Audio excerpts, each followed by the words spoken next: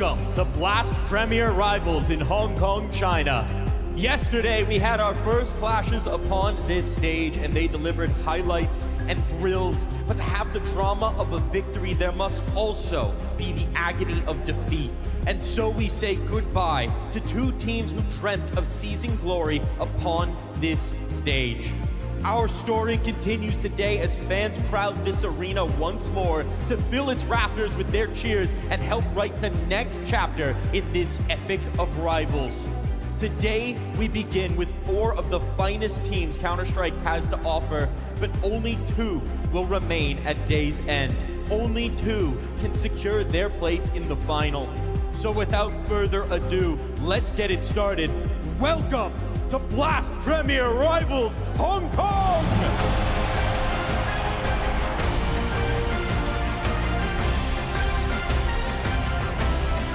Please welcome to the stage your hosts, James Banks and Sterling. Hello, Hong Kong! Oh, it is great to be back here in front of you all because yesterday, oh, it was impressive. We got treated to many great games, but you were an amazing crowd. Did you have some fun yesterday? Oh, yes. And guess what? You got treated to some great games, but today, I promise you, it'll be even better. But now, all that remains is 4 final teams hoping to put their hands on that trophy on Sunday. Starting with Vitality. This is a team where Zaiwu stood on this stage and he said, this was the hardest game they had all year, and they've lifted trophies all year long. They were pushed to their limits, and they were tested in every way. Yes, Banks. Vitality, one of the crowd favorite. Yesterday was crazy. They knocked out Team Spirit and took one step closer to the trophy. 香港，我哋今日依然會有 Zaiwu 同埋 Vitality。And then for paiN, it was an easy game, maybe a confidence builder, maybe some momentum building up for this team. But now they know it's going to get a million times harder. They're going up against a domestic rival, but they've got a point to prove. They want to make sure that they can reach a grand final of a big event like this and achieve greatness, which slipped out of their hands back in Austin. Yeah, right. paiN, we have 2 teams from Brazil here today in Hong Kong, and paiN is one of them. We might not expect them to be here, but they surely showed us what they are capable of yesterday. 我哋今日第2支4強嘅隊伍會係嚟自巴西嘅paiN。And on the other side of that matchup is FURIA. They're on a win streak of matches, 3 trophies in their hands. And Fallen, back in 2018, lifted a trophy in Hong Kong. Now he looks to achieve the same again with a new fresh set of faces around him in order to continue peaking at maybe just the right time. Yes, FURIA is on an incredible streak. They surprised us with their master plan. Will they lift one more trophy here in Hong Kong?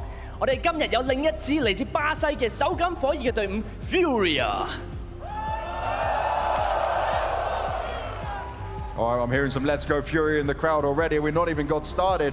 But now, there's one final team remaining. Falcons. Falcons were dominant in the group stage, but they have found themselves cursed on stages. They have struggled in the bigger events when it comes to this stage to find themselves coming together and uniting to go further. And this is a team, a super team that was built to win, built to lift trophies. This might be their greatest opportunity. A weakened Vitality awaits for them.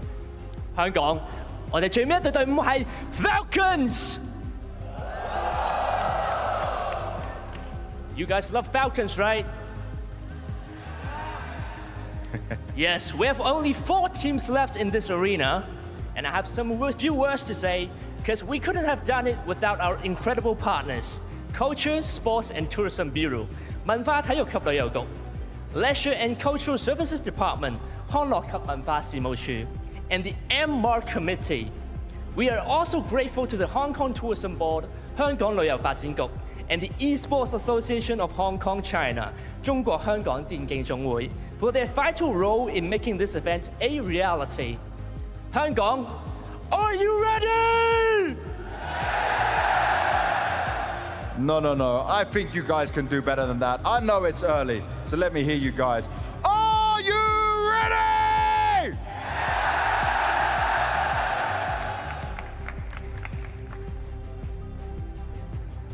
I think they're FURIA or ready. paiN? FURIA. I'm about to go FURIA. paiN Gaming. FURIA is the best team in the world. paiN Gaming. FURIA. FURIA. paiN. FURIA. FURIA. FURIA. FURIA for sure. FURIA. Я кинда. Okay, let's go. Semi-final Saturday has landed as the race for the trophy is well and truly on. We welcome you back here to the Blast Rivals with myself, Freya Spears, Maui, and Pimp to be guiding me on through what is going to be, if yesterday was crazy, I expect today to be even better, Jacob. I think we have two banger matchups, to be completely honest. Obviously, a domestic one between paiN Gaming and FURIA, a rematch of the quarterfinal from the Austin Major, rematch from the group stage, and then you look towards the second semi-final, Maui. Falcons taking on Vitality. You know, you have Saivu, you have Kyusuke, you have Manesi, you have Nico, you have so many star players taking on in that game. I feel like paiN versus FURIA, though, that has that, you know, Brazilian flair to it, Brazilian, I guess, fire inside both of them, so that should be exciting no matter what. Oh yeah, I mean the first one in terms of FURIA v paiN, the fact that this was a semi-final, quarterfinal that was, of the Austin Major. I mean, why play stage 1, stage 2, stage 3? Let's just cut all the BS. Let's just get right to it again. We're now seeing it for the second time at this event, and I feel like paiN, you know, they haven't been having the best season, but they look really good versus FURIA earlier at this event. I don't want to be that girl, but kind of doesn't matter if you can do it at the major as well. And yesterday, Jacob, I mean, paiN, they arrived back in the arena today, and they must be feeling so confident after just smacking around Passion yesterday. That's the thing, right? It was looking super solid for paiN yesterday. In the group stage, they had some tough battles, they had some tough games. This time around, though, in the quarterfinal yesterday, as you said, they didn't have to break a spread whatsoever. Picosera looked good, Snow looked good, all the individual elements within paiN Gaming looked good. I hope to see the same face of paiN today, because then I know for sure that they can make the game super competitive. Impressive win. How much did you enjoy the stage? What was the energy like? Foi muito bom. Achei que a energia sempre jogar com muita gente é diferente e dá impulso de motivação muito melhor, tá ligado? He said it was really good. Playing with a lot of people is always nice and always hypes him up to play better and play more motivated. Do you feel like right now paiN has improved enough to get revenge against FURIA, who you lost to earlier? Are you wanting that revenge? Sí, lo queremos muito, mas vamos a ver, mas estamos melhorando e isso que é importante, o proceso. He thinks yes, but we'll see. He thinks we are improving and growing, and that's the process.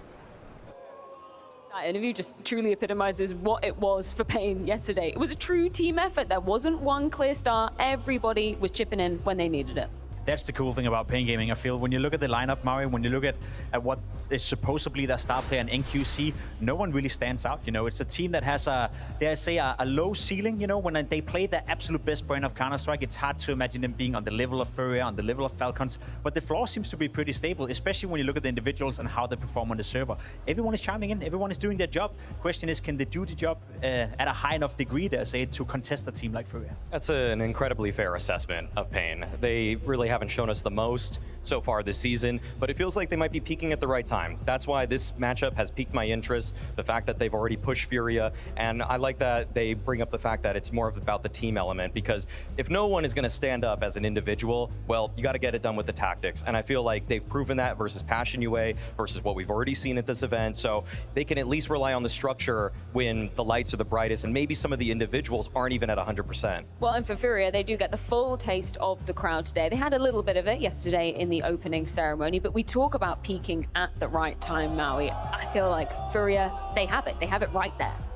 Yeah, paiN are doing a good job of peaking at the right time. FURIA are doing the absolute most. This team is on a tear right now. 3 trophies already in the back pocket. They definitely want to get another one leading up to the major, so this is a great opportunity to pave their way further. Yuri, a very warm welcome for your semi-final game. What's it feel like when you see all this? There's a lot of people here. I'm so happy here.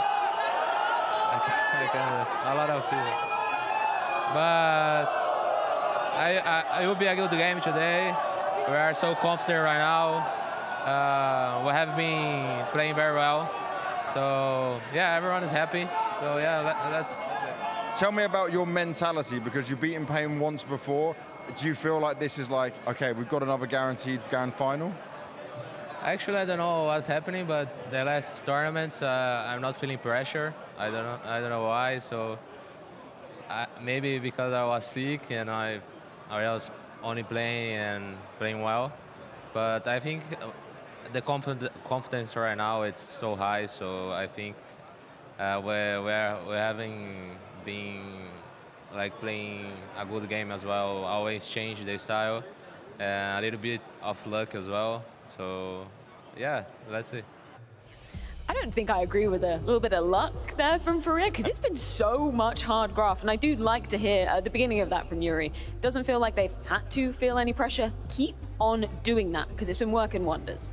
I find that's natural when it's a 2-day group stage at this event. It feels like it didn't necessarily have the same buildup of some of the other events, the Chengdus, even the Thunder Picks or the Fisher type events. But for Yuri and FURIA, I don't think luck is an equation in this. I feel like the scouting efforts to find somebody like Moladoy, the integration efforts from people like Yakindar, and the fact that Fallen is just weaving the whole thing together so fantastically, while Yuri and csgo have managed to maintain their prime. There's so many things that are working together at once, and it feels to me more by design than just by happenstance. At home, try take a look at those 5 guys. Try take a look at that lineup right now. There's a great case to be made that that is the best team in the world. I find it actually hard right now to say that they're not the best playing team and the most informed team in the world right now. Had anyone made that statement 5, 4, 6, maybe even 3 months ago, everyone would laugh at you, right? So that's the whole storyline surrounding FURIA. Yes, they're coming into the major, they're coming into this tournament in the best shape they've ever been in.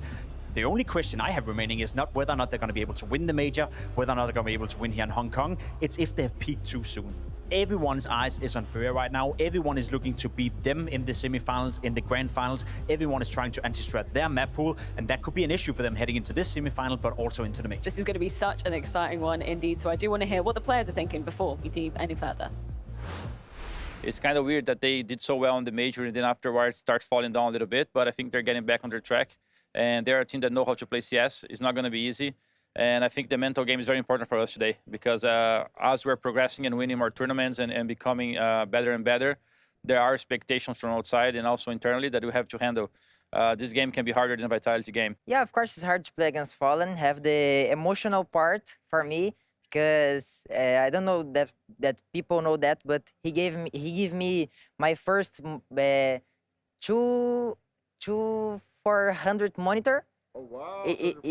Yeah, I think it's right, the number. But he gave me my first monitor and he sent me like in a stream, and of course it's hard to play against him.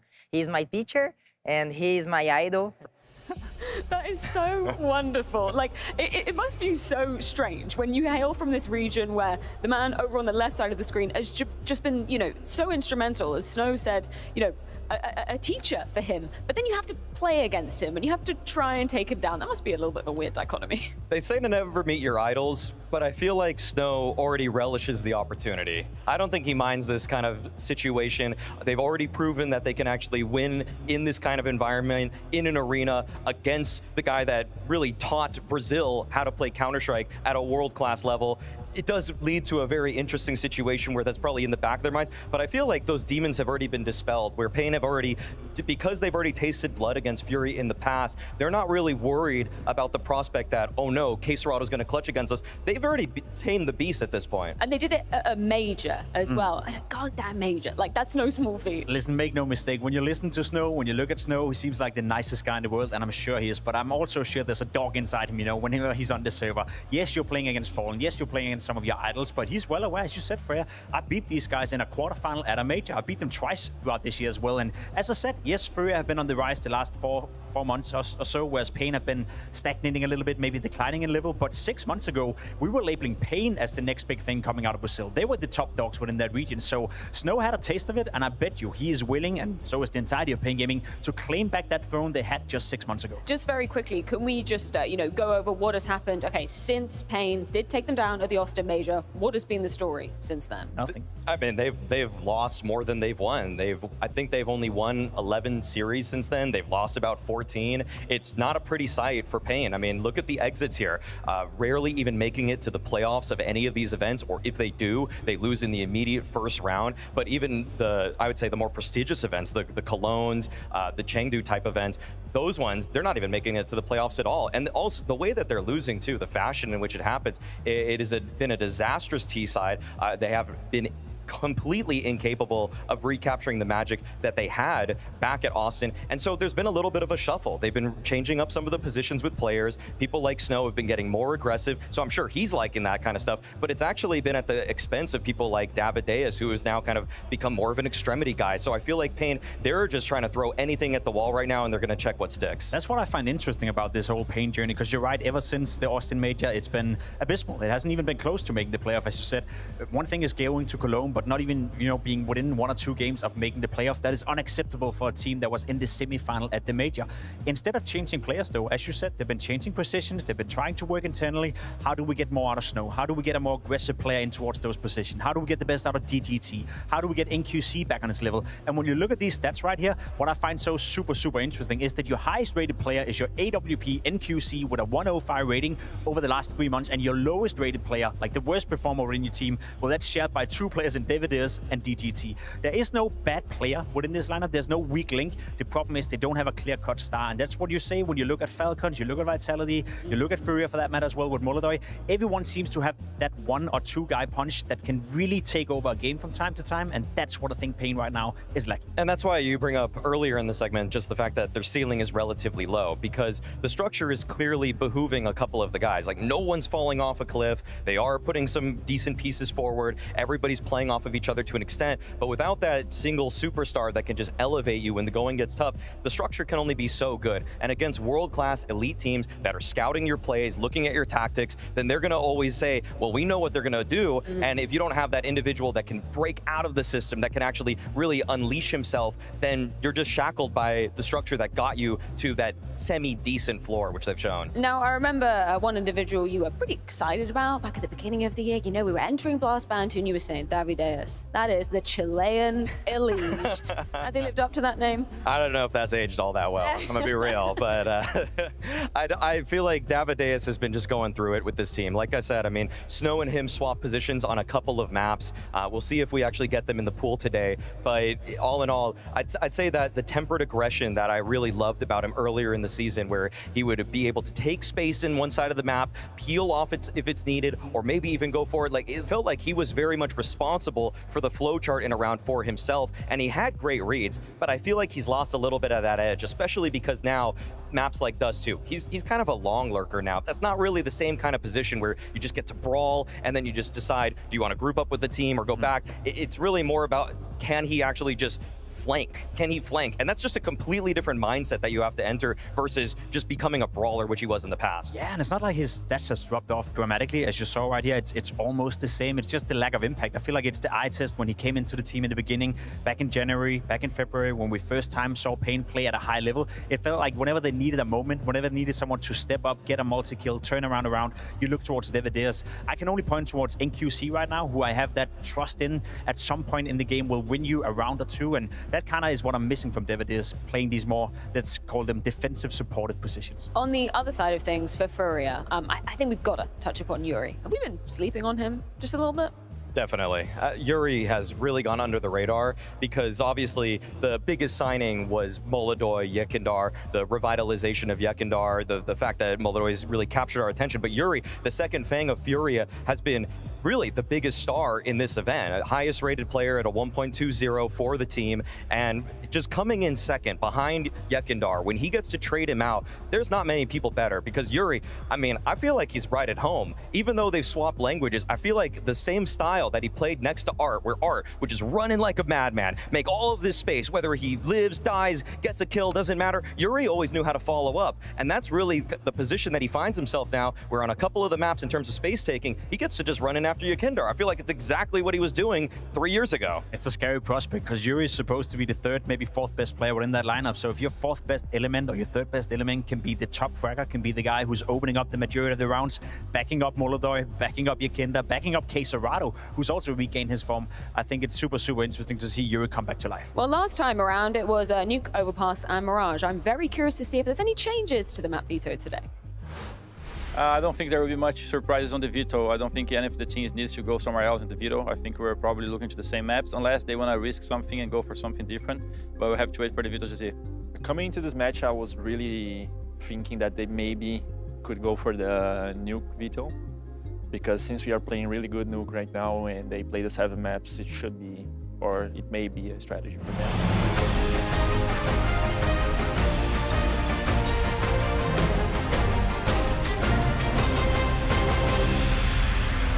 Well, it might be a strategy for him, but we'll have to wait and see. This is a matchup that was played just in the group stages. This is the domestic matchup, so let's see if we get some mind games in the pick and ban. 嗱，我哋夠鐘睇 ban pick 啦。第一張地圖 first map banned by paiN Gaming is Train. Yeah, they don't love their Train. Yeah, we expect that. A dangerous map when you see Molodoi doing some magic on that, so paiN don't want to go up against that. Let's see what FURIA is going to ban out of the way next. Ancient, okay, they played against Vitality, they're not going to play it here. Yeah, they don't want Ancient here. 我哋冇 Ancient 睇啦，今日香港，我哋睇一睇 first map picked by paiN Gaming.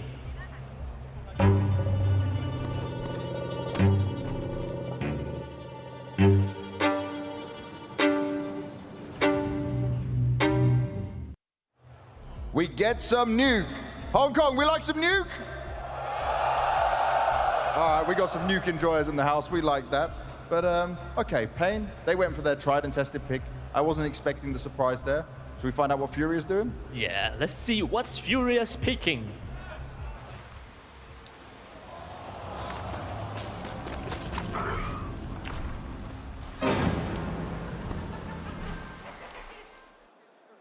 Was that Fallen behind a mask? Oh, could be. Might have been. Might have been rocketed himself there, trying to scare paiN away. We're going to Overpass, so let's see our next 2 bans coming out. Inferno for paiN, done and dusted. Yeah, sure, they don't want Inferno against Molodoi, right? Let's see what's the next ban is. Dust 2 is banned by FURIA. 香港我哋今日冇 Dust 2睇啦，第一張地圖。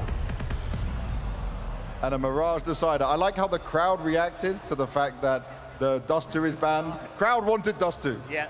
The Mirage is okay for you guys, right? 中唔中意 Mirage 啊？ They still love their Mirage. All right, well, let's have a look and see where this crowd is going. You want to start first? Let's see if we can get some cheers for good old paiN. Yeah. Is anyone here for paiN Gaming? Okay, that was kind of low. What about FURIA? I don't think we need to get that done again. So guys, are you ready for Counter-Strike?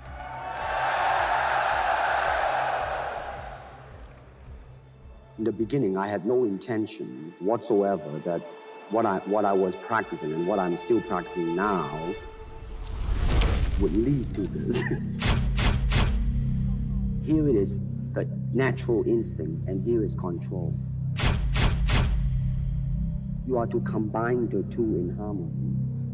And when you're talking about combat, then baby, you better train every part of your body and make this into a weapon.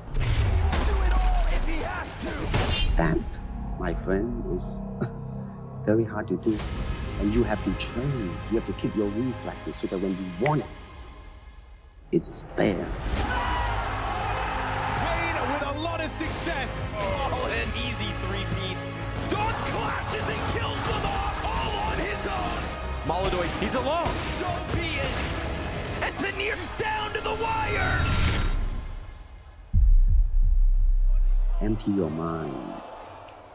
Be formless, shapeless, like water. Now you put water into a cup, it becomes the cup. You put water into a bottle, it becomes the bottle. You put it in a teapot, it becomes the teapot. And water can flow or it can crash. Be water, my friend.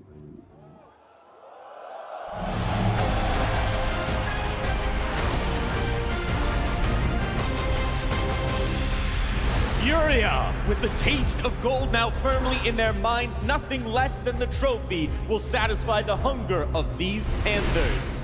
paiN Gaming, so often cast as the understudy, these young players are ready to step into the spotlight for their own star turn. Their battle in the groups came down to the wire, but now the moment is bigger, the lights are brighter, and it's time to find out who thrives in that pressure. We are FURIA. I am Yakinder, and I am an entry fragger. I have a trademark. I'm very aggressive, but somehow people are still not ready. We have our second entry, the Sarato, God on the server. The mind behind everything is Fallen, always ready to support everybody else around him. Then we have Yuri, who is the anchor of the team, one of the most talented, versatile players that I've known. And of course, our young star, Opper Molodar. Nobody knew him. Suddenly, this guy is a top 5 Opper in the world. We are super confident, but at the same time, we have not reached our full potential.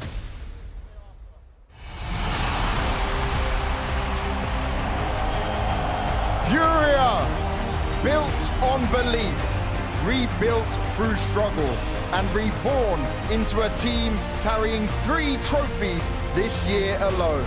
Their rise has been relentless, their pace unforgiving, and nothing suggests they're slowing down now. Standing in their path to another grand final, their own domestic rivals. The fire is only getting hotter. Can FURIA continue to handle the flames?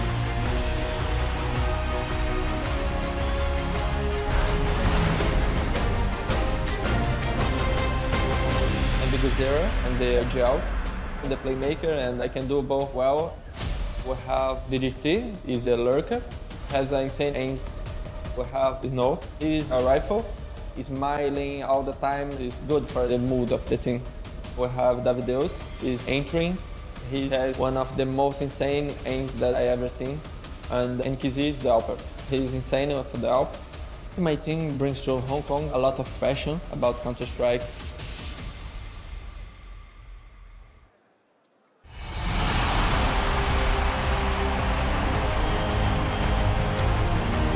paiN, once reaching the highest stage, then hitting a wall that forced change. Those changes have taken hold, driving them back towards the level they know they belong at. But now they face a familiar obstacle. The team that beat them in the groups, the team holding the trophies they hunger for. Tonight is their moment to rewrite history. Can paiN break through their domestic rivals once again and go further than we saw ever before?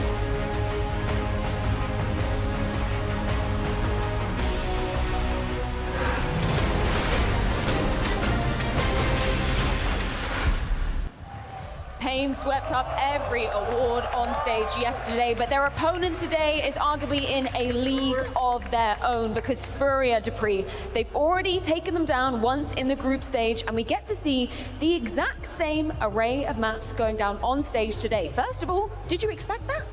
First of all, when you go up in a rematch, that's always going to be mind games. But the mind game is going to be even bigger when you have the exact same map pool as you had in the group stage. It speaks for the paiN side that they're comfortable. They feel like they got into a map pool that actually makes sense to them. The way that they approached that one was actually something that came out in their favor. Sure, they didn't win the game, but they got damn close. For the FURIA side, they're also feeling comfortable. They don't feel they need to change anything in order to win. So for me, this speaks for a paiN team that is coming in with confidence into the map, but they want to go for some sort of the same game plan with a few adjustments to try and clinch the victory this time. It makes an awful lot of sense when you look at the group stage game where paiN won their own map pick quite convincingly on Nuke. FURIA went on to Overpass and smashed paiN out of the server, and then you had Mirage as the third deciding map, which was a back and forth affair. I think both these lineups are very happy with the map pool. FURIA obviously feels we're the favorites. We are the better team. What happened on Nuke last time time around. We're not going to replicate that. And paiN probably come in with the same approach. Hey, we beat you guys in the quarterfinal at the major. I know it's been a while, but we know that when it's a domestic matchup, when it's two teams and players that know each other in and out, that changes the dynamic a little bit. So I think both teams are super happy with the map. Let's talk about some of the key names that we are undoubtedly going to be keeping an eye on throughout this one. We see him having a few words in the huddle prior to getting into the server. Fallen versus biguzera. I mean, talk about two massive brains in Brazil. Yeah, it's fun how that has changed as well, right? Because for a year, maybe even 2 years, everyone, including myself, was calling for biguzera to make a move away from paiN, maybe go into FURIA and save them. We thought Fallen was done for. We thought he was never going to come back to a respectable level, but everyone, including myself, was wrong.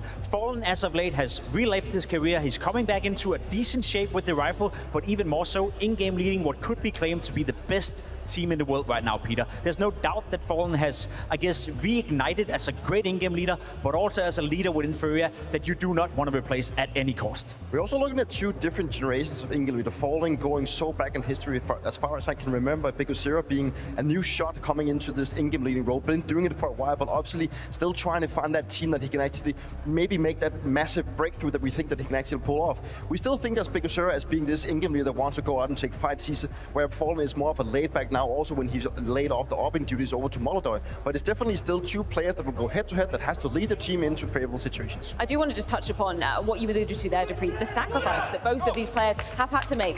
Arguably, Fallen has done it more, having to give away the big green, that's no small feat, but for biguzera, with some of these kind of position changes, a couple of those are, I guess, more quote-unquote star positions, he's had to step away from a few of them.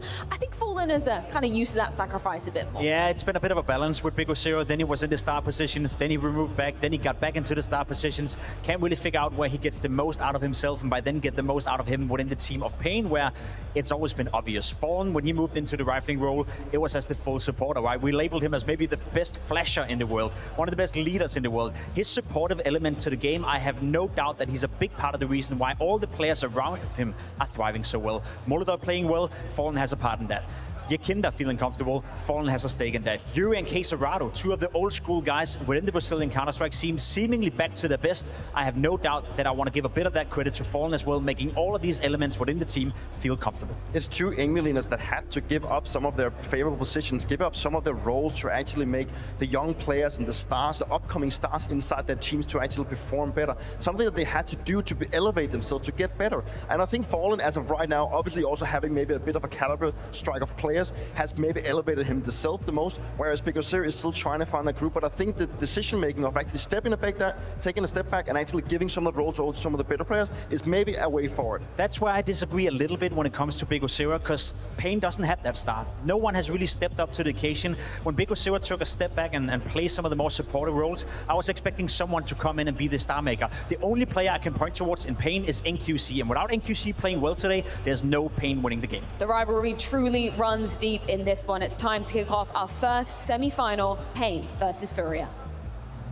The battle for the best of Brazil, and maybe the best in the world, is what FURIA are trying to prove here in these last couple of games in Hong Kong. They've got a big task ahead of them in that grand final if they can make it, but first they've got to get through a familiar foe, a paiN Gaming, who has taken them down back in a major playoff run before and even taken a map off of them in the group stage. paiN got to be feeling some confidence, but this is no paiN UA, this is FURIA, back-to-back trophies, looking for a third.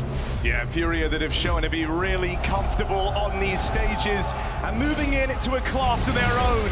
We've got beef to squash. Let's get this semi-final underway. And it's going to be a show, all right, here on Nuke. First map of the BO3, T-side for paiN. As said, able to steal it back in that group stage as FURIA found their form on Nuke. Will it be yet again them starting from the back foot? Well, you're looking to get dealt a fast-paced pistol here. Util in just rolls out into the top side, but nobody home for FURIA. They play an empty A site, and so that's going to let paiN move in. It's a unique setup, but they've got a big flank, they've got flashes, they've got kits, they've got everything they need to retake A. It's a weird feeling round for paiN. biguzera trying to piece it all together. Yakinda on this wraparound. And these two locked in a stalemate while the rest of Furia are grouping over in heaven. There's a lot of tension around this fight in the back line. Big Azera, he's going to alleviate it. 3 players spill out through the heavens. Serato 2 found, tap on the bomb. In comes Snow and he can't stop him. Serato hitting hard. Big Azera put down. It's all Serato, baby. Stunning shots. And how do you stop that? Furia flood the bomb site. And Serato taps him through the smoke. Absolute perfection in the pistol.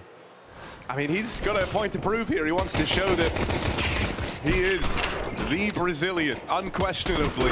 Mr. Brazil. But no miss for this guy. Headshot through smoke to cover Fallen's defuse. Picture perfect round. And force buy for paiN. All in all, it's a pretty good investment. 2 AKs Galil. paiN look to bring the heat.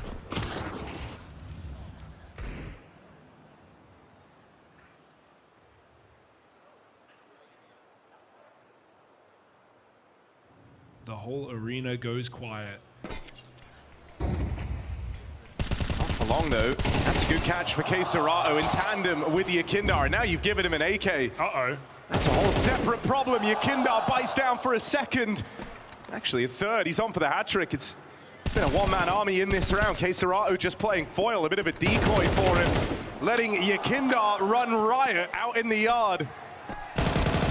Oh, DGT put down, and it's a clean finish up against the force buy from Furia. Looks like Furia have a bone to pick with paiN, right? They want some vengeance today, coming in very hot to this first half.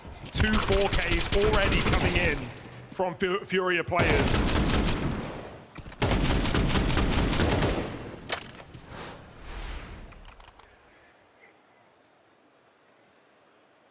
It was a series that while paiN won twice back at Austin, Furia have leveled up ever since, and I think maybe even shocked they gave away a map back in that group stage game. I mean, not just any map, this one. It's been paiN's go-to. Yeah. One that they've tried to make their home, and so if Furia can come through swinging, get off to a good start here, that's going to really help them on their way.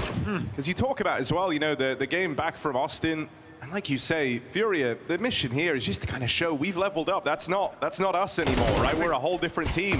They arrive here as champions from Chengdu, just picking up a trophy. And now actually find themselves on the dawn of the major, one of the kind of favorite squads. So you want to show that in this game.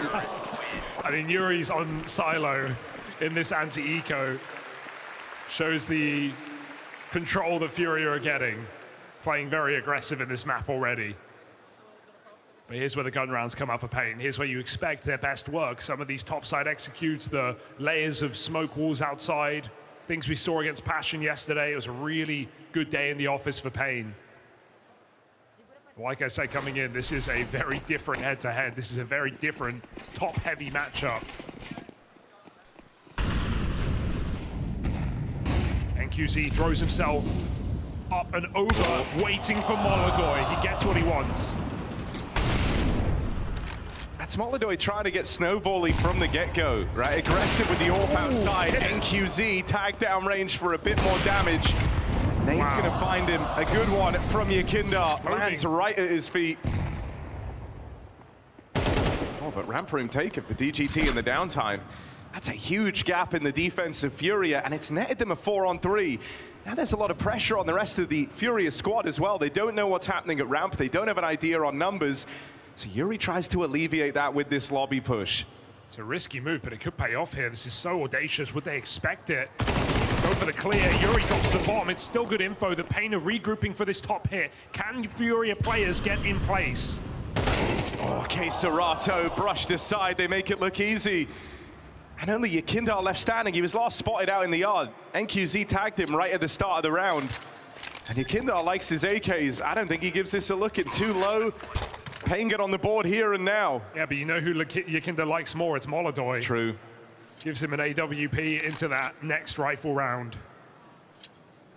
And you want Molodoy starting strong if you're Furia, right? Sure, there's flashy 4Ks from Serato and Yakindar to start the map. That's great, but you're looking to your rookie AWP to run away on a stage game yet again. This is a FURIA who have taken back-to-back trophies and are, without a doubt, in the conversation, not just for one here as well, but to finish the year in style.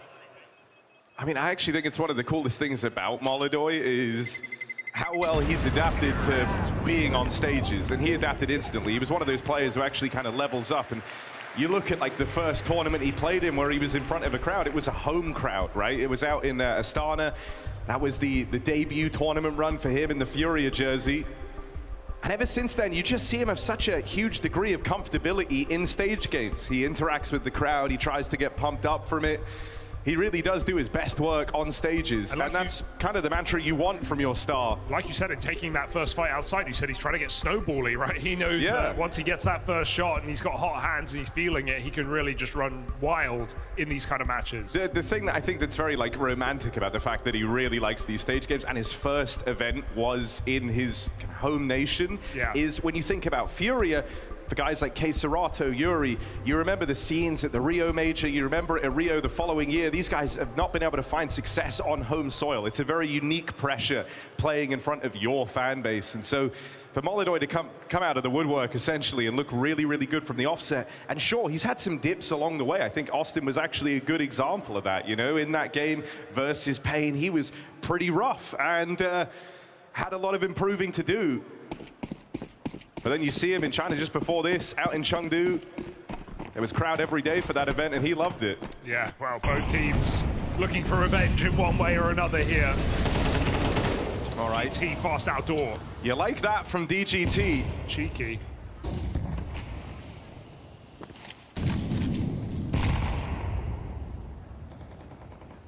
And they find Kindar getting aggressive as well. Just spam. Walk again for DGT, who does not respect these smokes. Twice over in the round, he finds a gap from FURIA and exploits it. Perfect move with 2 picks on top side. Why wouldn't you just walk out, see what you can get away with? What happens here? Student and the Master, Molodoi and Fallen, both donning AWPs in a 2-on-4. They lose one of them, NQZ drops it. And Fallen saving Molodoi's orb. NQZ already bashing him back in that head-to-head. He's got Molodoi in his pocket outside right now. It's good to see. It's going to make this series a lot more competitive. Will Molodoi be able to use that frustration and channel it into rounds? Because so far, paiN are building into this T side. Yeah, NQZ looking so sharp is cool. Because, you know, we talk about like everyone having a point to prove in this game, and I think that very much fits the bill for him. Brazilian AWPing talent, right? And when you look at a team like FURIA, they looked abroad. They look to the entire world to try and build this roster up. He wants to show, no, they could have shopped around locally. They could have found the talent in Brazil. And NQZ, someone who's instrumental to the paiN game plan. Very involved in opening fights. Likes to take them, good at getting them. And so you want him fired up. If he's able to kind of tame Molodoi at all, and that'll have resounding implications. This is already a really good battle back into the game from paiN. And they're just a round away from taking control over the money and making it even sweeter.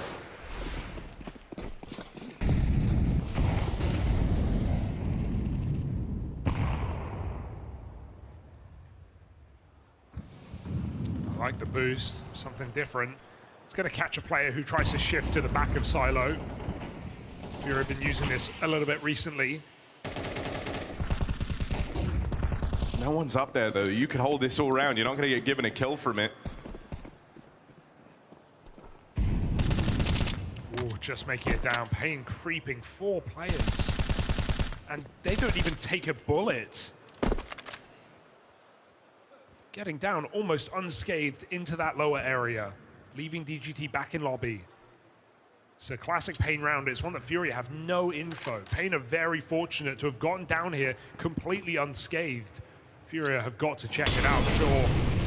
Moving players in from the ramp side, but how much will they dedicate to what could just be one player?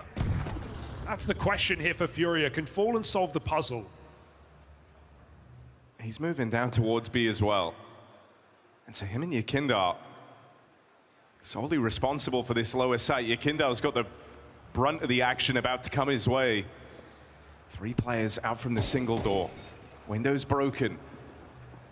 Fallen moves in to lend a helping hand. Gonna try and work the MP9 up close and just dives on in. Yakindar back with one more. And that leaves this even, but you're always looking over your shoulder when DGT is still in the picture. One man makes it down the vent in the form of Yuri. That's going to open up this retake, and now they spot the lurk on DGT with Davideus dead down at lower. DGT too far out of the round. Calls come in, stick that bomb, doesn't matter, 10 seconds or not, there's no way he can make it down vent. And ramp covered from the defuse, so DGT is done. This is FURIA onto a 4th round on the CT side, a nice up-tempo retake of B, and a missed opportunity, frankly, for NQZ. He had to get that kill to Yuri, the only post-plant position to play the bomb. So FURIA, I like this from Fallen. It's chaotic, it's sacrificial, but it also tees Yakindar up. All eyes on Fallen's position. Yakindar doesn't need to look over his shoulder. paiN still have plenty of money on this T side.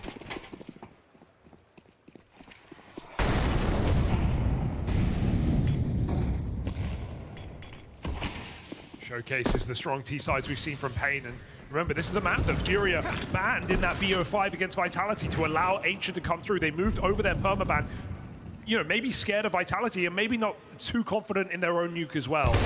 Even though the run has been pretty good on it for FURIA, it was a big risk. It paid off for this team. But it does show that, hey, nuke isn't our most comfortable map. There's Yakindar playing with timings. Here's that little swell from the crowd and feels like it's his time to play. NQZ now looks to go and retake ownership of the yard, but in comes csgo. That AWP is removed. He will still find Yakindar. csgo repositioning. Decides that outside's clear, focuses his attention forward. And Molodoy's here as well. There's 3 players for FURIA in this top site. paiN going into the stack. This will not be easy. And a good catch from csgo's rifle. There's Molodoy firing off, and a lobby crunch out of Fallen. FURIA piece it together before paiN even gets set up. It's definitely a level of familiarity in this matchup, but FURIA are just playing faster than paiN are ready for. They're trying to really drag out these rounds, but they're not getting respected. Flanks on flanks, pushes through smokes. FURIA know what they're up against. They're dealing with it really well. Not letting paiN run their game plan and play slow T-side rounds. We might have to see an anti-up here for paiN, a bit of a faster approach, something to force some respect to FURIA, get their util out early. A low econ round perhaps on that top site to remind them that they could at any time. But right now, FURIA reading things very well.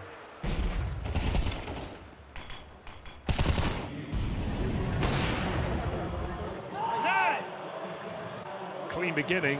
One more gun round for paiN.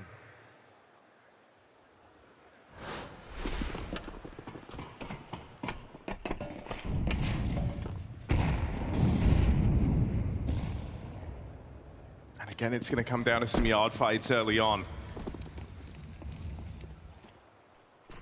Walk in at the door. DGT will get the spot. It goes both ways.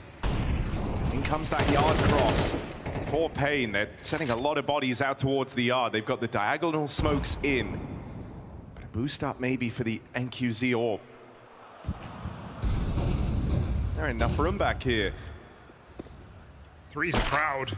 Oh, bigazera charging in, and that's a little surprising to Molodoy. As he looked to take that line, bigazera actually comes back and deals with Yakindar. He's cocky at times. We know what Yakindar gives us. And now they're in, down at lower. bigazera's caused so much distraction out in the yard. With NQZ posted on the vents, there shouldn't even be a world where you can begin this retake if you're FURIA. You are locked out. Unless Fallen finds a very quick kill, this one is going to be a save. He's having a look in right now. I mean, you know there's only 3 players down at lower. bigazera's still roaming, so they might try and play this forward. Fallen's crept all the way in. Really, really deep from Fallen. And he plays the trigger discipline. There's the first. Doesn't know about this player tucked at dark. It's Snow on the swing. Oh, csgo's bailed him out. NQZ dead as well. Serrano and Fallen battling back in, and bigazera might just be too far away. Defuse being held, in comes the big bang, bigazera, all five! Saving the day for paiN. That would have been a humiliating round to lose, but bigazera stops the seemingly inevitable, a 2v4 on that lower site.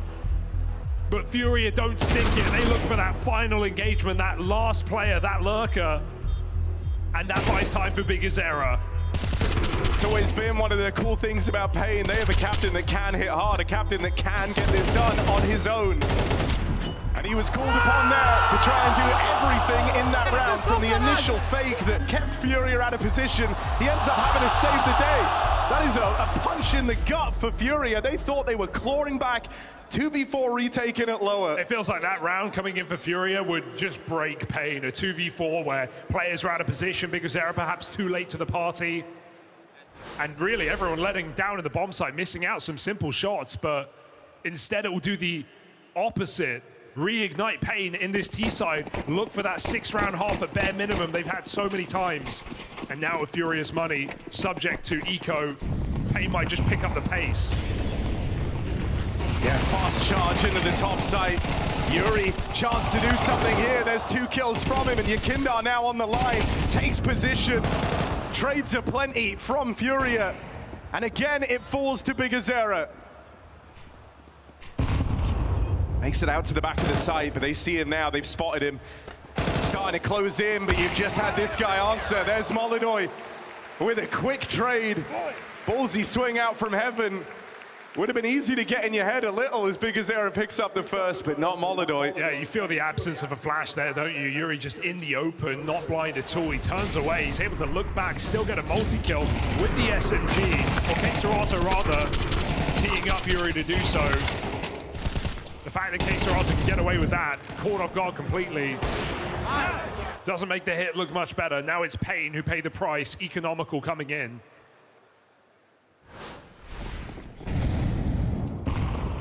And so what this means is this will be surely paiN's worst T-side in some time on this map. But worth noting, when they beat FURIA here, it was 6-6 at half. They went 7-1 on CT. FURIA could not get their foot in the door on the offense. So that makes these CT rounds even more important. FURIA are delivering them. Half going to get one out here, if not for some insanity. Molodoy exploitable, needs to drop down after his first shot.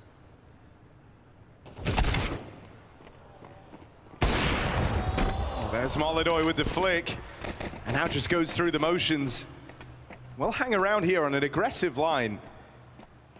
But Molodoy likes these tight angles. Doesn't love it now as the pistols will close in on him.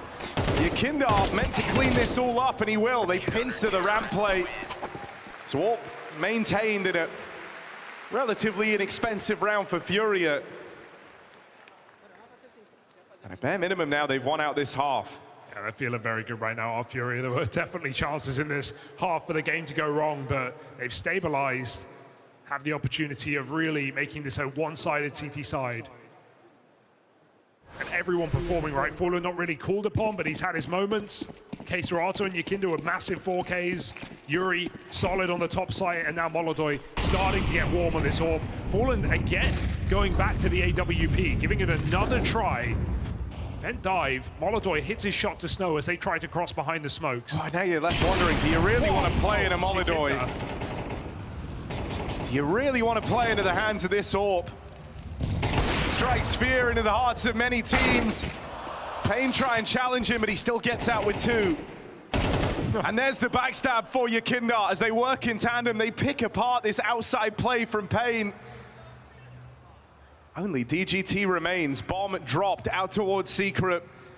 And even though he's got a good timing in towards lower, FURIA are considering every option with DGT still alive. This is a slippery player.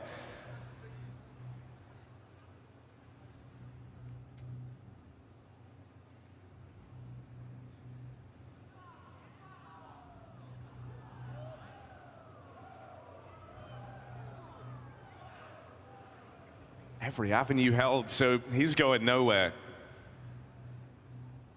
And there's really no reason for FURIA to give him anything.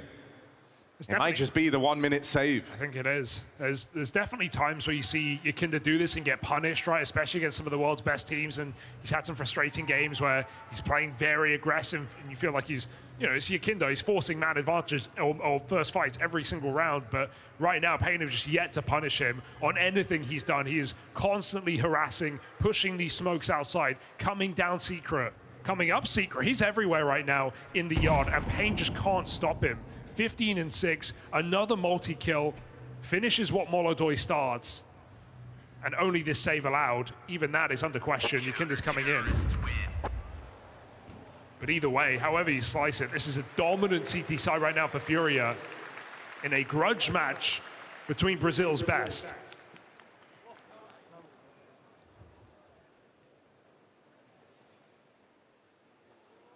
I think it's one of the things that's been a real treat about Fallen and how he leads this team. Because you look at how much freedom two of the players get. And Molodoi getting to call his shots and his plays. He likes to be very active at the start of rounds.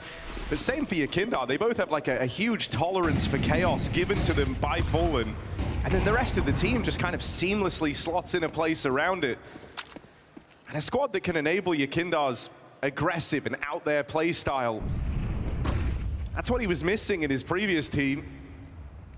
Very much vindicated from the time on Liquid. Yakinda again ends up in a situation only he can. Players Stuck between two sides. players out in the yard. And that's a gun gifted over. But in comes csgo, meant to try and clean this up. Meant to try and even the advantage out in the yard, and he's hit a great timing here. Slides through the smoke, knows about a second player as well. And it's no problem for csgo. Drop down in route, Molodoi still fighting. You think he's gonna back up?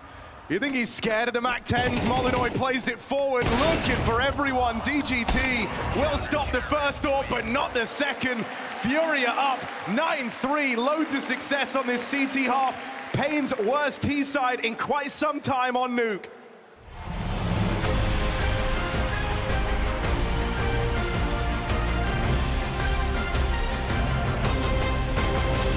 Oh, Kaique, I'm not feeling too well. At least, was I good to you? Yeah, you were. You were. Do you think I was a good leader? I prefer art, to be honest. Work of art, you said? Yeah, I work of art. Gabriel, you're a symbol for Brazil, CS. Without you, there is no me, there is no SK, there is no luminosity. Oh, man. That takes me back. Gabriel, you are so much more than all those who came before you. You played with fire in your heart and tricks in your sleeve. The whole world knew to listen when Fallen and his all were in the clutch. Then it was all worth it. I'd give anything to have you back, my friend. What the hell is this? Bro, you just died, bro. No. It wasn't me. That was bad Fallen. Yeah! Bad Fallen, really? Yeah, and I'm good Fallen. Okay. I left to a friend, I came back as a prophet. I went far and beyond. All right. I saw everything. Now I know what I need to do to win next major. Please tell me. First, we need a better AWPer. Okay. Who? I got us Molodoi. Molotov? Motoboy? Who is this guy? Calm down, wait. I also revived the top 10 rifle in the world. Cold Zero, let's go. You wish, kid. Yakindar. Oh boy, Bad Fallen, please come back.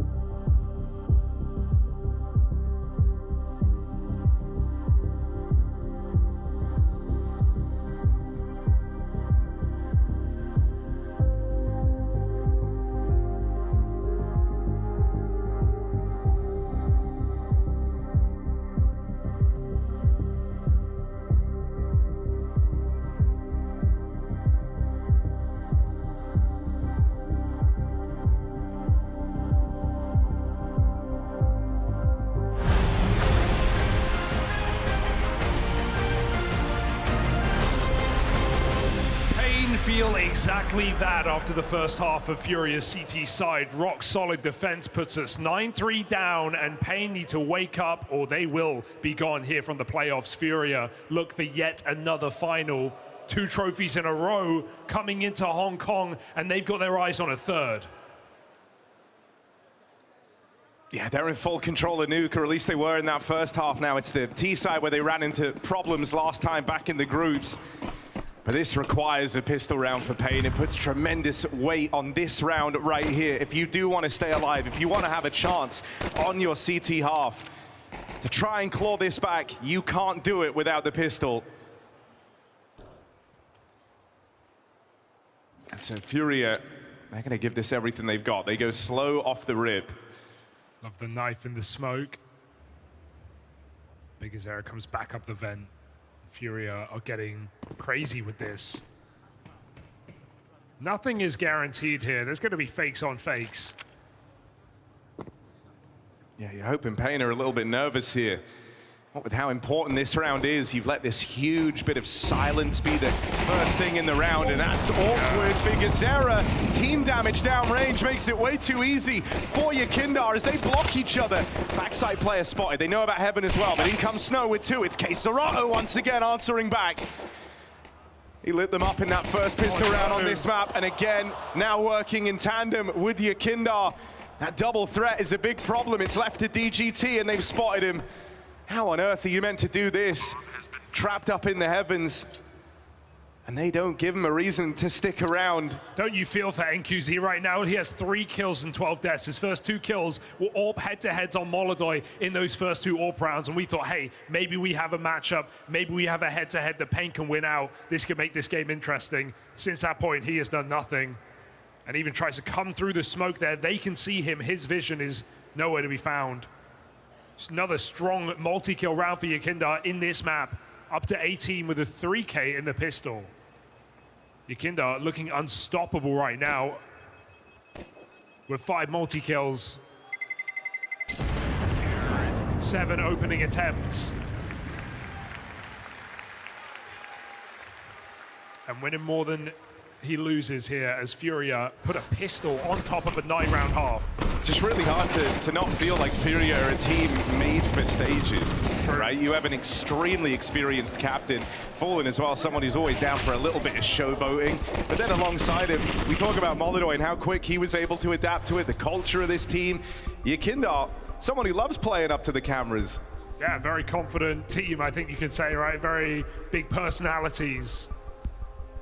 You never see nerves from this squad. You can never attribute choke to this team.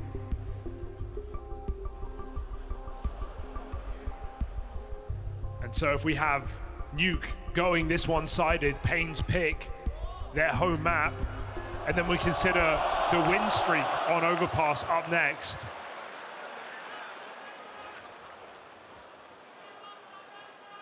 Vitality may have broken it, but they're the only team to really come close. Furia with a huge streak coming into this event, more than comfortable on that map.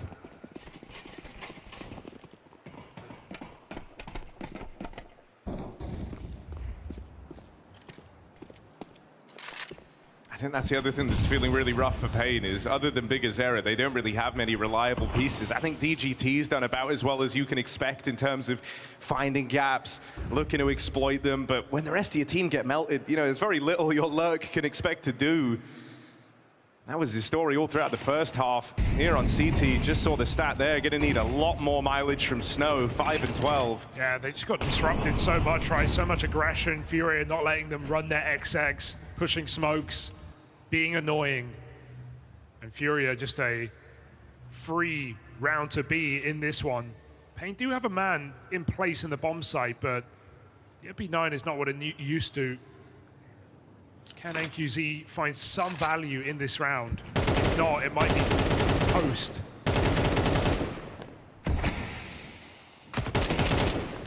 Low on ammo, not a problem for Yakindar. NQZ overwhelmed straight away.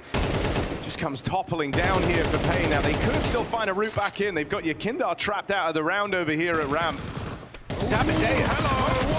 What? No, they didn't finish finish the kill. What's that animation? Bit off more than he could chew. Oh. Mario in the bomb site, hitting his head on the bricks. And paiN just bashing their head against the wall as they try and throw themselves back in this round. It's not going to happen.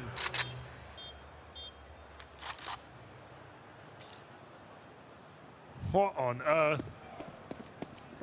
paiN may never get going in this game.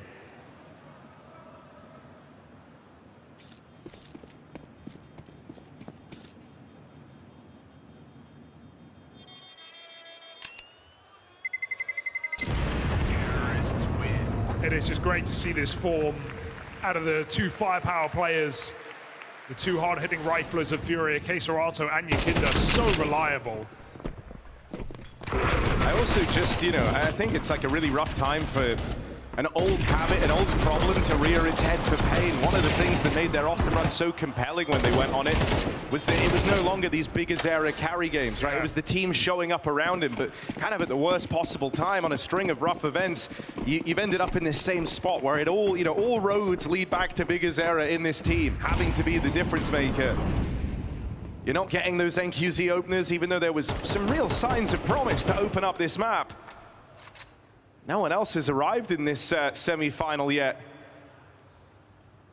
It's big Azera or it's bust, and he might have a chance to get involved here. Flash in over at ramp. DGT gets his. Now they're going to try and follow through with this. They're going into the two-man hold. Davideus holding from Hell's side, but an awkward timing on that push out with the Deagle. And so he's got to give up the space. Will this send them down into big Azera? He's waiting down here with the scout. Arguably not the ideal weapon for the job, but maybe he can make it work. Just nothing here for paiN. He can't stop 4 players. And FURIA cycling util right now, juggling it over, figuring out what they want to do about this B bomb site. Smoke in the window. Molly backside, big Azera against the world. Snow moves in. That's a good kill to open up on a Fallen. Big Azera trying to lend a helping hand, ends up with him going down, and these rotates now arrive. We end in this 3-on-3. You might just be scrapping here. I don't see a world where you're able to get the bomb planted. csgo tries to commit to it. The cover's got to be there, and Yakinda's got it in spades. That was a very claustrophobic round. It wasn't meant to be that easy, but Yakinda makes it look simple. Well, what are you meant to do really at paiN? You feel like nothing's gone right in this game. You haven't had an opportunity. You've got yourself into a bunch of, late rounds, a bunch of 2v2s, 3v3s, and FURIA have just finished them every single time. paiN are gonna get one real chance. And it's right here and right now, with their backs up against the wall, a 4x finally, not even feeding the AWP. Yeah, and like the thought of a comeback won't even enter your head yet if you're paiN. Right now, I think you're just trying to feel like you've at least gotten a chance to play, kind of warm yourself up, because you're thinking big picture, you're thinking there's a very tough map right around the corner, and you can't go into it stone cold on 4 players. We saw that stat earlier about how FURIA on CT side, even in 4v5s, have the best round conversion in the world on this map. So even when paiN do have advantages, FURIA still feel almost favored to win the round. We are feeling that right now. Yakinda trying to dodge these shots, does take a dink, but will get down secret. Is this a double fake? We got extra Molotovs on top site. Look at Molotov on the cam, watching, figuring out where his team are going before he throws his util.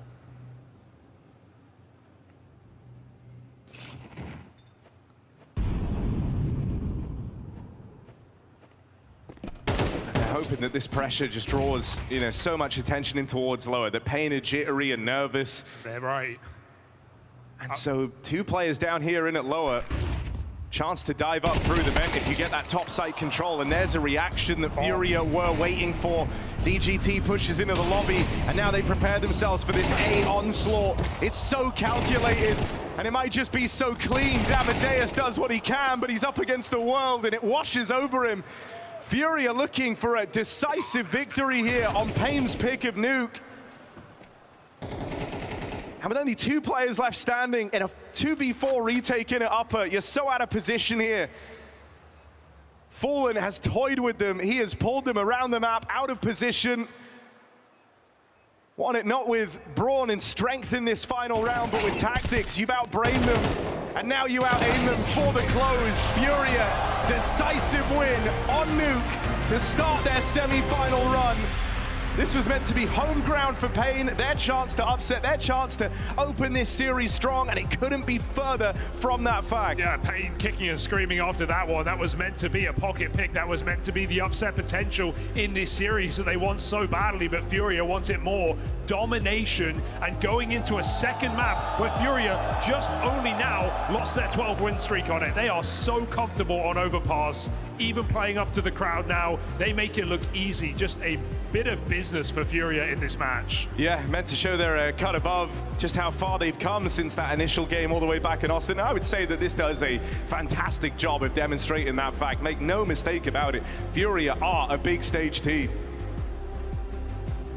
And paiN need to fight hard on this stage to come back into this one. Big Azera, let's just talk about this. In the group stage, you were able to beat FURIA on this map. It looked a lot better. This was a very different looking paiN. Tell me from your perspective, what was going on?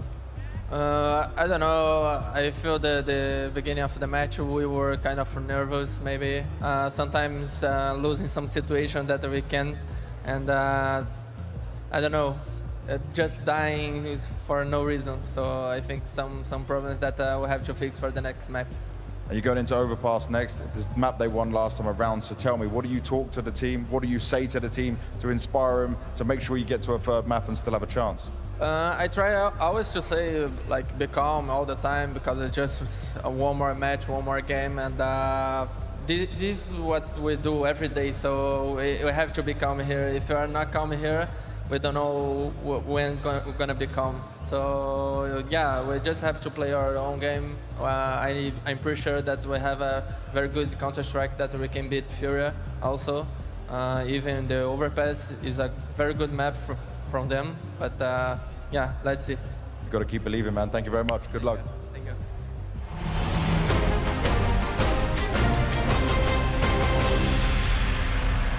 FURIA arrived with a point to prove and a statement to start this semi-final. What was 13-7 for paiN last time around has got to be stinging a little bit now, Dupree, because that was completely flipped on its head. It's like paiN swapped positions with Passion this time around. They were the ones looking extremely flat and actually not getting anything done. They were far from the performance they had against them in the group stage. It looked like paiN was playing a style that didn't really fit them. It just seemed like they couldn't get the things rolling. It was literally only Big Azera who actually put up a fight. The individuals of paiN didn't show up, and they couldn't string rounds together, and whenever they had the advantage, it just seemed very nervous, and they felt like they were overthinking situations from time to time, and that doesn't get you very far against a FURIA that is just seemingly playing the way they're doing right now. It just seems like FURIA is just in a flow of state where they can string things together regardless if things are taking a different turn, but they're just like getting the most out of every single situation. I don't want to sugarcoat it. That was horrible from paiN Gaming, and it's the worst way you can start a series, especially when you consider it's the first time they're back on the stage against a good team. I know they beat paiN UA yesterday in the quarterfinal, but that was a bit of a freebie. We don't know where paiN UA is at right now. Now paiN Gaming is back on the big stage in a semi-final. They're facing off versus a good team, and they instant fall in a game, their own map pick, where they get nothing done whatsoever. As you said, Peter, the Big Azera clutch was the only positive thing we can highlight for paiN in this game. Apart from that, FURIA, it was a whitewash where FURIA once again showed why they are to be considered, if not the best team in the world, then one of them. Yeah, should we run the Big Azera clutch? Because this was one of only 3 rounds paiN managed to post it in, and required some individual heroics to even make it a reality. Yeah, I mean, 3 rounds is not a lot to pick from, so I guess we had to pick the most extraordinary one. Again, this time around, at this point in the game, it was 5-2, Big Azera getting an opening, Big Azera getting another opening out here, and then we end up in a 4v3 scenario that becomes a 4v2 scenario, where Fallen gets in behind enemy lines and keep the round a little bit alive. Snowy is in a good position, goes down right here to csgo, and then it's being left to Big Azera in all of a sudden a 1v2. The good thing for him is that FURIA were a bit slow to get in the bomb. He wins the first duel, wins the second one, and at this point, it's 5-3, right? You think to yourself, all right, we have a game. If paiN win the next one, then you're looking at an eco from FURIA, and all of a sudden you have a 5-5 half, which is kind of following the script from what we saw in the group stage. The problem is, FURIA, the round following up after this one didn't go the way of paiN Gaming. Apart from that, none of the rounds apart from this round went the way of paiN Gaming. And that's the issue. I like the call coming in right here from Big Azera. I don't know if you agree, Peter, but Fact of the matter is you're trying to catch off guard FURIA in a very important must-win round where you can see the economy on the FURIA side is next to $0 on all the players. The execution, you're coming in, a player on the bomb side, he's not affected by a single grenade. It's too easy for csgo, too easy for Yakinda, and it was too easy for FURIA to win this game. I think they wanted to try and constantly play with this type of pay. Like the pace obviously in this one's very fast, and they wanted to play with the momentum they've actually just gained from Big Zero winning that round. And obviously it's a gamble of going in, but the utility usage was just not really good enough, like the entries were not good enough, and that just once again threw paiN on the back foot, and now they found themselves in a situation where they had to go out for a situation where they had to go for an economy round. And going back to the clutch, I mean, one thing is that Big Zero wins the round, obviously that's great, but the thing is that the way that the round goes down, it has to get to the fact that he needs to clutch it out. The mistake from the players on the lower bombs, like there was like a clear communication mistake that they were both watching the right side, allowing Fallen to scale up, and it's just these type of mistakes that happens more frequently once you get to the stage, because that's where the pressure adds up. It's the pressure that they've been talking to, and they still seem to be, whenever they go up against the elite teams, that's where they seem to struggle, because one thing is taking down Tyloo, one thing is taking down paiN that has a limited type of experience coming into the stage. But when you play an elite team, you cannot afford to make these type of mistakes when you are about to make a lead in the game. Yeah, FURIA is just a completely different beast when it comes to these type of games. Just going back to round 9 and your point, Jacob, you know, love the idea, hate the execution. Is that a symptom of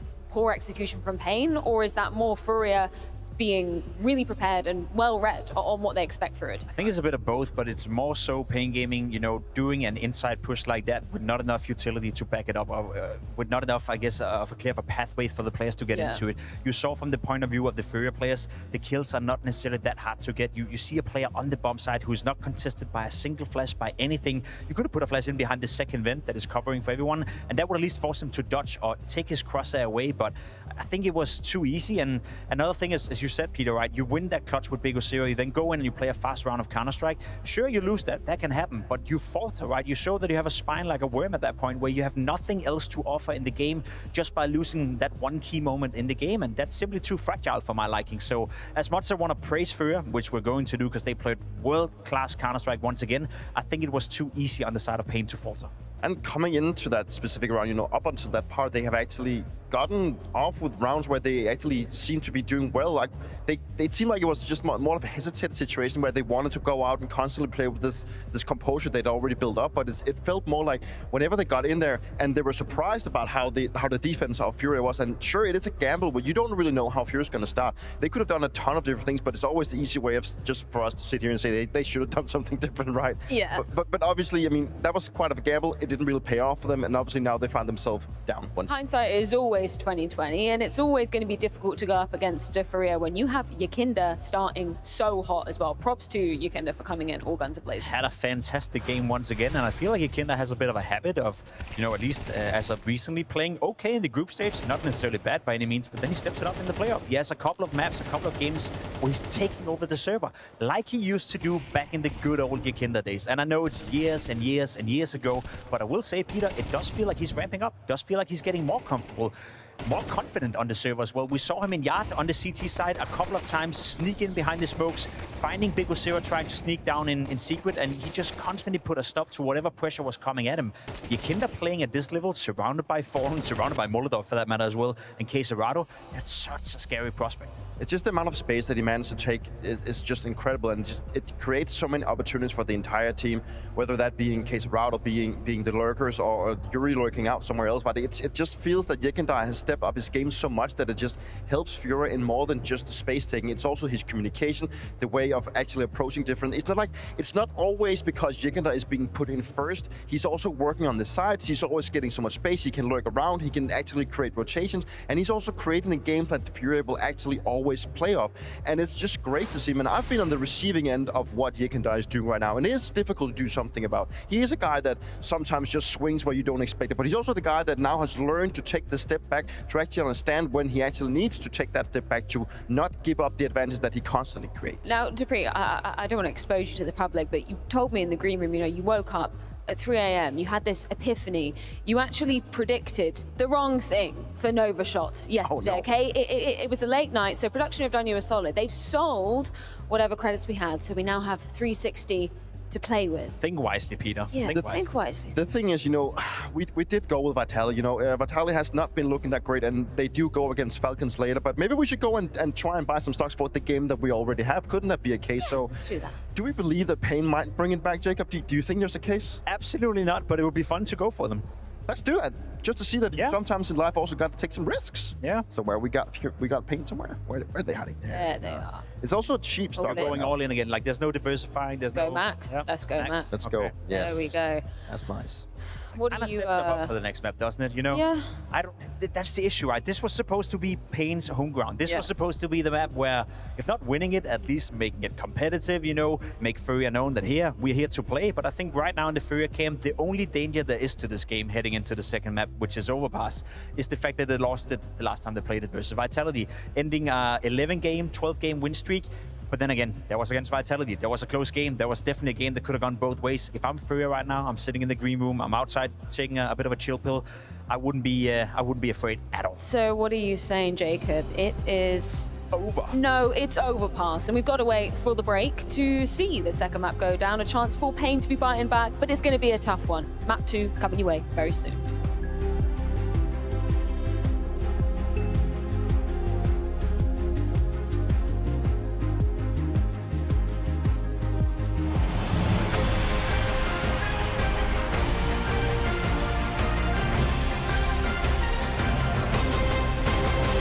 Welcome, folks, to the ROG Laboratory. I am joined today by the mastermind himself, Launders, and we're going to be picking his brain while we compare the ROG Strix versus the ROG Swift. Which one's better?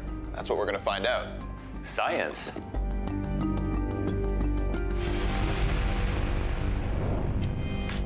All right, Launders, what are your thoughts? It's buttery smooth so far. I have an Asus monitor at home, so I like this monitor because it feels like what I'm using, except clearly it's a bit better. We got these nice edges instead of it being just perfectly rectangularly all the way around. All right, Mohan, when it comes to color calibrations, where do you think we should take this test? The darkest map. Let's go to Nighttime Ancient. Whoa. With the shadows on this map, it's really important at distance, especially when targets get smaller.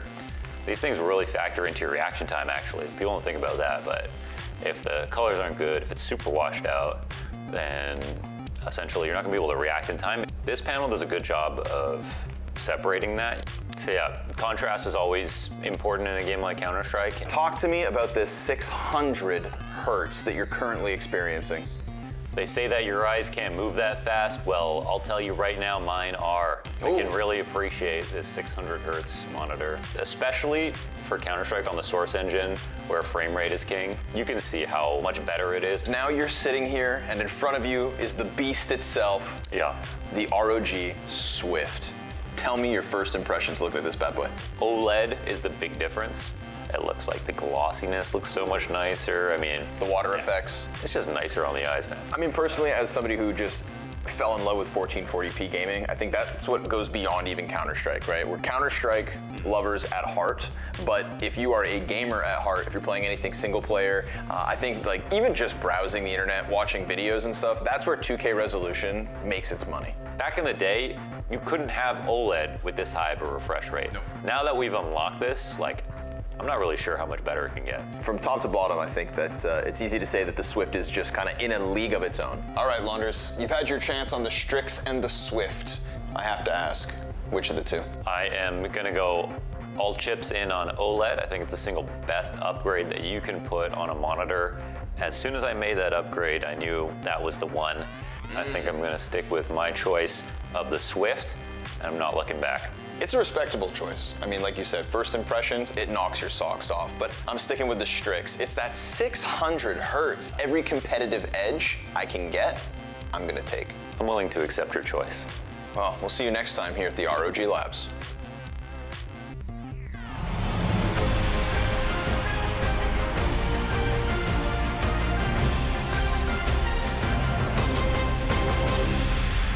Fans are eagerly awaiting for the arrival of Falcons and Vitality for our second semi-final. But we do need to wrap up our first one first. And for paiN, it would be an understatement to say that was some tough tides they had to quell on map number 1. And Dupree, I think they should begin bracing for impact, because Overpass, it is no joke when it comes to FURIA. Yeah, there's not much to be said in that regard, but FURIA just looks so strong on Overpass. Like it's simply the final raid boss of that map. It's one of the strongest maps out alongside of Train. I feel like Overpass is a map that really perfected in a way of playing regardless to how they've been practicing. It really feels like the amount of time they've been able to put in is just way better than all the other teams. They have their protocols, and whether they're going towards the A-bomb side, the B-bomb side, they feel extremely comfortable.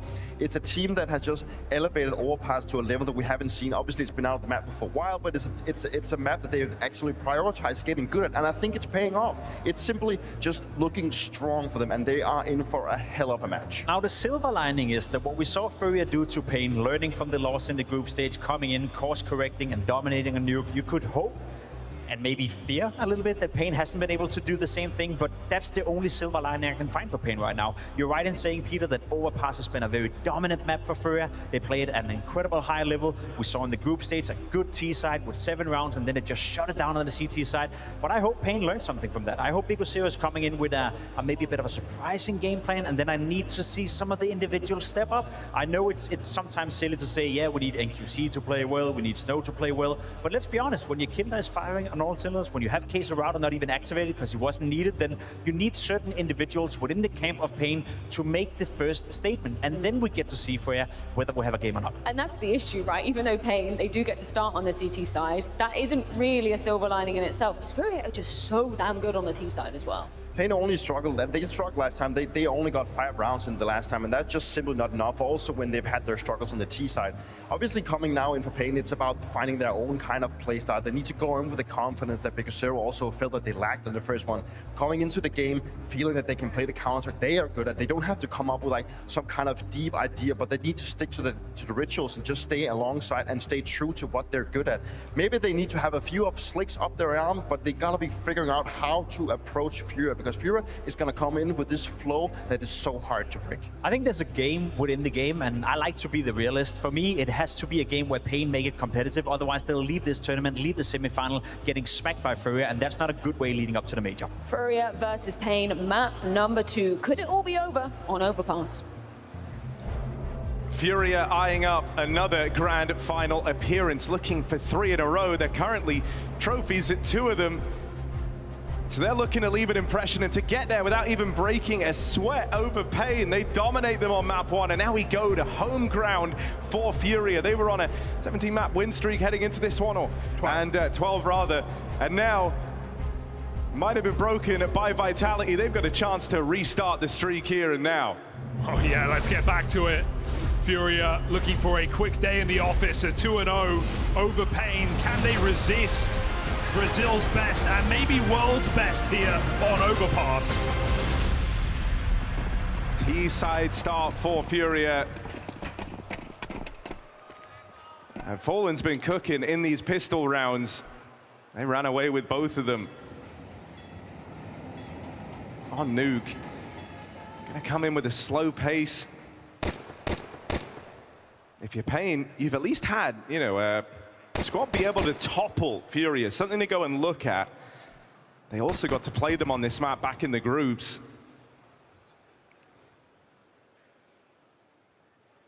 And so you've got lots of tape to go over, but so did every other team they played along the way to that streak.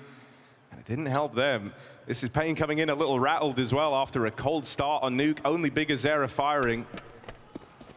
So a lot of questions. Gonna need more from NQZ on his AWP, because you don't doubt Molidoy's output here.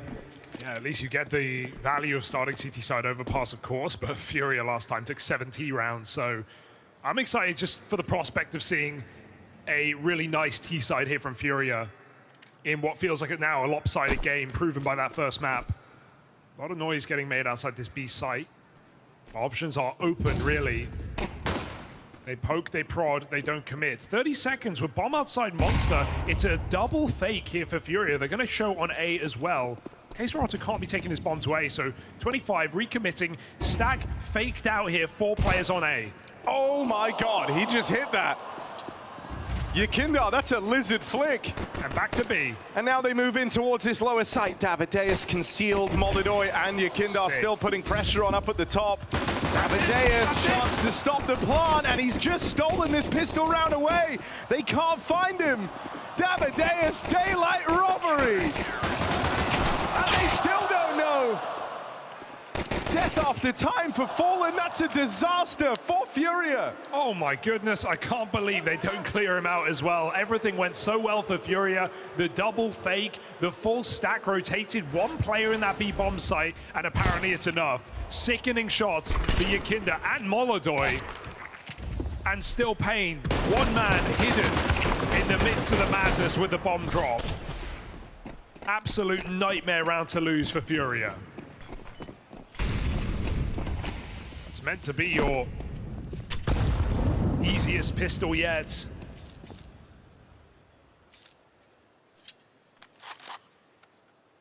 Certainly teed up for it, Fallen with nothing.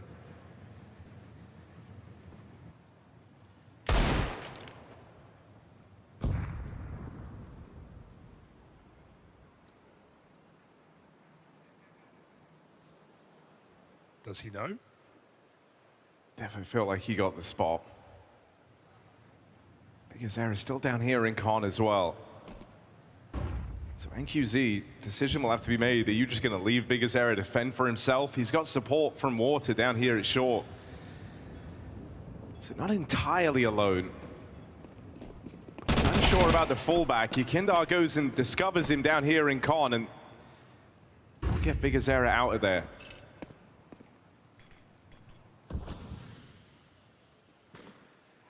All right, one from Molidoy. You don't hate that. That's an opening over towards A, and that might change the tune here. Suddenly put some pressure on this com push to try and yield results. And oh God, this is a round where FURIA were forced to force. As you said, coming into it, Fallen at $0. He had nothing but a Glock. It's a 2v1 right now. There's a flank coming in, but if that flank cuts down Fallen, the round is over. There's the bomb loose in connector. Molidoy is too far away. But he doesn't want to save. He's not really going to be given a choice. There we go. That makes it a bit more worthwhile. Yeah, can buy armor in the next, I guess, but oof. Considering that was a 2v1 at B, that could have been FURIA's way in to win the round. paiN's flank saves the day. A scary round down in connector, indeed. I think, you know, the fashion that you've won these first few rounds, that is a bit of inspiration to hold on to for paiN, though, right? You've made it very expensive. You wasted a lot of money. Of course he hit that. Those are Molidoy's speciality shots. Seen him flick into those, of all things. And paiN, they're not getting ahead of themselves. They know this is going to be an uphill battle every step of the way, but what they have done is put themselves in a great position to start 4-0 up. FURIA, another rebuy, and I respect it after that damage. Looking like a pace change too. Yeah, I mean, time's been the problem for them in both of these rounds, so playing far faster, a lot more direct. There's the opening out of Yakinda. Davideus again concealed by these smokes, but they've learned their lesson from last time. Bigazera reclaims one. It's still the plant for FURIA in at lower. Fake was a perfect move. No way. FURIA, and they're even going to get back up in the boosted into heaven. With the A1S as well. And with this plant open, pack it up. You can't win this, paiN. They don't know that. They're going to give it a go.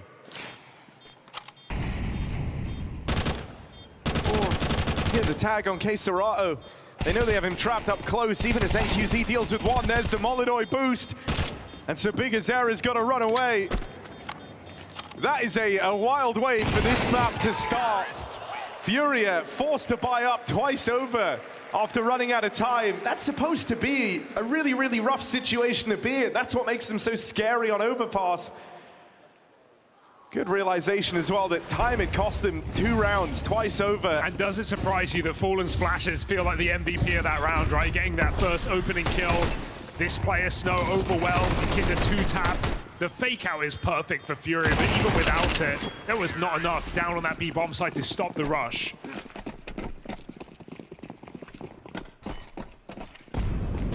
So FURIA, that's what they forced for.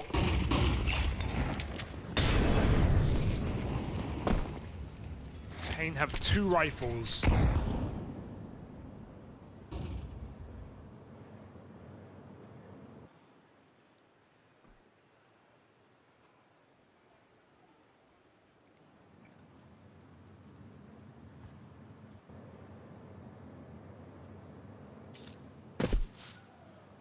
For the positions they have, they know already that paiN don't have some crazy flow of info in this round. There's no early aggression.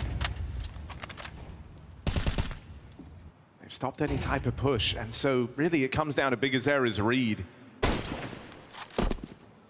Being able to piece together what Fallen attempts to do before he even does it. bigazera with the spot out here on long. But again, it's nothing more than a misdirection from Yakinder. The real hit, hoping to link up with csgo down here at lower.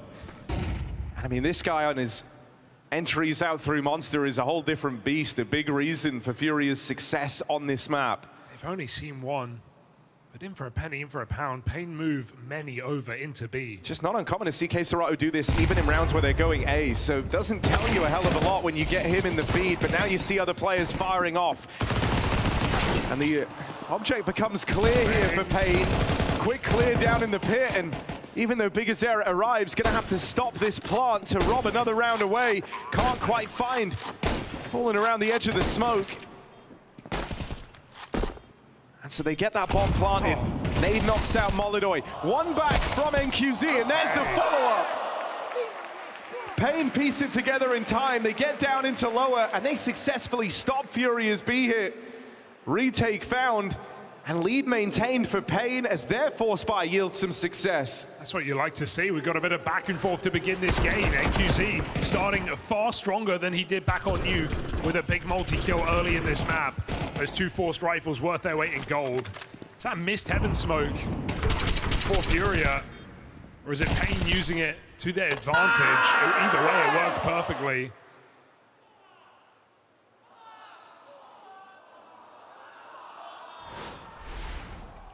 A 3-1 lead, but we know these T-side rounds can be hard to come by. I think it's just the expectation that FURIA are going to dominate this game that is making this all the more impressive for paiN to be hanging on early map.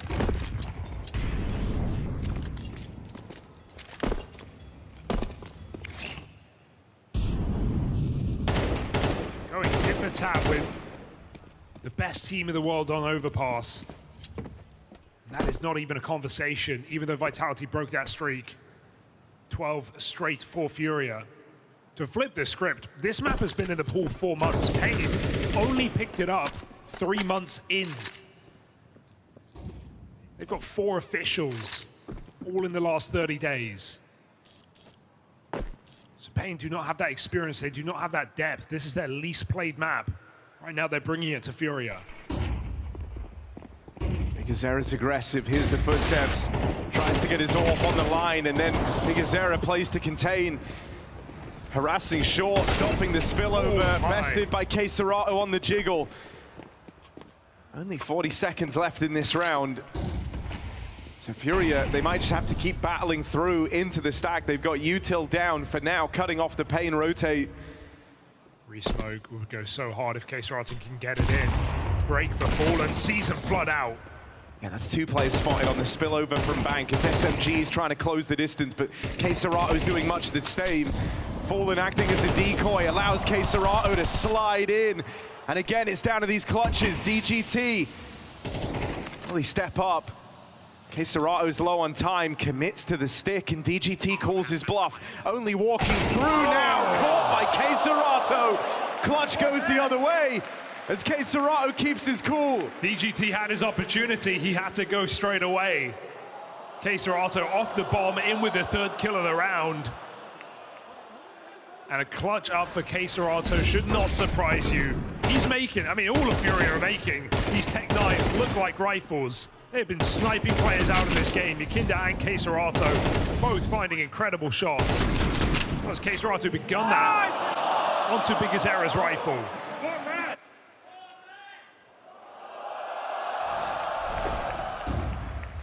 What a paiN have to show for it. Ouch. Just 1 M4 this time.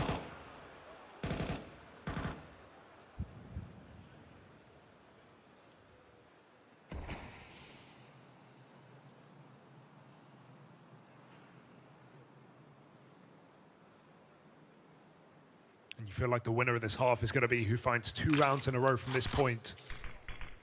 Right now, FURIA in the perfect position to do so. But we've seen that before. They're going to try and walk this smoke, and csgo's just left.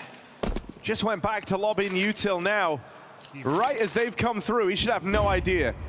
They've got the full element of surprise. csgo dead, caught by an awkward timing. And now you know that this was just a fake down towards B, that any Util coming over was csgo left to his own devices. You feel that much more informed in the round. Backstab for Davideus gives one away. So early. That's a crazy play to make. You're the only guy who can stop this B site. Snow moves in on short now, but that flank feels like a big mistake for paiN, even though they have 2 in the right place in this crossfire. FURIA 4v2 to finish off. Time maybe on paiN's side. Good catch for DGT. Same can be said for NQZ on this gun. Suddenly you need results out of your Kindar, and you need them now. Time runs low, and time is the problem right now for FURIA. How do they keep doing it, this back and forth? That was 1 M4, and it finds a double kill. Snow even follows up with that monster push. The timing is going to be the worst feeling there for FURIA. Eyes off monster for 5 seconds. 2 players creep through. And even though you feel like paiN hand that flanking player on a silver platter, FURIA can't break through the crossfire.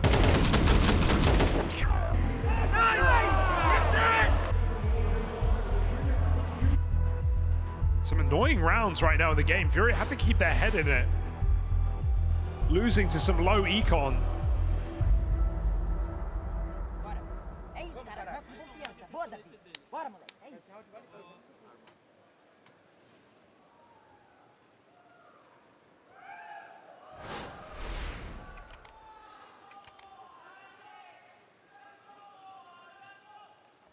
Been a frustrating start, there's no denying it.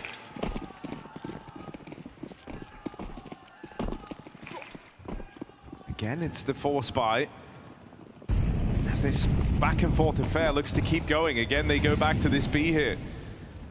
A little later timing. 3 out monster with Fallen's flashes. Davideus up close on short. Nice kill. Caught by csgo. That's the hero gun in the round, and now they start spilling over out through monster. Everyone blind here from the FURIA flashes. They're able to steal themselves away. Now a second chance for Snow. There's the lineup. Forecast calls for Snow. It's a blizzard down on B. And FURIA, that's how the Force by Wars end. They get mowed down.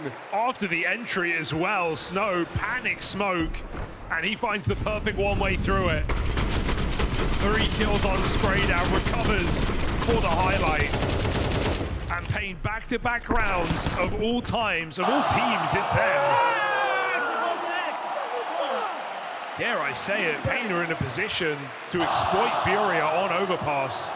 This game turns into hard mode now for FURIA. Finally, got to accept their fate. Take an eco. 6-2 scoreline, it will read.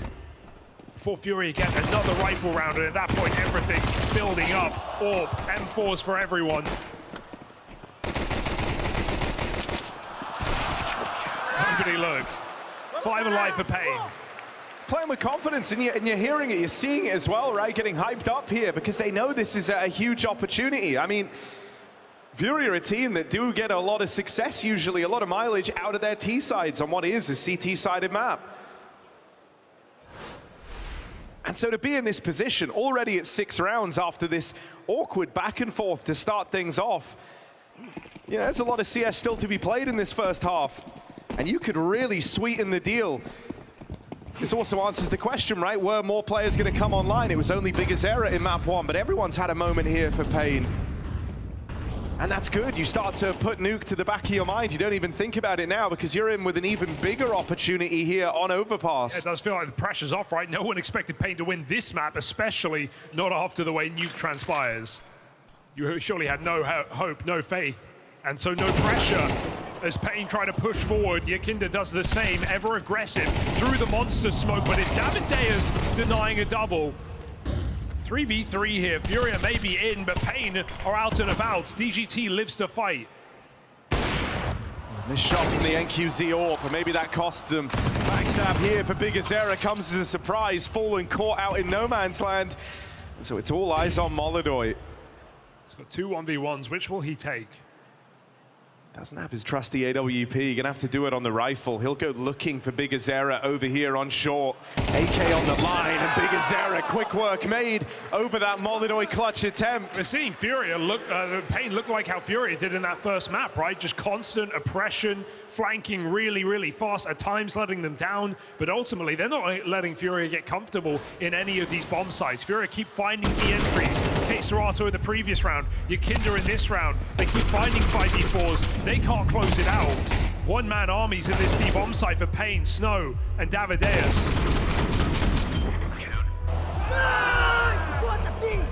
Now paiN are believing, for good reason. 7-2 up, CT overpass in full control.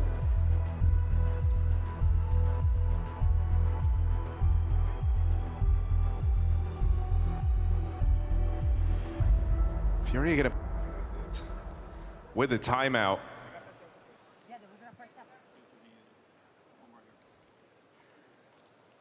As this game has rapidly got away from them. And dude, one of the things that's been so costly about all of these early forces, these indulgent purchases out of Furia, you haven't even seen the Molodoi AWP yet, right? And that's usually a centerpiece.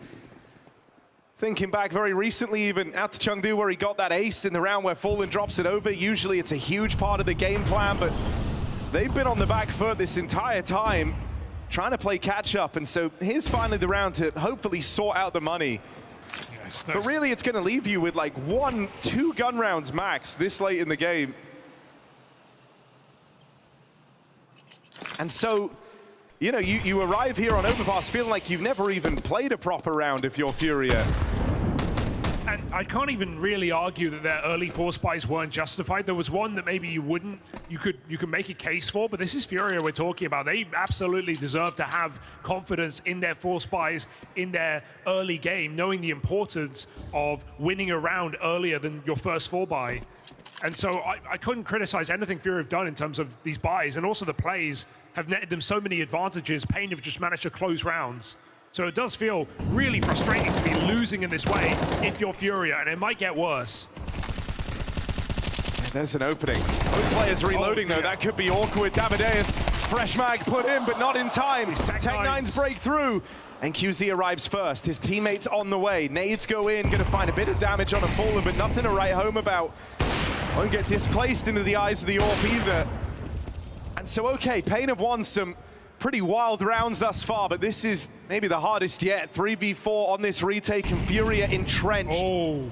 They'll knock out Fallen from the site. Okay, Serato close. Tech9 means business. And there's the support from Molodoi. DGT goes no further, and it's an earlier breakthrough than you might have expected from Furia. Still in with a chance to feel like they can recover this T side. Yeah, you will not say no to 5 at any point, and especially not with how this game has begun. Really important re-swing there from Molodoi to trade his teammates. K-Serato was stuck out in that corner with no support.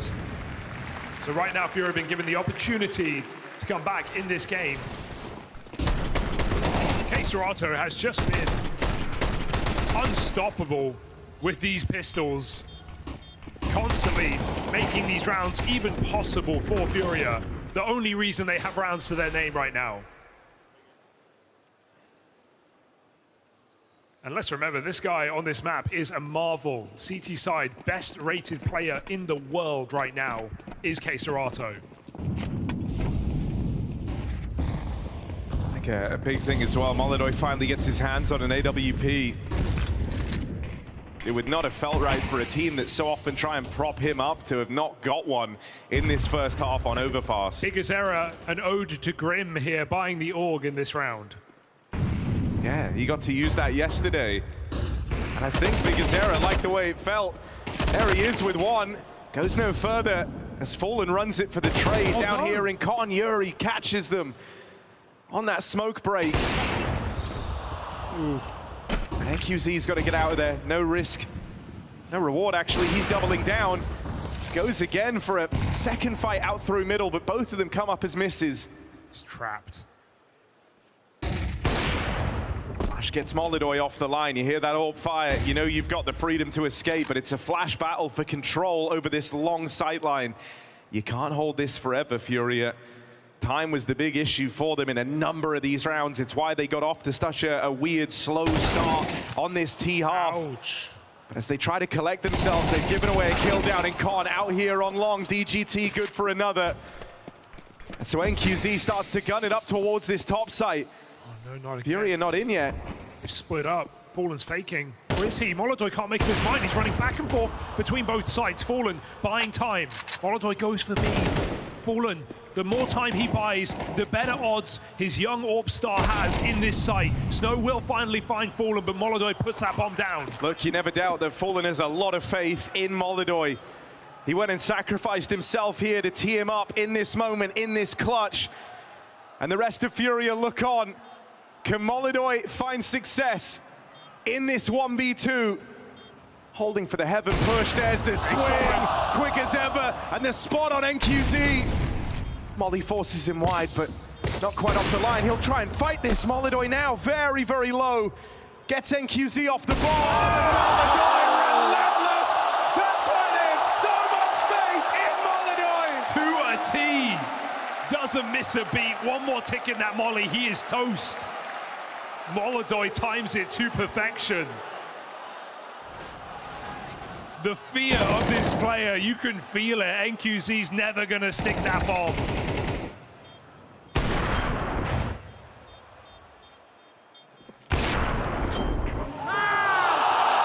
They're just never in doubt. They will do anything to set up Molidoy. And Furia need that round. We've been saying it all half long, right? How paiN have set themselves up so well, but Furia, right now on the cusp of a 5-round T-side, it will make all the difference. Through the smoke, Yakindar already there. Orb will take its time, and NQZ won't miss that shot, but getting back to the bomb site is his prerogative. Furia could speed up.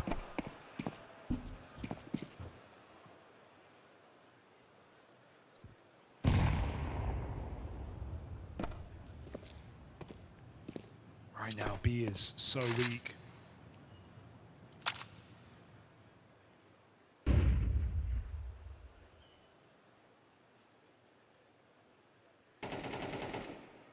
Furia want more info.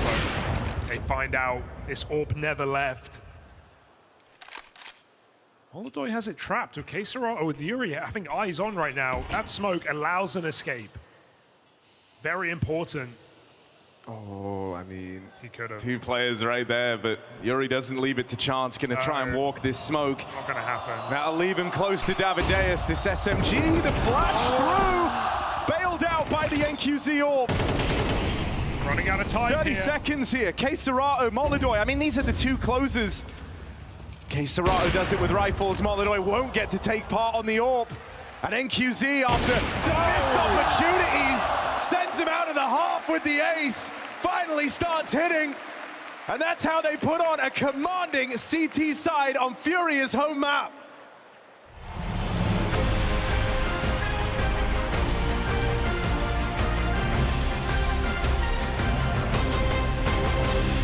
If you could pick any role to be the best at, what would you pick? Any job. Any job. Any job in the world. And you can't say I've outgrown it. A little bit. What does that mean?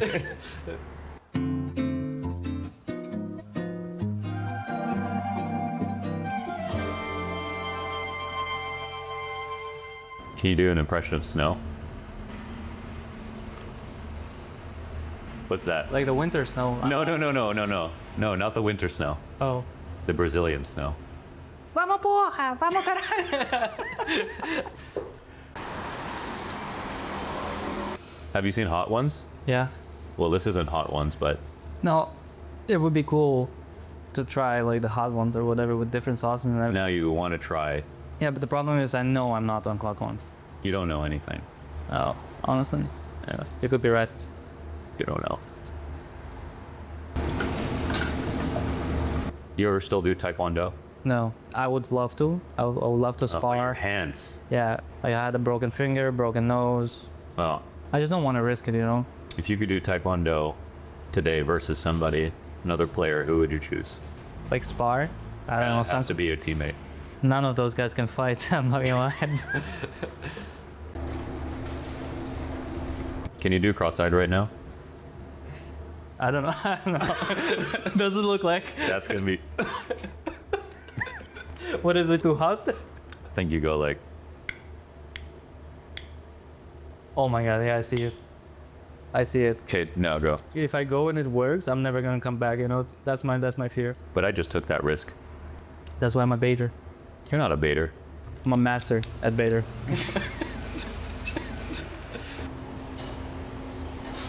Describe the perfect Brazilian. Okay. Okay, looks of FNX.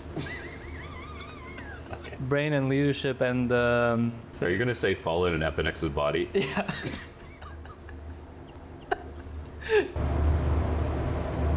Now I want to have a staring contest.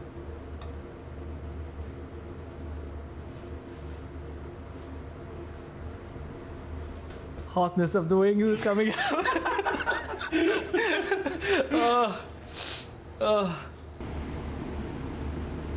Well, we did this whole date. He didn't ask me a single question.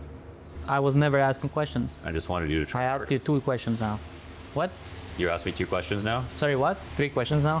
3 questions you're gonna ask? What? 4 questions? 4 questions? I'm trying. Okay, do you know this joke? Like 2 trolls sit by a table. Yeah. Cheers. Cheers.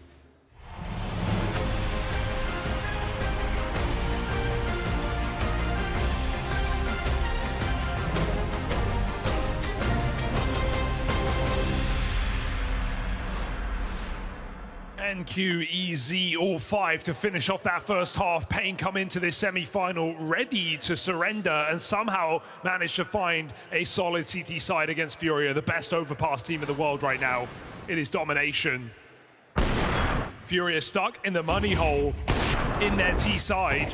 The one thing they've got going for them is pistols. They're going to need their second one. Yeah, you know, I think you got to admire the heart from paiN in this series. You know, they shot map 1. It's a really, really cold start, dead on arrival for paiN, but then they go on to overpass the map that they are supposed to have no chance on, and everyone's delivering, everyone's put up a moment. NQZ even, who had some swings and misses in the round prior to that last round that could have made all the difference, finishes it off with an ace for a bit of a confidence-boosting round, and now they move in to an empty B site here in the pistol. It's going to come down to a 5v5 retake as FURIA coming quickly through short. It's nuke all over again. FURIA teed up for this. They've got all the util, and they're moving in quick. Flashes are a problem. Team flashes, in fact, but Yuri taking those Julies in is shot in the side of the head. paiN, massive advantage. 5-on-3 initially. FURIA just can't scrap. NQZ from behind. And with the Akindar dead, now Keserato's trapped, or Molodoi rather.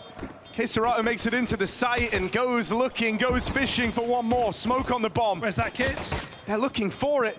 Time's so low. No kit. And with just NQZ left, Molodoi will find him sure. You can't win this round regardless. paiN find the pistol. Oh. Kit lost out on short and it left them shy on time. It was right there. They were running over dead bodies looking for it. They just couldn't find it. Falling down the ramp. That kit would have made that round 1 there for FURIA with smoke on bomb in 2-on-1. That should have been theirs, but paiN, unlikely victors right now, win their first pistol of the series after their best half yet. I mean, now this feels like worst case scenario for FURIA. They can't catch a break. And paiN are capitalizing every step of the way. I think you're probably a little bit stunned, you know? There's a lot of things we credit this team for. Good util, good synergy, able to find themselves within the chaos, but you're not getting that right now. There was missed flashes in that pistol round, leaving them blind as they try to come in for the retake. Chaotic ending in the 2v2, looking for the kit.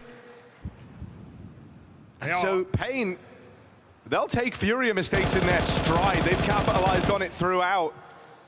And it might be the same kind of start to this second half as what we got off the top from FURIA. They've gone in with the force buy. Now they've lost 2 players to open it up. Again, this is going to leave them reaching for their wallets in these first few rounds. FURIA just looking a little bit shell-shocked right now, right? With all these early rounds going back and forth and paiN eventually winning it out. FURIA just getting a gun round there eventually, but now the way that pistol falls, we just see 2 players make solo pushes in this second round, and paiN are still waiting. They come streaming out short side. They will pay the price. All right. That was after 30 seconds of a standstill. Well, now they've got to speed it up, pick up the pace into A. In case Serato can't stop this bomb, but maybe it comes to him. Bigazera, nice check. Would not expect that so late in the round. 3 on 2. Ooh, DGT going early. Board down low. They're fine. They're coming to Fallen. Oh. They're playing right into his hands. There's 2 low players here. Bigazera's the only guy with health. Fallen's 5-7, dead over on short. A chance there, but unable to capitalize. It's the clash of the captains, and Bigazera comes out on top. Just lots of damage, can't convert them. 10-4. This is not the FURIA we've been seeing all season long on Overpass, beating the world's best teams on it. Even having Vitality's number until the other day. This might be their second loss in a row on a map that paiN only started playing 1 month ago. Have almost no experience on it as a 5. Getting a shockingly good game out of paiN right now.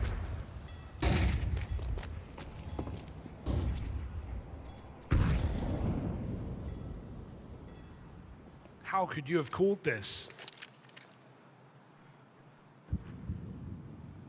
Especially after how this semi-final started.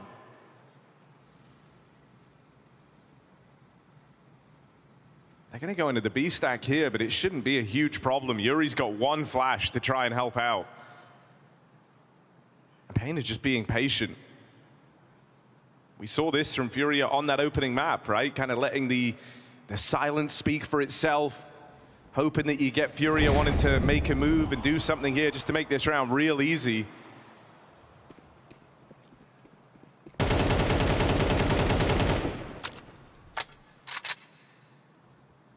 And a loud rotate away from Molidoy, trying to give the illusion that FURIA have lent strong up towards A. paiN are calling their bluff right now. They leave that B setup. Even though that's where they were looking early, they're going to commit to the A follow through. And with 4 players not moving a muscle down on that B site, it will just be Molidoy and his Deagle between paiN and an 11th round. Molly's a problem. Molidoy can't find any vision. paiN just spamming through the smoke, so 20 seconds, ample time to put this bomb down and win an 11th round.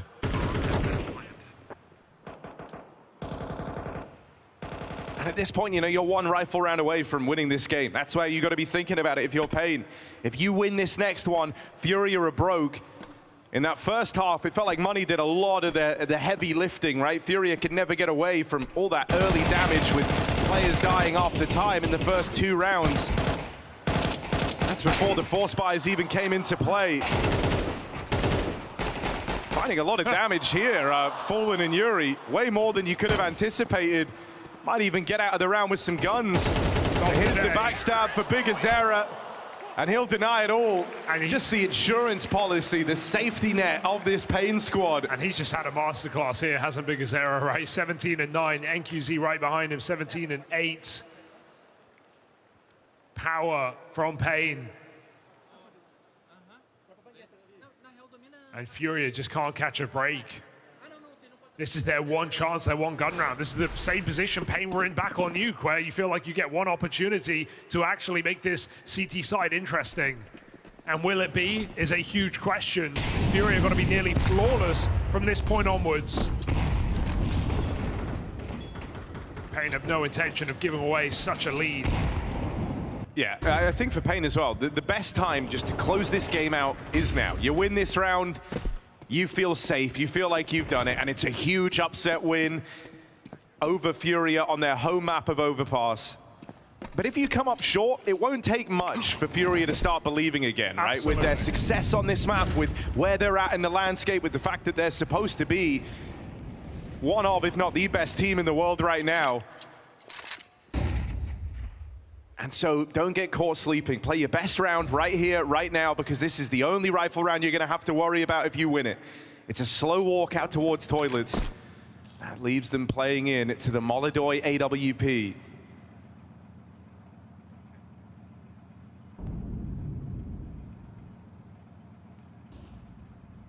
Only a matter of time till they learn that it's here. Here's the util, the rollout comes in. Molodoi gets the spot, Saw players closing in. First shot lands for Molodoi, but he's got to do a lot more. Smoke at his feet, gives him something to play around. There's NQZ with the cover. DGT breaks through as well. You look to K-Serato and Yakindar, who try to shore up the defense. Smoke push for K-Serato. In comes the NQZ AWP, and the shot just sails on by him. Cavadeas can't close. K-Serato is the wall. He is the only one right now in the server for FURIA. The only one finding impact. Saves the day yet again. Big 3-kill round for K-Serato on that top site. Could attribute almost all of their T rounds to his Tech 9. K-Serato keeps FURIA in this game.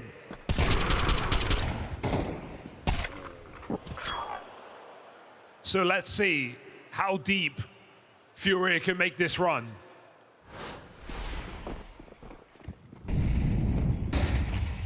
And we know FURIA like to keep it light, like to keep it jovial. And so you imagine you're telling yourselves right now, you know, this is where we do an impressive comeback. This is where we make it a very entertaining game. Yeah, and I think immediately people are believing, right? One rifle round, I think FURIA are already thinking that. So you're breaking paiN's money here as well, putting them on pistols. Suddenly, it's a lot closer than you'd be ready for. But Bigazera denies the AWP in stunning fashion, giving NQZ his weapon of choice. And if FURIA goes down with nothing here as well, all of that thought, all of that potential of a comeback can be forgotten about. Yakinda responds back to the bomb site. Fallen doesn't know, but they're in B. Weird, isn't it? There's Fallen with the catch, playing it a little bit later. AWP on the line, catches the fullback from Yakinda. They've got the site. Full control. Oh, NQZ is teed up to win this round right now. If you can play Divider and a post bomb with the AWP, this could get hairy. Fallen smoke is integral. Let's see if paiN can have that same degree of faith in NQZ as FURIA always put in Molodoi. The round is teed up for NQZ to go on a close. Snow's even looped back round to join him. Molly throwing in, but it's gone too deep, and they'll play ahead of it. That's awkward for NQZ. Snow on the AWP. There's I know that where smoke. he is. Smoke on the bomb. He's got a nade. Gonna try and nade this open. Oh, up top, K-Serato provides the cover. He's got his captain's back through and through. Jumps on Fallen's head to get over the top there. K-Serato, that's so important as well. And they can breathe a sigh of relief, FURIA winning that round despite Molodoi getting entry like this.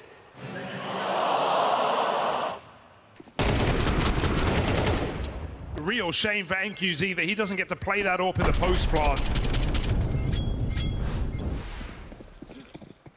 And now the money's broken. Now the gap starts to close. I got worried as soon as they won their first gun round because you just know that they're believing in it. A 9-round streak for regulation. This would be a third of the way.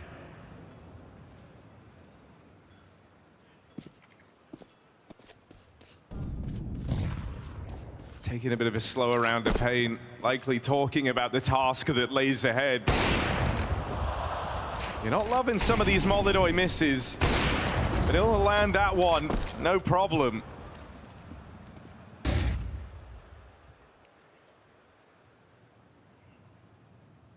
What's the answer going to be? I mean, doesn't this B-side just feel terrifying with the form that K-Serato's in? I feel like you might start considering it soon if you're Bigazera. You've had a lot of A-focused rounds looking for ways in up there.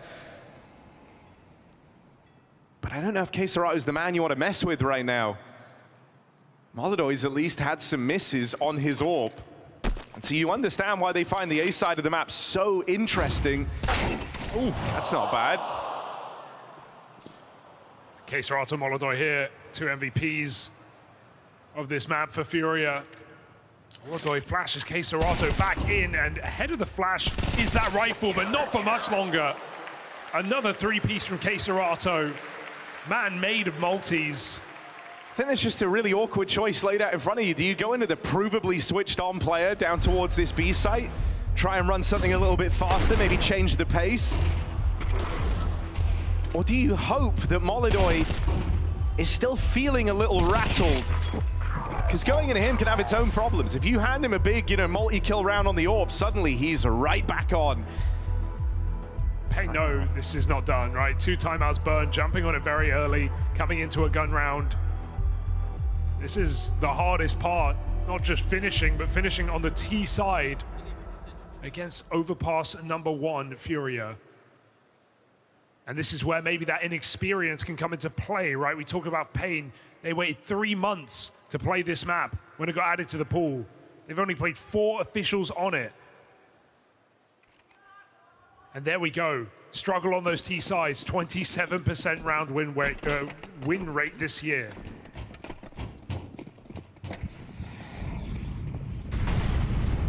A bit more B-focused. NQZ with the spawn. Going to try and take an opening pick on this AWP. And it's csgo in the firing line. Not the guy FURIA want to lose early. Nade is good. And that just shows that they know about him. They know about this AWP. They know what NQZ was trying to do. They forced him out of position and they brought him down low.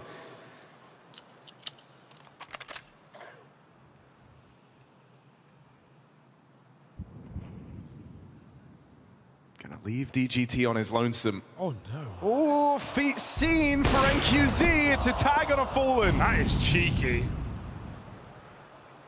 Didn't even know he could be spotted. Comes as a surprise to Fallen. But it's not that killing blow. Still the 3-man stack maintained down at lower, and Yakindar's getting curious about mid. Playing it forward. Only time will tell whether this timing works to his advantage or theirs, as they're past him in the bathroom. Everyone's rotating down to B. They've called it. Yakindar has so much space, but 2 players right past him. And it's they the bomb. still shouldn't check this, so he might have something for it.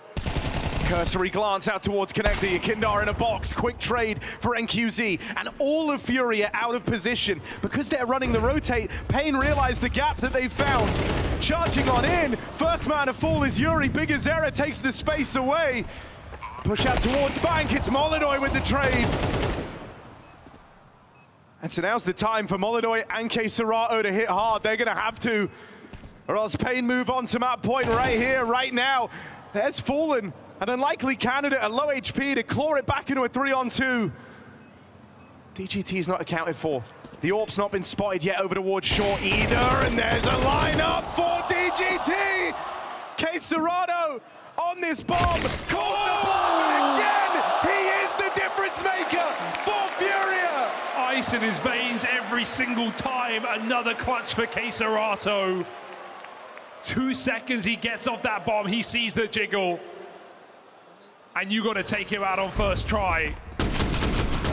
What a nice attempt for paiN. Big Uzera, completely unknown about, sped up into that bomb site. He was way ahead of FURIA's understanding there. First few times you come this close, it's encouraging. It's something to hold on to. When it keeps happening and you still can't break through, you start to get in your head a little. You've had a couple of chances now, a couple of very strong post plants, solid times to have potentially closed out this map and run away with it. And every time FURIA have been able to stop them, they needed 9 rounds in a row if they wanted to close this in regulation. This is them looking for their 5th on their way to that streak. These rounds are strugglesome here for paiN. Another weakened by. Looking for a B pop perhaps, but you'll see the bomb is in middle. So they got some staging to do first. Back they go. Smoke in toilets causes Molidoy's rotation, so 2 monster side here for FURIA. Flashbangs are the name of the game. Making Fallen uncomfortable is a possibility. csgo is so solid in this position, though. Seen some incredible multi-kills on Monster for him this year. They've also got Yuri waiting at the back, ready to provide flashes, ready to support. And it is that interplay between FURIA that makes them so strong, so dangerous. First kill goes the way of Fallen. It's spam for both. Molly down to deny the push, and you don't even get any headway out through Monster. You get denied at the door. Just mashing buttons, right? He's throwing mollies, spamming your pistol, your rifle, everything you can to extract maximum damage. There is a kill off the boost, but there's still 3 more CTs in this bomb site. Make it 2. Again, csgo's being asked to step up. And again, he'll answer the call. There's Molyneux for the killing blow. There are no limits on csgo right now. It's a csgo show, isn't it? Just another 3K in this B bomb site. He's had clutches, he's had openers, he is certainly full of closers. And paiN, they had the opportunity, it is slipping away bit by bit. Oh no, csgo just right-clicked Fallen in the back coming out of spawn. It's not what you want.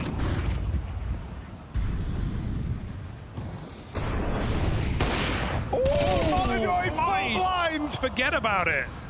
And everything you're trying, in the past you were getting close, you were ending up in winnable positions, and now you're not even making a dent. You can feel how much the nature of this game has changed. 5-on-3 to open up, and that misclick on Fallen may never come to matter. Ball down low in that head-to-head, but he's still in the round. He's very lucky to be alive. Again, gonna end down here towards B. But in a place of desperation now, a paiN.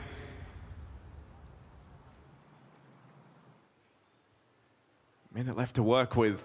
It's very passive. Is Fallen going to drop this smoke on the pillar? Feels like the best move right now, or is he holding it for Molotovs? Reactionary, but paiN are going to get given a lot of room here. First contact might just be Yuri at the very far back. If paiN creep in, they've got a chance. Nice smoke from Fallen. Yeah, pressure on, but there's no accounting for that. DGT picks up one, Davideus with another. csgo always passing the limit test, and once more. How much can one man do? csgo will do all of it. Anytime they look down and out or in a stressful position, csgo's there to prop up this team. You're running out of words to use for him. I mean, 7 multi-kill rounds, 2 clutches. The one-man army right now from FURIA, they give him everything he wants. He will give them this game. And that is now 2/3 of the way. Dude, the rest of FURIA might have doubted. They might have had some worries about this comeback, but the one guy who has been believing the entire time, the one guy who never doubted, it's csgo. As far as he's concerned, the job's already done. It's now down to a 1-round game. And like I said just a few rounds ago, when it felt like it didn't matter, csgo, the highest rated CT overpass player on the planet right now. I think this is going to be doing worlds for his numbers.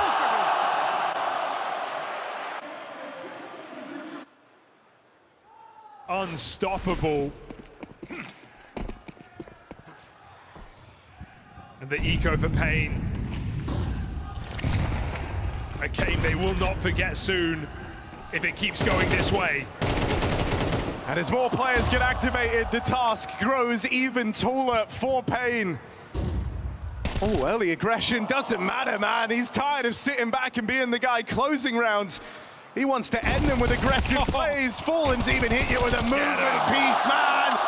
Surf out through Monster. And we're all tied up from 4-11. FURIA, an impossible task on this comeback, and they have risen to the challenge. paiN swimming in the sewers, not even fishes survive there.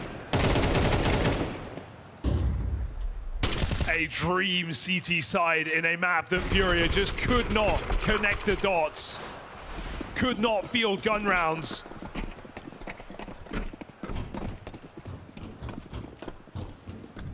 Where is the limit? Doesn't feel like it will come through now.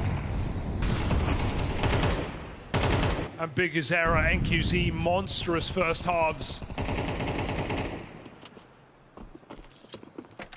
But there is no one culprit of this T side for paiN. Or maybe there is, it's csgo.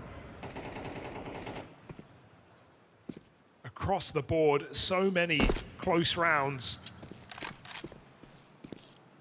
And none in paiN's pocket.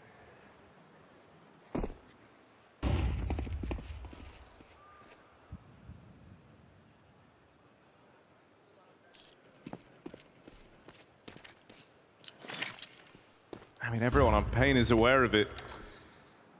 You know that you've choked this lead, you sat in a very commanding position, and you had multiple chances where you could have closed this out.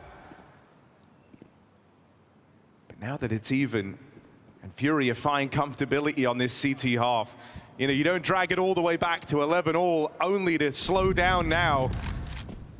paiN tell themselves we have one final shot, but we also have 30 seconds to make this hit happen. Fake on the B bomb side for DGT. Util to make FURIA panic, but they have to clear a lot of space, and they've only got 20 seconds to do it. They didn't buy it. They didn't buy it. Molidoy was leaving. Something's called him back.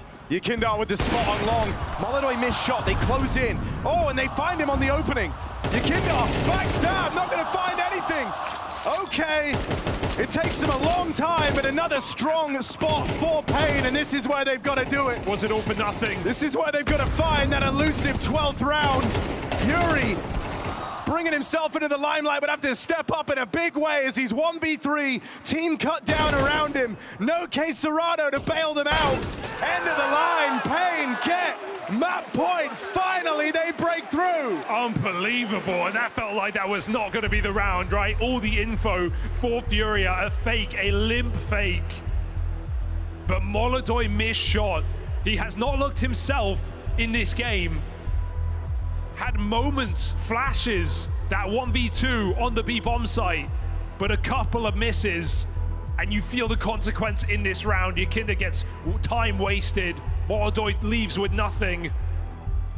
paiN able to puncture a bomb site finally. It's the same way they made it this far. You know, you capitalize on these small mistakes. In this case, it's one missed shot on the AWP. Sometimes that's all it takes.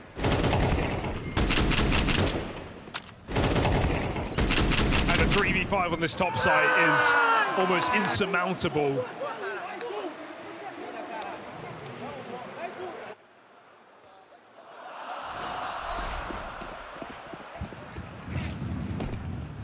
So paiN now, all can be forgiven and forgotten here on this tumultuous T side if they just follow up. What's Fallen doing? He's playing through the smoke out here on Monster. DGT, you don't expect this. You think they're going to play scared in a round like this late in the game. You're not expecting Fallen, of all people, to walk the smoke at Monster. Because he has his space, his team back up into the A bomb side. They're not overplaying on middle as well. paiN getting their time wasted. Yeah, they're coming back to try and flush Fallen out. He's got a smoke for this. He's just jiggling. Chasing ghosts are paiN right now. As long as Fallen doesn't get pre-fired, he should be fine. Oh, there's the spot. Fallen just wasting more time. Cerrado dead. Okay, that's their closer removed. The guy that has bailed out FURIA in all of these rounds gets knocked out of the equation, and now Yakindar's been found as well. They're panicking. Rotate's going the wrong way. It's just Fallen. And he's looking real curious, but knows he can't afford to give his life away. Good thing he didn't walk around that corner. Davideus, that's exactly what he wants. paiN grouping for the B hit. At least Yuri's come down in time now, but Molidoy is left out of the action in what could be the final round. paiN 4v3, 30 seconds to do it. Fallen plays again through the smoke. Oh, just gonna miss this timing. Molidoy. They're darting up through Con. It was Molidoy's miss that handed a 12th round of paiN. Well, now he's got to hit hard, got to hit fast. Molidoy's got to do it or else it's all over. An overpass secured by paiN after a battle, a brawl. It's one guy left to break through.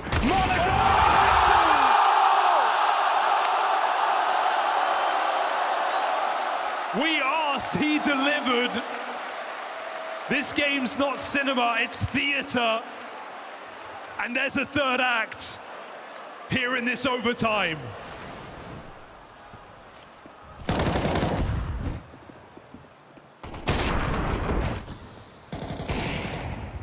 What a time for him to step up, to stand and deliver. After some uncharacteristic swings and misses, Molidoy sets the record straight, and now we run it back in OT. This can become a very different game now that we're here.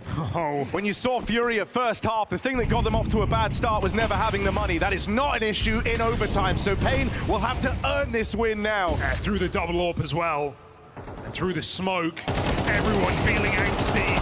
Davideus denied after one, but there is more in this connector. Yakindar risks his life for the upgrade. Him and Molodoi look to bite back on middle. Fallen's AWP in this B-bomb site. They're already past that smoke you throw. Yeah, they're ahead of it. And they're just going to play in on this timing. Fallen's AWP under a bit of stress, under a bit of pressure. Oh, but were you ever doubting? Did you ever stop believing? Fallen with another! And that's how it's done! Fallen makes it so!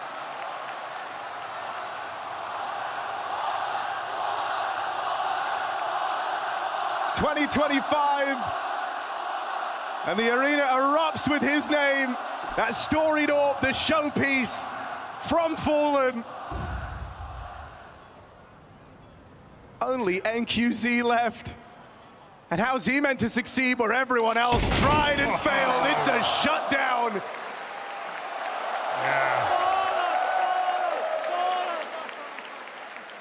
Who would have thought it?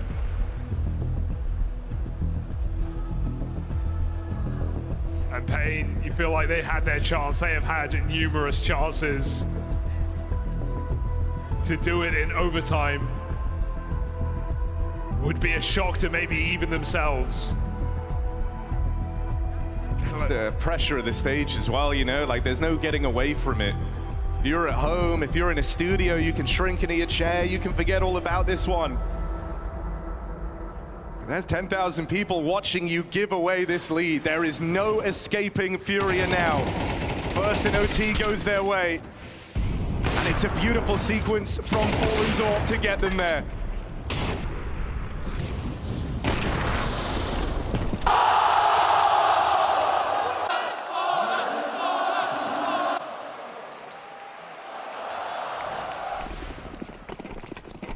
Run it back. Fallen might just outfrag Molodoi on this AWP.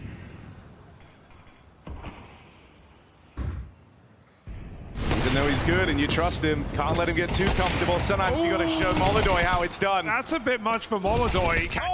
Yuri can bail him out. Yakinder's on a big flank.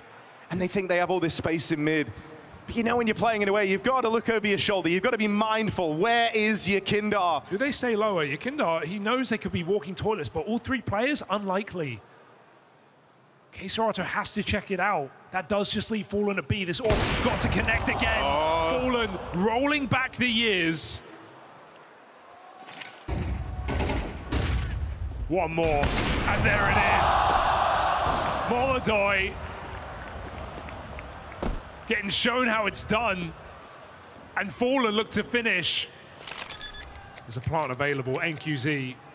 He had a great bit of AWPing on that CT side, but it's been a while since he's had a kill, and it's not going to change now. Through the smoke, FURIA relentless as they look for a flawless half. And he's so cocky with it. As far as Fallen's concerned, this is on rails. Showing us all, yeah, he might drop Molodoi the AWP, he might have faith in him, but if times ever call for it, if the hour ever grows desperate, Fallen is still more than capable. Spend so much time watching him on the rifles, you forget how beautiful it looks when he AWPs. And so a chance now, a flawless CT side.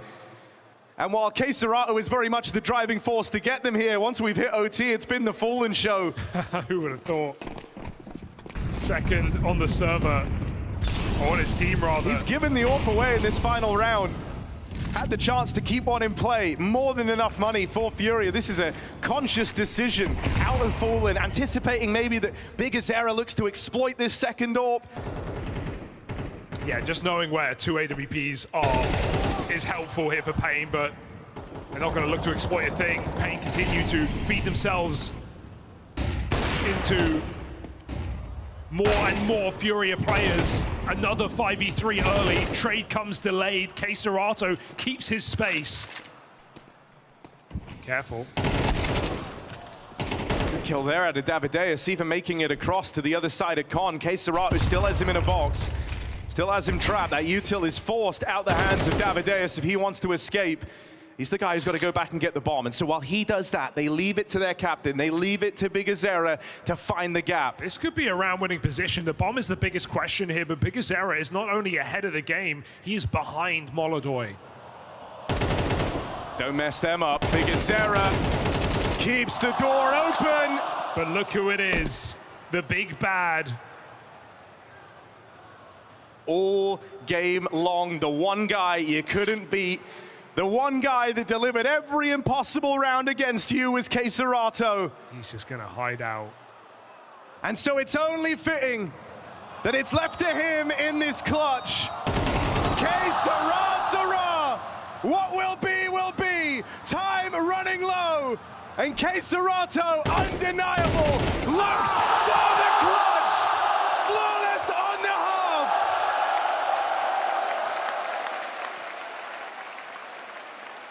It is all on the script right now. Any situation that he is thrust into, he has delivered in this game. No clutch too far, no bomb site too much. csgo holds it down for FURIA. This game would have already been in Mirage if not for csgo. An 8-round comeback into overtime and a flawless half as FURIA look to finish a nightmare game for paiN.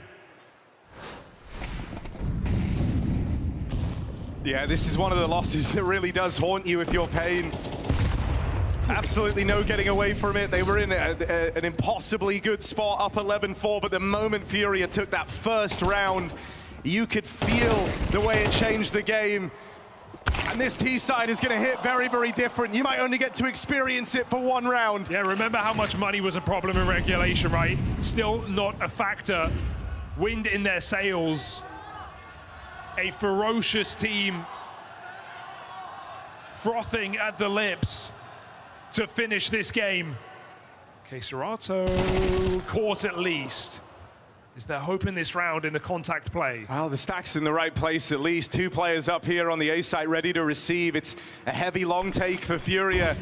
Snow steals himself away, prepares for the task ahead. There's 2 from Snow.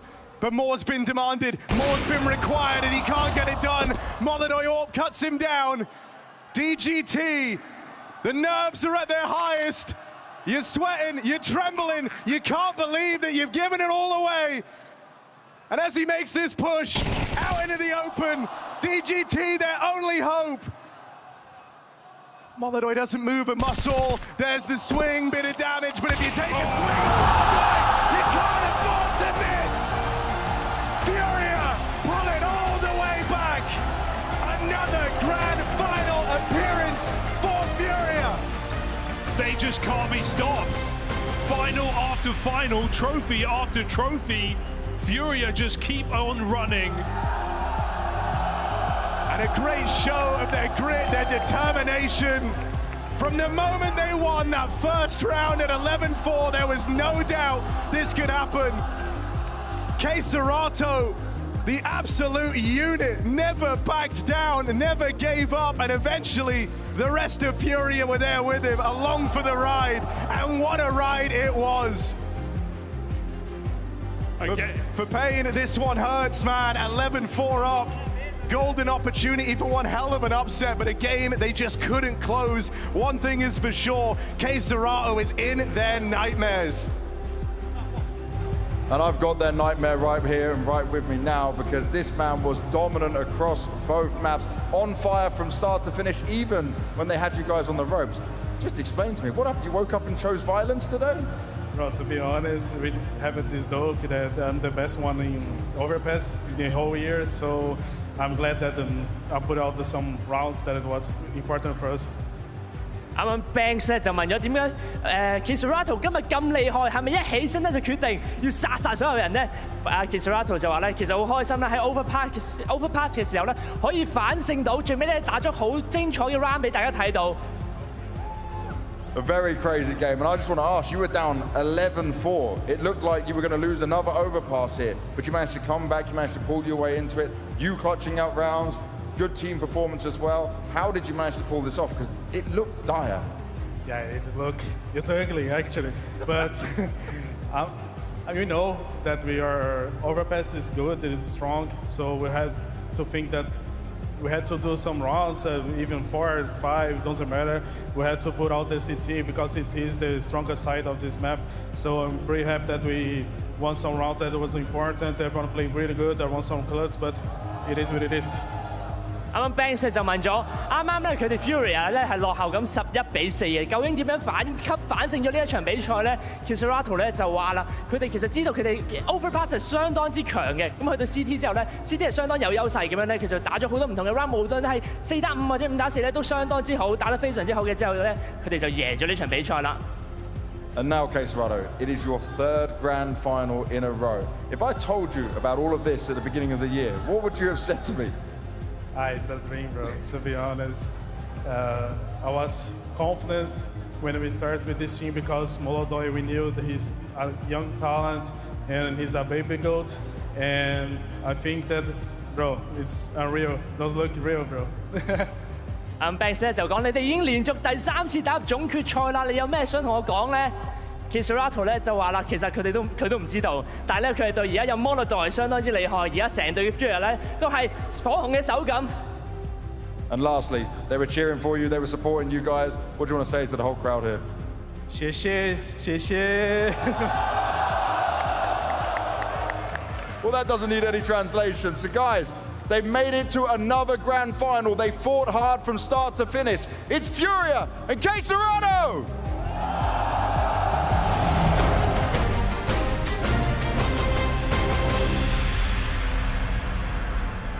And we are here with Yakindar after a fantastic comeback there on Overpass. I never lost faith, personally. Did you? A little bit, I'm not gonna lie. I was a little bit tilted on Overpass, but I'm glad we won. I want to go into the practice room and rewatch what the hell was Fallen doing because I heard the whole crowd being insane about it.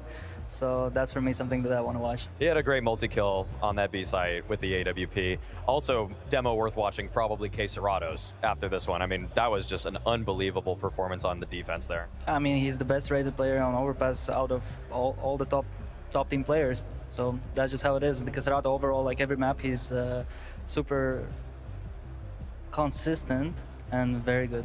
I mean, his aim is just, the tracking is just picture perfect every single time. What do you think it is though about Overpass with you guys? Because I would say definitively, yes, you had the hiccup earlier with the loss on it, but you guys had a great streak. You win right here. What do you think it is that makes you so strong on the map? Well, I think nowadays there's many players and many top tier teams that have younger players who have never played the map, even in CSGO. Fallen historically has been a player on the IGL, on very strong Overpass teams. Same you can say about me, where when I was playing in VP, we loved Overpass and on Liquid as well. And when you have players who kind of know how the map works, the map didn't change basically. Like, yes, some micro details changed, but overall you understand the concept of the map and everything. And I feel like that's why we got a head start compared to other teams. Yeah, definitely. Actually, the first time you caught my eye was playing, I think, one of those Eastern European RMRs with Jame, where you were just beaming Simple in the face. Online though, but now great to see you do it at LAN. Actually, I want to take you though back to Nuke, because you had some great performances there. I feel like you were so in the zone with how paiN were actually trying to just construct some of their rounds. We have a couple clips here of the way you were able to just maneuver around smokes to catch them in the back. I need to just ask, I mean, what is this? Timing, feeling, some combination of sound, prep?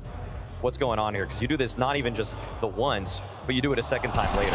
Yeah, I mean, I have some personal kind of revenge against them in a way, because I got completely smacked on Nuke last time when they picked it first time. So I was like, okay, and I'm prepared. I knew exactly what they're doing most of the rounds, and also helps a lot that I had a lot of cover around me. So even if I died, Caserato was going for more kills, and Molde was consistently finding impact and everything. So combination of like our triangle outside, I feel like that's what closed the game for them. Yeah, definitely. I mean, you looked incredibly prepared. So yeah, like you said, getting a little bit of revenge for the last time you played against paiN. But what do you think about the brewing pressure right now within FURIA? Because obviously you guys are world #1, arguably the best in people's power rankings. You would be #1 in mine, of course, because of the 3-0 win versus Vitality. But I'd say that sometimes the frustration kind of seems to boil over in different ways for different people. Like before the game, we talked to Yuri. He was saying that in a way he isn't feeling any pressure. I think Fallen's trying to consistently level up, but you're always bringing some of the fire. We have a clip from some comms in the game where even though you guys won the round, it showed some of your frustrations, and I just kind of want to know, in your mind, what's pushing you? Why are you still getting, like, how are you so hard on everybody, and basically, what does it mean to be world #1 to you? Well, I mean, it helps a lot that I'm the only player in the team who kind of gets like that, and everybody can put the mark of a devil on me and kind of be buddies with everybody else. But I'm just trying to be the best with this team, because even though we won 3-0 against Vitality, like any different day, Vitality could have won, and even today's game against paiN, like for example, any different day, paiN could have won Overpass, for example, from us and whatever. So I think it's important to not get ahead of ourselves and still consistently improve and learn something from the wins and from the losses. Okay, so we have a clip. We'll play it now. You can hear how you sounded and how it all went down. Nie widzą nikogo. Cut, two more. Door as well. Door, wait. Cut. Cut the door. Hot. I'm coming to heaven, guys. Can be out. He was hot or lobby? He's hot, bro. Or Copy, side. Picking Marex. Pushing me. Nice, guys. I don't understand. Why do you need to repeat information, bro? Everybody's saying hot. Yeah, I mean, what I'm trying to do here is get a little bit more clearance on the comms and everything, because we definitely have some games where either comms are not flowing at all, or something gets missed out or whatever. We had this situation on Ancient against Vitality on the best of 5 final where we were not listening, not hearing each other, and in that moment it helped to take a pause and to kind of point out what's happening and how do we feel. And in this kind of clip, I try to point out this exactly same situation, like we're not listening to each other. And even though we were winning the game and everything, this is still far from perfection in my eyes. I think the pursuit for greatness requires that kind of just reflection and awareness in the moment. So your presence is definitely something that I'm sure FURIA are really actually taking in stride. So I guess one more question for you before you go. I mean, I think still there's a little, even though you guys are performing incredibly well, the communication situation, how is Molodoy coming along? Because it felt like day one felt a little rocky from what we were seeing to what is it like today? I personally think that even day one, since he has such a great understanding of the game and just overall he's very, he feels different people's kind of energy and vibe and whatever. It's very easy to communicate with him, even in the language that maybe he doesn't understand. He can just figure it out depending on the context and what's happening. Nowadays, though, I feel like his English has improved rapidly, because every day he's surrounded by people talking English to him, and every day he's improving, and you can definitely feel, like I can definitely feel that there's less of a like, oh, you can translate this for me. There's definitely some situations where like I want to just skim through fast in Russian just so I make it sure that he understands. But honestly, like at this point, we could be living without it as well. Great. Well, thank you so much, and congratulations on the win. Thank you. An absolutely miraculous comeback from what seems to be the unstoppable squad. FURIA back where it feels like they are destined to be, Jacob. Yet another grand final, and well within the shot of taking the trophy here as well. Yeah, such a cool fashion to do it in as well. And no doubt that paiN applied a lot of pressure on Overpass. Probably should have won the map, and FURIA really had to fight with everything they got in order to come back into that one. So it must feel super, super nice for FURIA. You win a game 2-0. You'd argue that on Nuke, there was no doubt whatsoever. They were by far the better team. And on Overpass, you can always excuse yourself that, yeah, we got off to a rough start. T-side didn't work out. But when it mattered the most on the CT side, we saw the absolute best come out of csgo. We saw Fallen pick up the double op setup, and we saw Yakinda come back to life being aggressive. So overall for FURIA, another great showing. And as you said, FURIA, another grand final booked for that team. It also just shows that FURIA has different phases. Like, they also can just make these comebacks, I wouldn't say with ease, but they just keep the composure and they stay true to what they're good at. Like, they don't panic, they still grind through the rounds. The multi-kills came in, csgo played a very pivotal role in making that combat happen.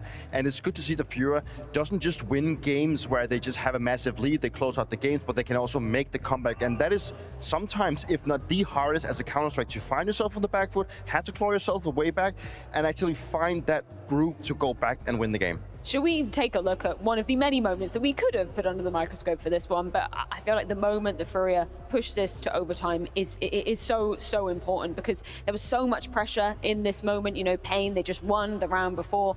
How did FURIA make sure that wasn't going to be sliding in their face? It's a painful round for paiN, right? Because they came so close, leading 12-11 right here. Again, we go into a scenario where it's 3 versus 4. paiN actually got up to a decent opening, but they're pressuring themselves on time. Reason being is Fallen read this like a charm, pushed out on B short, knew it was coming towards A, informed Molodoi, informed his teammates so they can make the rotation and shut down the round. Obviously, to me, that's where paiN died. They had a golden opportunity of pushing it into a third map, and I'll be the first to say, I don't think paiN would have won in a third map, but it would have been nice to see if they could deliver something similar on a third deciding map, but it was just FURIA being one step ahead once more. That's the Fallen championship DNA. I feel like watching him on that last round, putting it all together, he not only pushed the smoke short to get the fast connector flank, he pushed the smoke in the very beginning of the round to find the opening pick towards Monster.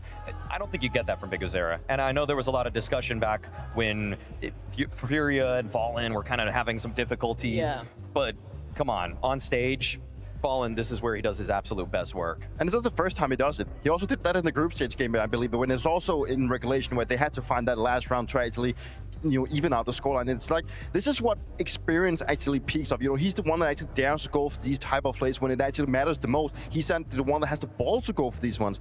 But if you want to take your attention towards the A side, well, I think Molodoi played that round exceptionally well. Obviously getting the first kill, and I believe that maybe pretty much any other rookie could have repeated at an instant when he actually feels the pressure, but he tucks in, and because he knows the flank from connectors actually coming up, he buys that 3 seconds that allows to help him whenever he's in the most difficult situation, and that was very well played, and something that is very hard to do when you're so new to the game. I feel like Fallen fully embraces the fact that you can only win if you're willing to lose, right? It's a big risk, it's a big moment that he pushes out on B, it's a big moment in the beginning of the round, but there's so many players, and they keep saying it as well in interviews, like, we played not to lose. Fallen is the direct opposite. I feel like he embraces the fact that if you want to win, you have to be willing to lose at certain moments, and he did it in this game, and it paid off. Well, you mentioned Molodoi on the A side. Let's check in with what the team comms were like in this mic'd up moment.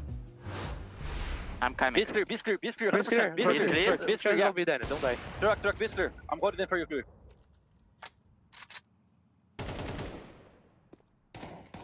Shoot here, I think. Shoot truck then. Shoot truck. Sound. Shoot close bridge. RPG.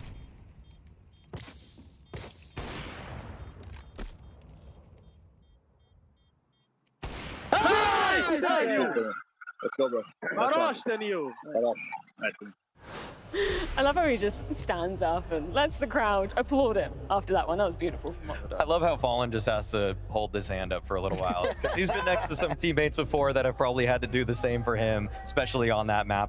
The passing of the torch is just so beautiful in terms of how Molodoi has become this overpass phenom, just like Fallen was before too. Yeah, it was great to see that. You know, Fallen just allowed the kid to stand up and take his joy. You know, like it's also, you also gotta enjoy. That's the moments you actually get to enjoy the most when you go on stage. You pull off a play like that, you get to stand up and you just feel like a goddamn king inside the arena. You know, it's something that I've tried a couple of times, and it just definitely makes you feel like a great human being. I feel like we wouldn't be doing our job if we didn't praise the hell out of csgo after that CT side. Let's be completely honest, none of the Molodoi, none of the Fallen, none of that happens on the CT side had it not been for csgo, who kept them alive for such a long time throughout this game. A lot of the highlights you're gonna see now is on the CT side, and we had the conversation yesterday, Maui, in the green room. Sway for Spirit have an issue whenever he's being put in a position where he needs a double kill in order to keep the live around.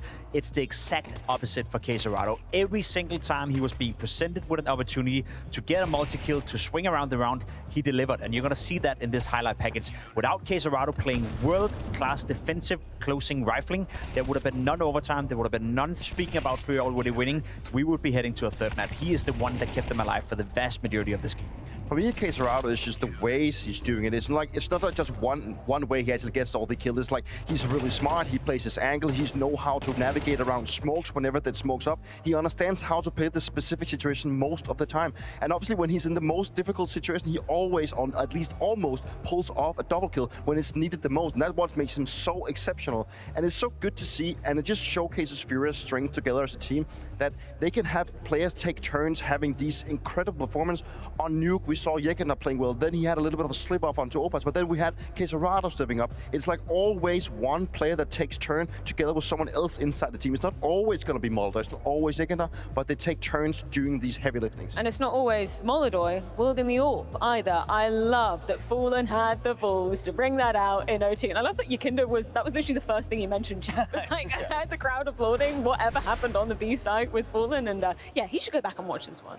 I mean, this is where Fallen and FURIA have a little bit of a trick up their sleeve. The fact that they can bust out the double op as willingly as they do, to jump over the fire there as well. I felt like he was definitely going to die, but either way, I mean, it's just that extra dimension, that extra element that keeps people guessing when they're playing against FURIA. And you see it every now and then when they play overtime, but it's just that paiN, they've been up against this certain defense the entire time, and they want to find some way to beat it. Well, that's when Fallen says, I'm just going to play my own game. That's the cool thing, because as you said, we don't really see it often. He's not forcing it in, like it's never in regular time as well. Well aware that financially it's a big investment, and you know, you can pull it off in an overtime once in a while. But I love the fact that Fallen is smart enough to realize that yes, I could force it some more. Yes, I could feel perhaps slightly more comfortable in my own play, but it's not for the benefit of the team. So once we see it, it's a rarity, but seemingly it seems to work out whenever it goes into overtime. Unk still got it. He certainly still got it. Yeah. Shoe on the other foot though for paiN. When you are that close, like Dupree, you've probably experienced this a few times in your career. You're that close to pushing it to a third. You are 11-4 up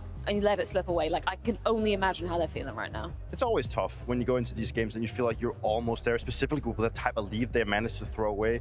I mean, sure, we also got to praise FURIA for how they actually managed to climb their way back into the game, but from the paiN side, we have been discriminating their T side a little bit. That's been their weak side, and now obviously it's even more dire for them that it's actually the T side that also slips up. So like it's like the improvement haven't really been seen throughout the stages, and I feel like for now for paiN, sure, they got some very needed experience. I think it's some experience that they really needed coming into the major. Maybe they're not going to be making the stage once more, but at least moving forward, I think this was an upswing for paiN to go in and feel like, okay, what we've been working at, sure, we've had pretty bad results coming into the event, but this at least was an upswing, and we need to build upon this and see that we can actually do better and better. If you just take the pure results of what paiN achieved in Hong Kong, it's really just the sole victory versus Tai Lu. However, the fashion with which they played against the world #1 team in FURIA showed many instances that they can exude class. It's rare, and it's probably not as consistent as they want it to be, but even what they can walk away from here can be seen as an uptick in their performance after what has been a very poor season. It's no secret that this has been well beneath what they set themselves up for after the Austin Major semi-final appearance. So for them to even just have a taste of the stage again is probably going to at least put some wind in their sails moving forward. Yeah, semi-finals, sadly, all she wrote for paiN here in Hong Kong. So let's get a few final words, courtesy of Big Uzera. paiN looked to have FURIA in their grasp when it came to overpass, but then it slipped away, and that's why I've got to start here, Big Uzera. First of all, I know it's tough, so commiserations on the loss, but you were up 11-4 on overpass, and it looked like you had them on the ropes. First of all, it wasn't so good, right, for you previously playing overpass against them. So what changed to enable this? What was the difference? Because obviously we spoke on stage about Nuke. I think especially on overpass, I think we, these past days, I studied a lot the map. Yeah, I did a very intensive job there because I was feeling that I was missing some things like a pop B or these kind of things, you know, that just details for any situation. And I guess today was missing another thing that I realized in the middle of the game that I'm not sure, but I think Yuri was playing a lot of connectors, so we had to get some plan to get him, you know, but we didn't. And on Yoke, I think they counter us very well, especially on outside, snow. But it seemed like you had them counted on overpass, at least, right, with the good CT side you put up. Then it was coming down to such small margins, the clutch rounds and stuff like that. Did you notice some nerves? Did you notice some maybe a bit too eager to win? Did you see more mistakes happening at this point? Yeah, kind of. More in the communication. I was feeling a little bit, I don't know, sometimes so intensely, the communication. And really too Yeah. Everyone's hyped up about it. Yeah. Okay. And saying the same thing like 5 times in a row. But I think a game like this, it's kind of normal. Yeah. On a big stage, there's a big crowd. Yeah, semi-final and all this stuff. But yeah, I think we were a little bit, but not at all, you know. Now, I want to ask you about the future after this event. Obviously, majors coming up, right? You have, at least here, I think, shown a better performance. Are you happy with what you've seen and the progress the team is making? Will you boot camp before the major? Just tell us about it. Yeah, I'm really happy with like the grind that we made these past tournaments. But we will not actually. We will stay in Brazil because we are like 1 month and a half outside of Brazil, and right now we just go to Brazil because I mean we were like practicing 1 month and a half in a row, yeah, non-stop. And right now I feel it's not time to still practicing. It's time to go back to a family for. It's just one week. We will not forget our strats or something. It's just 1 week, yeah. So I think we will not change this 1 week more in Europe or something, you know. So we prefer to stay in Brazil just to chill a little bit and stay practicing there. There is not too bad. No Yeah, time off. yeah, no time off. But Right. let's go. Thank you very much for all the information, man. We'll see you on the major. See you. Yeah, just continuing with the major topic as well. Based on some great results in Austin, they're going to be arriving a little bit later to Budapest, right? In stage 3, and I'm a little bit afraid, to be completely honest, just to round off for paiN Gaming. I agree with you, Maui. They beat Tyloo, that's good, but they couldn't get anything else done against the world #1 team. In itself, not a disaster, but you're entering stage 3, and that's where you're facing teams like FURIA. That's where you're facing Vitality. That's where you're facing Falcons. So I'm afraid the paiN would probably be more beneficial from going into stage 2, stage 1, farm some confidence, build it up like they did in Austin, because I think entering stage 3 is going to be incredible tough for them. Yeah, that's unfortunately a big snapback to reality. I didn't even consider that when thinking about, they could probably build off of this, but stage 3, you're just feeding them to the wolves immediately, okay? The competition is just way too stiff for them if they're going to play at the caliber or level that they did at this event. Well, either way, we can take a look at the playoffs bracket to see exactly where that leaves FURIA here in the competition, because just like pretty much every other event before this one, FURIA once again making their way through to the grand final. But it is time to find them their best of 5 opponent, and this one is set to be another barn burner in the building here. It's Falcons versus Vitality going down after this.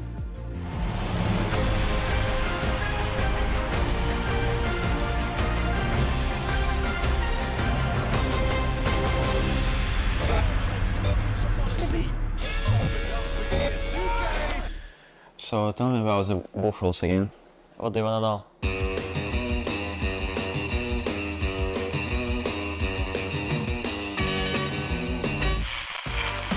So countering is illegal, right? It's legal, but it's 100% legal. We cannot just rock up to the booth and start chugging on a branded can. They want you to wrap the can up so nobody can see what the brand it is. And that's just in booths or stage 2? Okay, so it breaks down like this. It's legal to drink it, it's legal to bring it with you, but you can't show it when you're out on the break. But it doesn't matter, because for them, it's illegal to stop you. And that's the right that referees and player managements don't have. Okay, next time, I'm bringing some with me. But you know what's the funny thing competing around the world? What? It's just small differences. They got all the same shit over there that we got at home. Example? Okay, like look at the last 2 Blast majors.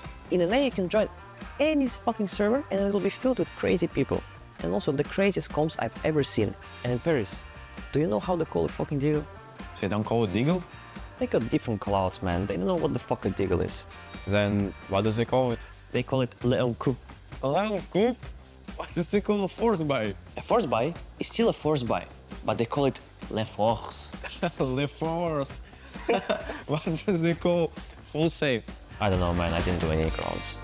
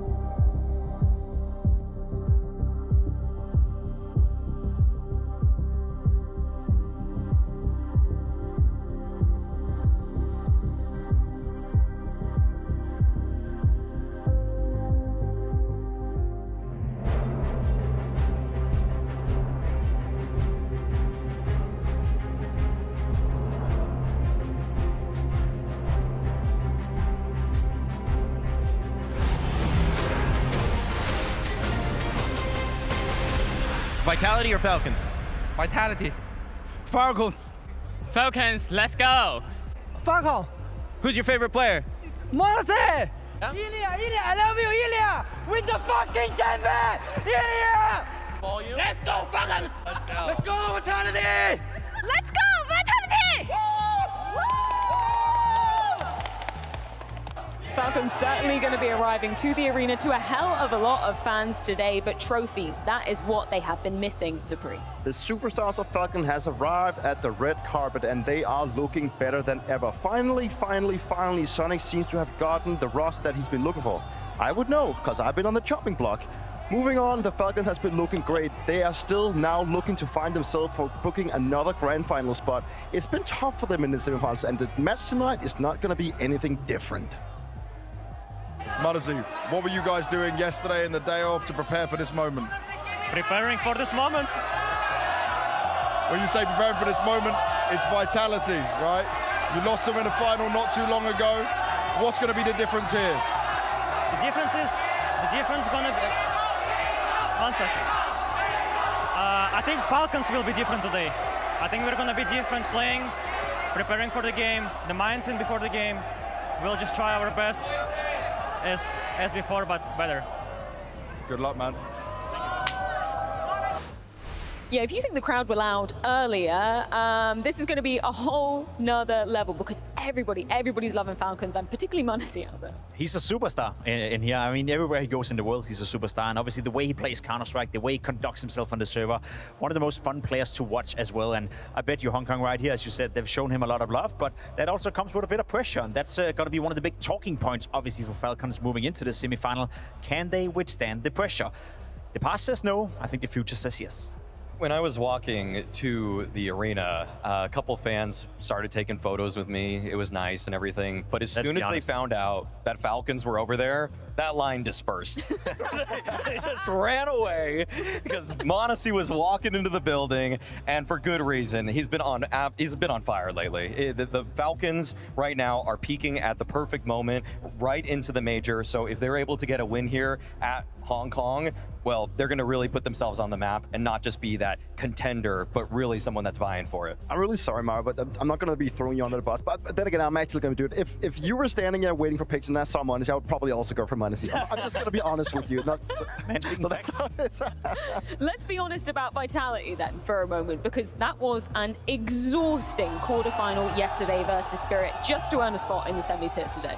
Well, they've continued their streak of 14 semifinal appearances. They have been looking a little bit shaky, but I feel like something has absolutely changed the Vitality camp. Apex is finally reaching these kids.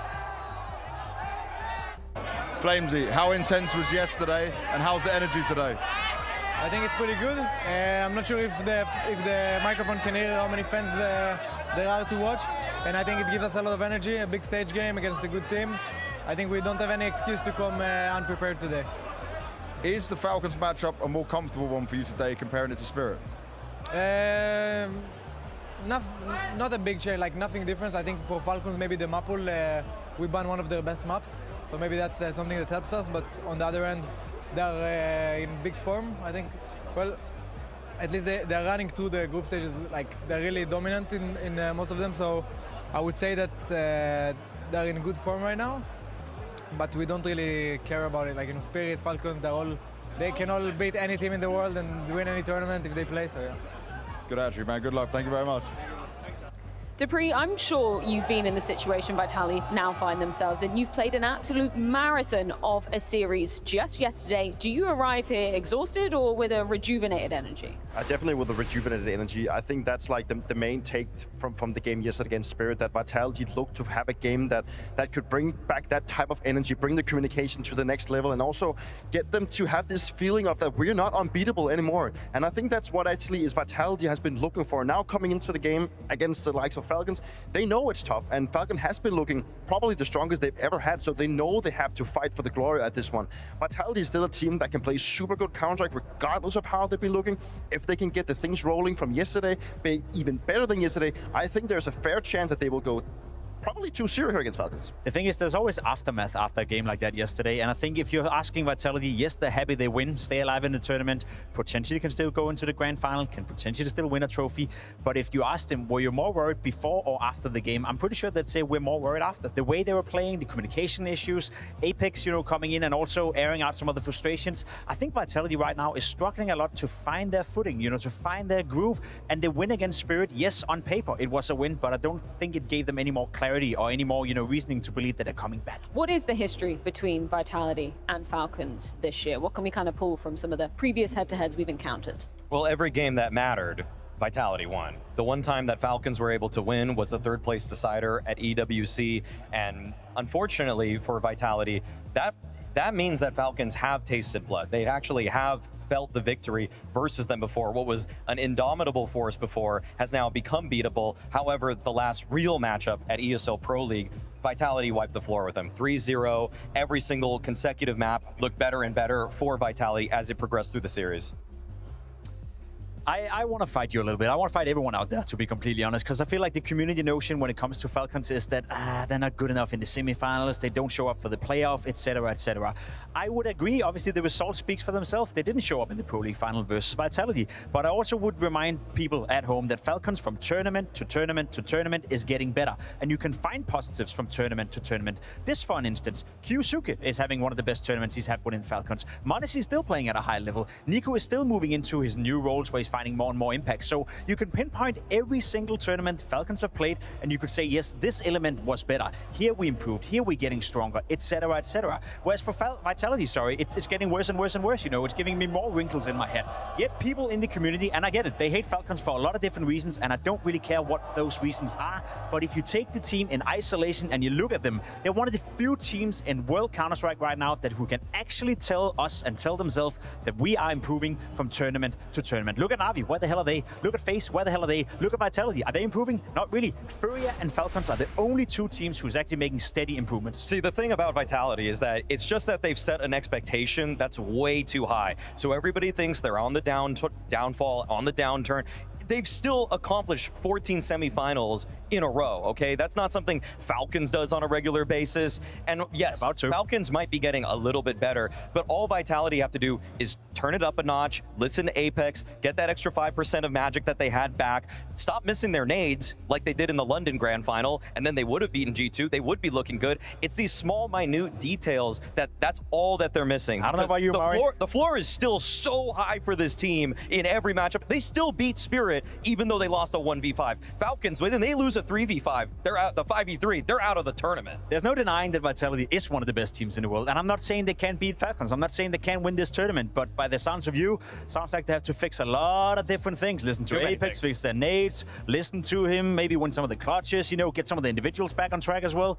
I'm just not feeling Vitality is getting any better. I feel like they've gotten worse and worse and worse. That's an issue. The thing is that so many of the Falcons players have these just ego-driven positions. Okay, why is m0NESY standing in a spot where if he misses that shot, he's gonna die? Why is kyoSke on an all-in position where if he misses this next burst, he's gonna die? Vitality, they play off of each other, okay? They trust each other so much more. They've been there, they've won the 7 tournaments in a row. They know that all it takes is just really playing ABC Counter-Strike, okay? Refer to what Dupree was doing on Astralis, whereas Falcons, they never got that textbook. Judge Peter, who wins this debate? Please call some order. If I could, I would just have you two go at each other a bit more often. I mean, I was enjoying my time just listening to that. Figure it out, don't worry. No, it's good. I mean, I'm excited to see who one of you is actually going to be right. I'm going to be going with the likes of, I actually want to give it to Falcons this time around. I think it's about time. So long, Falcons has been trying to get that one match and to go further and get that trophy. They want to get that trophy, and at one point, it's got to change. I know this is not the grand final, but this is a big step for them to go in there, obviously. So, Falcons, I'm going to go with them.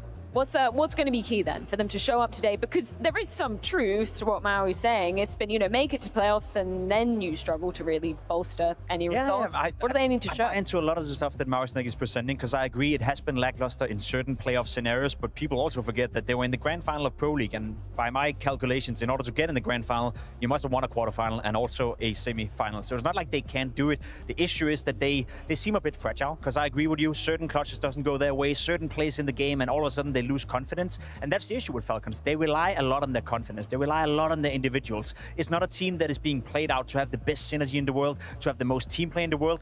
They've signed players that are supposed to be the best individuals in the world. And that's the big task for the man right here. It's tough to have all individuals firing at all times. And then they need to find some sort of foundation they can rely on in these bigger matches. And that's the task for Falcons tonight.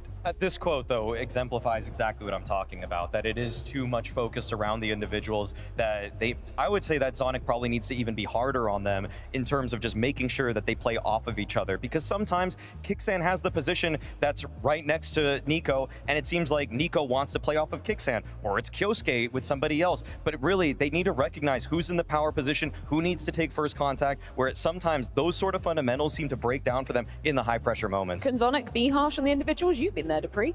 I have. I actually want to disagree with you, Maui, in this one. I've actually discredited Sonic for being a coach that sometimes wants to rely on too much of the system when he actually has the players to actually pull individual plays off.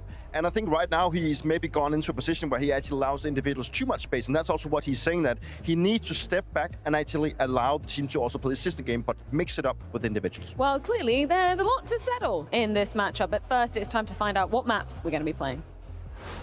An advantage for us going into the Veto is, of course, our permanent ban Ancient. I think Falcons are a really strong team on this, a strong team on Ancient, so banning that instantly helps us. We're not looking to play today against these guys. So they picked something that we expected. It's a map that we played a lot recently, but we don't like it too much.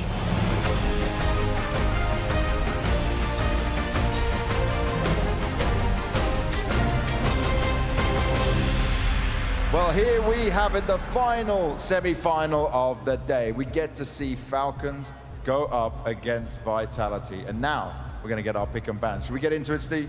Yes, let's do it. Let's see what our map is. First map, banned by Vitality, is Ancient. Okay. Yep, you're laughing because, you know, they played it once, but that was it. They learned their lesson from that. Let's see what Falcons is going to do. Should be an obvious one. Overpass, makes sense. No tricks, no surprises. So let's see what the first pick is.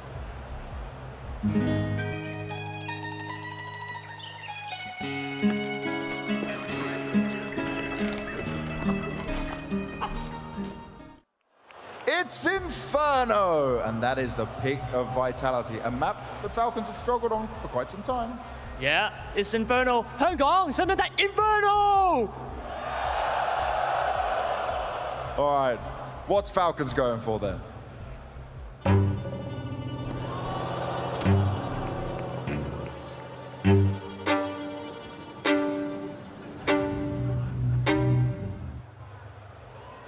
Nuke! Yeah, no surprise that you love their nuke. Everybody, 香港，使唔使睇 nuke? All right, and let's find out what the side we're going to get. The next bans need to come through.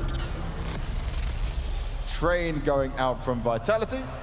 So let's see what Falcons is banning next. Dust 2 is gone, Banks. Oh, that means we get a Mirage Decider.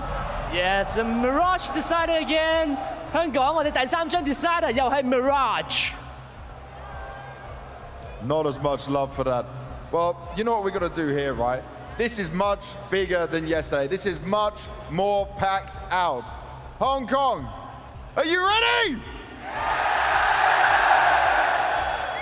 I need you guys to get really warmed up for me. So we're going to do what we did last time again. We're going to start with just this side of the arena, then the middle, then the left, and we've got to follow fast.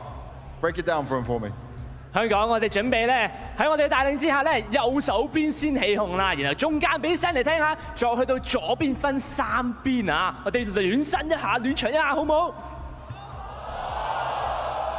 All right, let's see if you got this. Focus up, guys. This side. Here.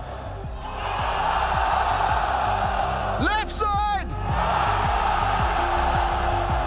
Now, let me see. Are you guys some fans of Falcons? What about Vitality? Well, that's it. I think they're ready, and we're ready for the game. In the beginning, I had no intention whatsoever that what I was practicing and what I'm still practicing now would lead to this.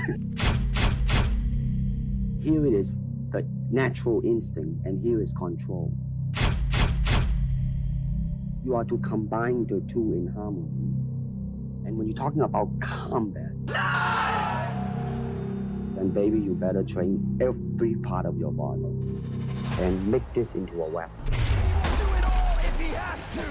That, my friend, is very hard to do. And you have to train. You have to keep your reflexes so that when you want it, it's there. paiN with a lot of success. Oh, an easy three-piece. Don clashes and kills them all on his own. Molodoid, he's alone. So be it. And Tanir down to the wire. Empty your mind. Be formless, shapeless, like water.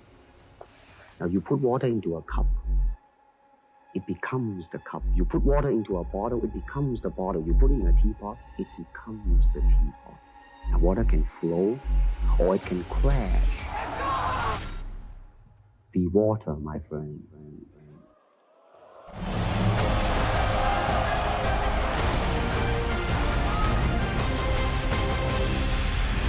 Falcons! These Raptors have found their wings and soar ever higher, but they still remain in search of their first trophy on stage.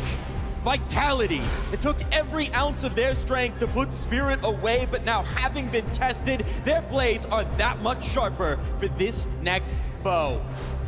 A rematch of our last Blast Premier Rivals final. These two foes know each other all too well, but this time, here in Hong Kong, who will triumph?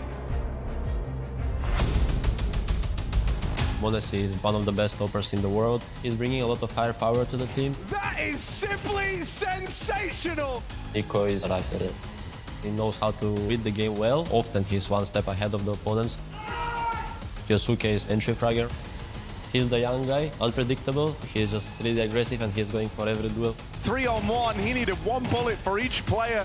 This is anchor on the city side. He's the guy who will do everything for the team. He's ready to sacrifice. I am the IGL. I'm trying to be unpredictable. I like to change the pace. We lost some semifinals, but we're really hungry to prove people wrong.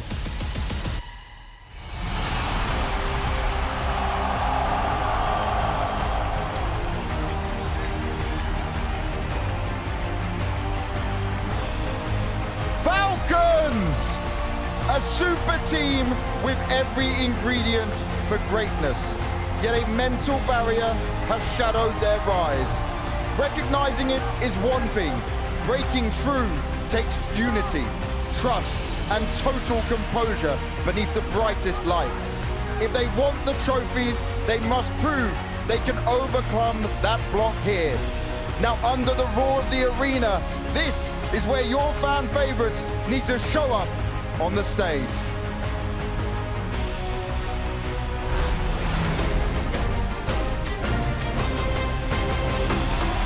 I'm Flenzy, the entry fragger. As long as I put my team in a better situation to win the round, it makes me very happy. Messi is a rifler. He's a very good player. He wins us most of the pistol rounds. Messi's still thriving. Then you have Zayo, the upper. He's having so much energy and so much to offer to the team. We have Rops. He's the lurker. The amount of work he puts into the game, I think that's something that he's exceptional at. Apex, the in-game leader, is very passionate and very emotional, and you kind of need to study how to deal with Apex. I'm very excited. We're going to entertain a lot of fans watching. We want to leave the trophy here in Hong Kong.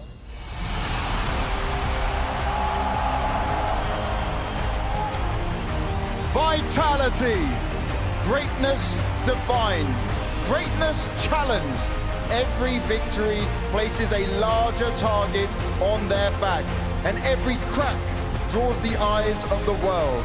Yet their consistency remains elite. Their standards higher than everyone else. And in this semi-final test against Falcons, only one result is acceptable. A victory that pushes them into yet another grand final. They've beaten the Falcons every time it mattered. Can they conquer them again?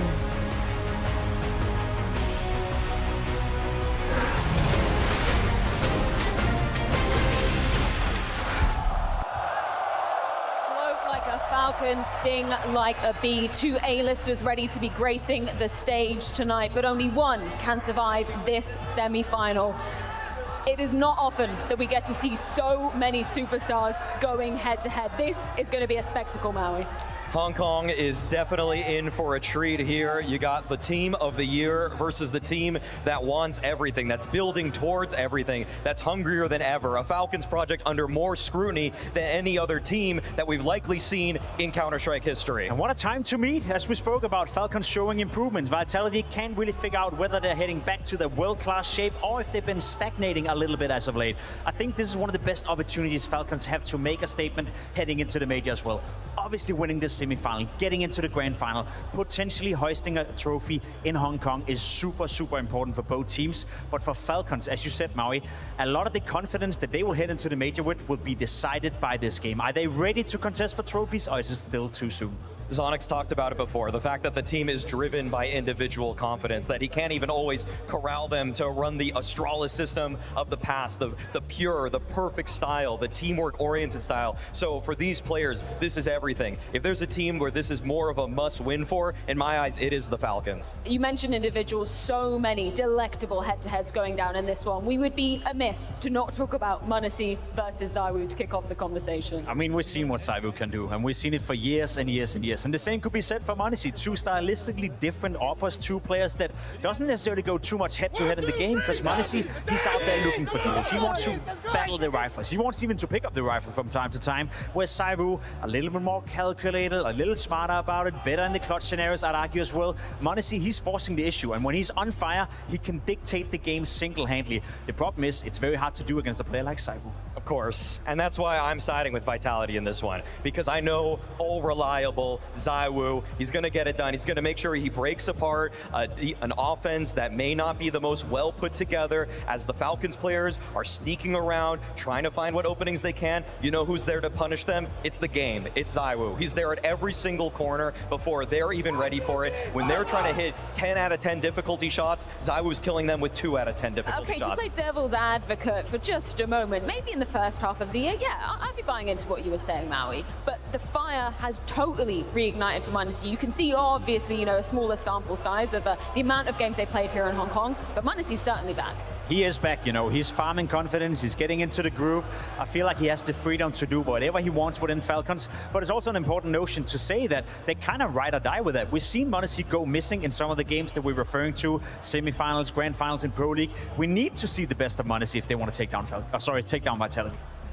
And I think that m0NESY has primed himself to do it, but I'm also worried about the supporting cast. I'm worried about everybody else. We see some of these bright spots from Kyosuke. We see that Nico can sometimes be the big stage player. Sometimes I'm wondering if Testis has lost his way as he's just getting mixed up with all these superstars around him because he's always trying to be the glue guy. He was the best player in some of the grand final maps in Melbourne, my favorite series of the entire year. But today, I feel like he's gone missing. I think he's gone AWOL as everybody else is trying to get theirs. He's wondering, how do I even get into this? And I guess that is the question mark for Falcons, right? So many times, as we've said already, they do make it to these playoffs, but it's not always every individual firing on all cylinders or even really entering the server a lot of times. That's the thing. That's a luxury for Falcons, because I think they only need 2. I think if 2 of them are playing up to their best, I think that could be enough. Two? Vitality got 5 people. They got 4 people. How is 2 enough? Prime m0NESY, Prime Nico, they can do a lot of damage as they've done before. They won grand finals before. They won with G2 over and over and over again in situations where they weren't supposed to win. I think that's enough. However, what gives me confidence in Falcons actually winning this game is the trap they set up for Vitality. Vitality picked Inferno as the first map versus Falcons. And I get it, Falcons have been struggling. It hasn't been looking good. We saw it in Chengdu as well, not looking great on Inferno. However, they made a close game against Mouse and seemingly is improving a bit. Vitality, if that's your best map pick, let's just rephrase what's happened the last time you played it. You lost against FURIA twice. And I know, no shame in losing to FURIA. And then you beat Tyloo 13-11 in a game that you actually lost before you won it. So essentially, Vitality have lost the map they're picking into this series 3 times in a row. That doesn't give me any confidence. And you know what matters more to me? The fact that Vitality is undefeated versus Falcons on this map, Freya. Truly a star-studded semi-final. It's time for Vitality versus Falcons. Hong Kong, welcome. What a treat we have for you guys today. This is the coin flip of playoffs. 2 teams we have been waiting to watch face off each other again when it matters. As mentioned, Falcons have only won when it doesn't. This could be the revenge match, but Vitality might wake up now. Yeah, it feels like it always matters for Falcons, but this is their chance to take a swing at them on the stage. It's also the second title contender in terms of Vitality's opponents that they have to get through for revenge versus FURIA. This could damn well be one of the most difficult playoff runs of Vitality, and Falcons sits across from them tonight to stop them in their tracks. Hong Kong's got cinema all weekend long, and this one's fireworks guaranteed. Love the vetoes so far. I think all bets are off for this match. This best of 3, everyone's gonna play their best. So close now to finals.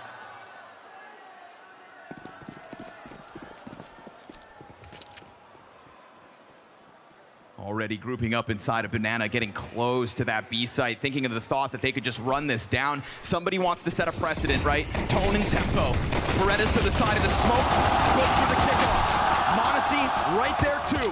And so that B site holds real well in the face of a Vitality execute. They thought that they'd find footing. Oh, they thought that they had something to offer, but Falcons with a rock-solid defense in the pistol. Yeah. Tempo and tone. Yes, they have closed up shop. They start off on the right foot. They show us what kind of game this is going to be. Vitality are not going to be able to walk through this one. No chance at all. If you watched most of this year, you're wondering what kind of game we're going to get today. You might think that this should be Vitality easily. Maybe you only set your alarm to tune in for this match. Well, Vitality are not the same team that they were last week or even the week before that. There is a real potential. They don't make the grand finals tomorrow. That's what we're all waiting to find out if it's going to happen or not. Yes, they have a star-studded lineup. Yes, they have the best structure and balance and chemistry of the year. The most trophies, the most grand finals appearances, everything that you could say. You know, Flamesy said yesterday in the postgame that that was exactly the game they needed to get back into form. And form is a big word to use in that moment because it's not, in my mind, perfect form that got them through the game versus Spirit. And so suddenly we're supposed to expect this much better Vitality. You know, the issues that have been on display for Vitality this week are so uncharacteristic of the Vitality in 2025 that to me it doesn't feel like you can remedy that overnight. It kind of feels like they stared death in the face yesterday and it was a massive wake-up call, and they might feel blessed that they even got through that and they played maybe 7 out of 10. I mean, we were talking more about individual plays than we were talking about great tactics, strategy, and structure. And I think for Vitality, they know that that's not going to get them the entire win here at the tournament, and that is the only bar that they have to meet. You know, if I could revise Flamesy's statement, I think he meant more so like it doesn't get us back into form, but maybe it gets us back to believing, right? To dig deep as they did in the face of a well-playing Donk. There's certainly reasons to believe that Vitality can make this run, but it is so stacked against them. And it's beautiful in a way that it's FURIA who sent them down to this quarterfinals to have to face Spirit and then Falcons and then maybe getting into a rematch versus FURIA. Pistols on an exit of apartments isn't going to get anything.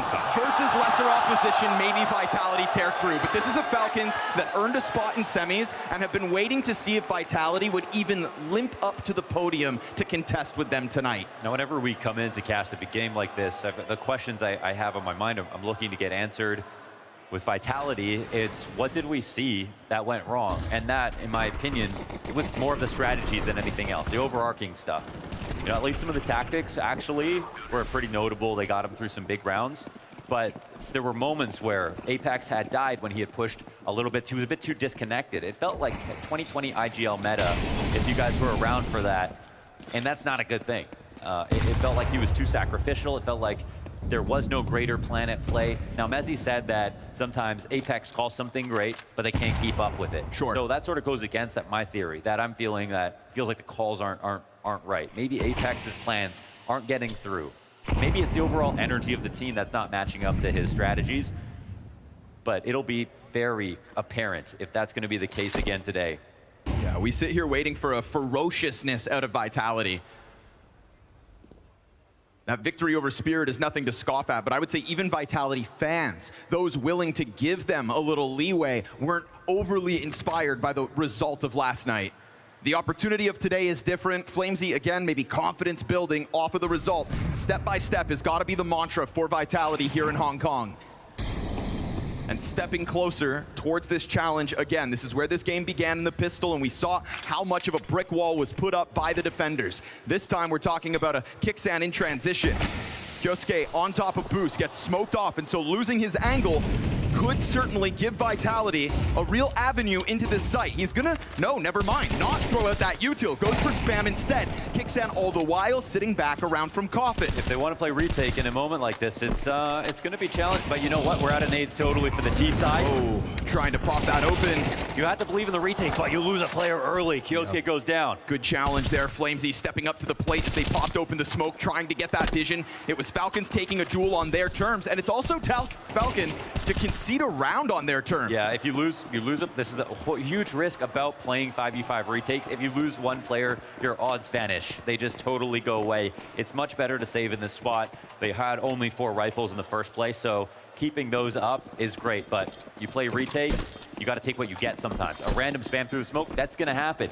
You can blow those smokes open, you can spam. It's a pretty narrow corridor back in the CT spawn. Lots of great angles on the site to put those bullets through. And so pushing heavily through this attack into the B site was just the right call. You know, we see ideas here from Falcons, those moving pieces, but I think this, this round is very chess-like in that regard. Kyosuke and Kixan trying to tether with one another and also knowing when to concede it, right? We've got a long game ahead of us. We could have a long game ahead of us. I think both teams understand that with respects for their opponents.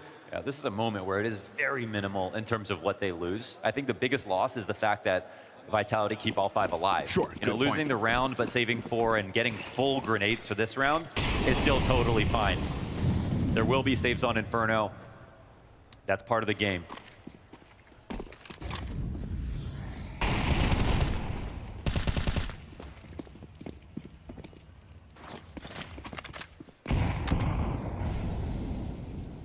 Aggression's really not a word that we're having to throw out 3 rounds into play. This 4th one also starting with a more timid look towards Banana.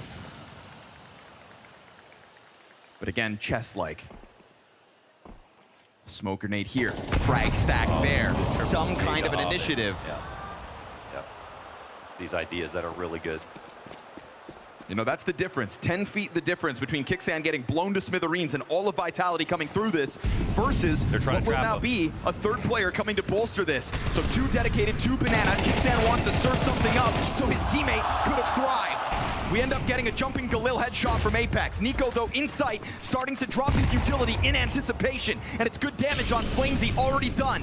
But over top of the orange comes the support. Nico's going to go down with nothing. Rotate too far away. Oh, this is Vitality into the bomb site yet again. I love it. I mean, no information is still information right there. They set up the trap. They try to soften up anybody who's on B. They don't get that damage in. But to be honest, even throwing those nades and knowing that you're about to follow through with a right hand, with the molly behind them, with the molly, and then you have 5 players who are still up about to swing the half wall. These aren't amazing spots for Falcons to be in, knowing that they can't even threaten that corner. They couldn't smoke it. They couldn't pretend as if there was another player in off angle. Instead, they get hard cleared. Very efficient here from Vitality. Yes, sir. And less so for Falcons. This one comes with a higher price tag than the round previous where they concede. Now this is the real big loss. They lose 3 players, they don't win the round. Vitality come away with 9 players alive in the last 2 rounds. This is where it starts to build a snowball for their economy. Now, this wouldn't be the first one we've seen in the playoffs, right? There were moments yesterday versus Spirit where we thought, damn, that economy's rolling, the momentum's for Vitality, and they have to remain cautious because as the game goes on, as Falcons will inevitably offer some kind of a solution, it is there that we have to see what Vitality do in terms of adapting, staying on the same page as Apex. We've seen Apex at times be a bit of a loose cannon throughout his in-game leader career, and we saw him improve in just leaps and bounds, right? One of the best, undeniably, at a time. Now, if he starts to get off that page, if he starts to kind of get lost in the woods and they can't quite keep up, I think that is where Falcons find more game on Inferno. I love Zonic emphatically getting involved in this pause really early into the game. And it's a moment, again, even it looks silly, but you see them jumping up on both sides of the half wall. If one guy does it and dies, that can just be awkward. Sometimes you can go from that to just spraying that turn on the half wall itself. But instead, they had two people jumping. It was just, they were just trying to demand that they made a mistake and displaced their aim. They end up getting a jumping spray kill while they're doing it. But I don't know if that would have affected it. I don't think that would have made a huge difference. They were not in a position to throw nades from where they were. And so ultimately it was just a 5v2.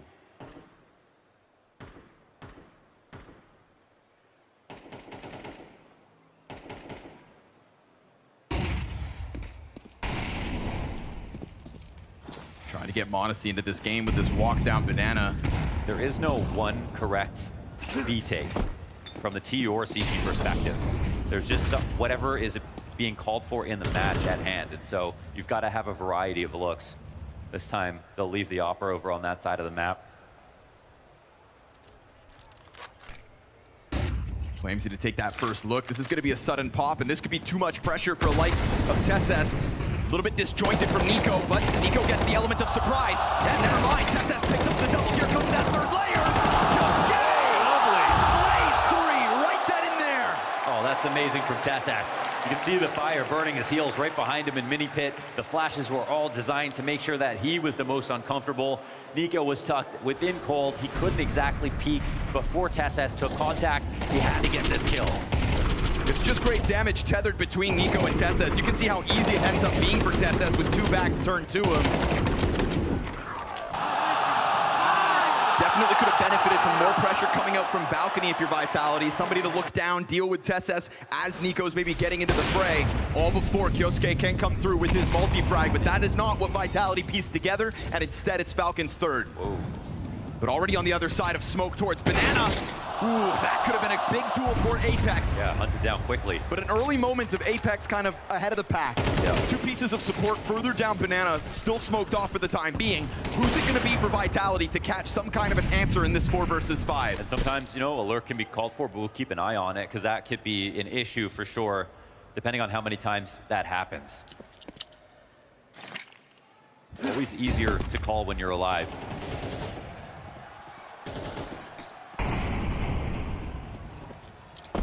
And I love the cameos going on at B when you have m0NESY there. The different looks. Every single round has had a new setup. It hasn't just been ultra passive. They've been trying to fight for it.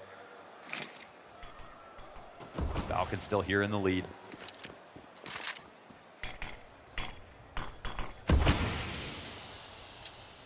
Rob's trying to instigate something at the A site. Expect that all map long, but nothing will come to fruition just yet. We hit 35 seconds in this 4 versus 5. No action since Apex gets caught very early on that banana smoke, but good block. Push that smoke right back down. It'll be the boosted player to regain vision, but now at this moment, they're ready to just pounce inside of this A site, so it's going to be this NiKo test again, and in through that smoke emerges flamesy. Oh! What is that pathing? With no third player coming through that smoke on Moto, flamesy's just freed up, and you can see TeSeS trying to look over to deal with the Moto smoke, right? In the lack of that support system, the two defenders inside of this bomb site aren't managing to hold it back at all. Now, we get damage exchange between m0NESY and ZywOo, but there's been this affinity for Falcons to save, and so even though they had that 5v4, they write this one off. Yeah, if you're even numbers, maybe you go for it. Down numbers, don't even think about it. Not this early on in a half. Damn, that is beautiful out of flamesy. And we saw clutch rifling from him when they played against Spirit as well. Using that smoke to his advantage to catch the lurk. I think he knew that NiKo could have been there in the corner. Kyosuke down 1 for 1. That's majority deaths here for Falcons. You know, it took that third map of Mirage for flamesy to really get his game going yesterday versus Spirit. But the evolution of flamesy is certainly one that goes hand in hand with the success of Vitality over time.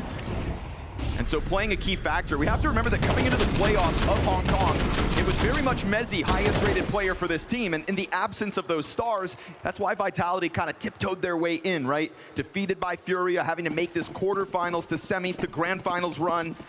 And so early on here in the semis, it's nice to see him get a moment where he just pokes through that smoke. And as the tip of the spear that we know he can be, dominates in that A site. I like they're keeping the pressure nice and even on both sides of the map, and we had that one solid pit crossfire that helped them defend A with TSS, but as soon as he's not there, they're coming back to it.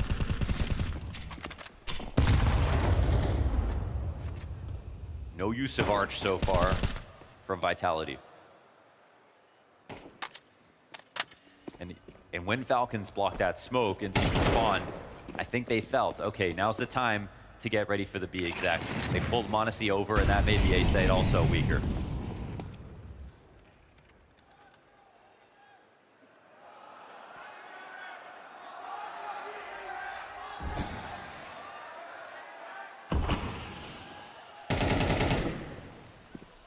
Grouped up again, but bomb still needs to be retrieved. You know, you brought up that point that they're kind of balancing the pressure on both sides of the map so far in this T side. Look at this Arch again. Arch open for Falcons. Arch never attacked from Vitality. Right. This time might be different, keeping the even pressure. Yeah. It is Falcons to remain on their toes, but this is a different duo within this A defense, right? Oh, Nico remains preoccupied with defending B. Good on Vitality to have put that pressure on to keep CTs off position. Now the commitment coming through. m0NESY missed shot, critical. TSS collects one, but now they know of the two positions, and it's going to be this firefight at range. m0NESY peeks wide, traded out from the short side. It frees up Robs to double back just in case that mid flank comes through, but not yet. This one's worth a look, but really good advantage for the T side to get one more kill. How will Falcons approach? I think this one really sets a tone. You know, we've seen saves come out from Falcons preemptively already.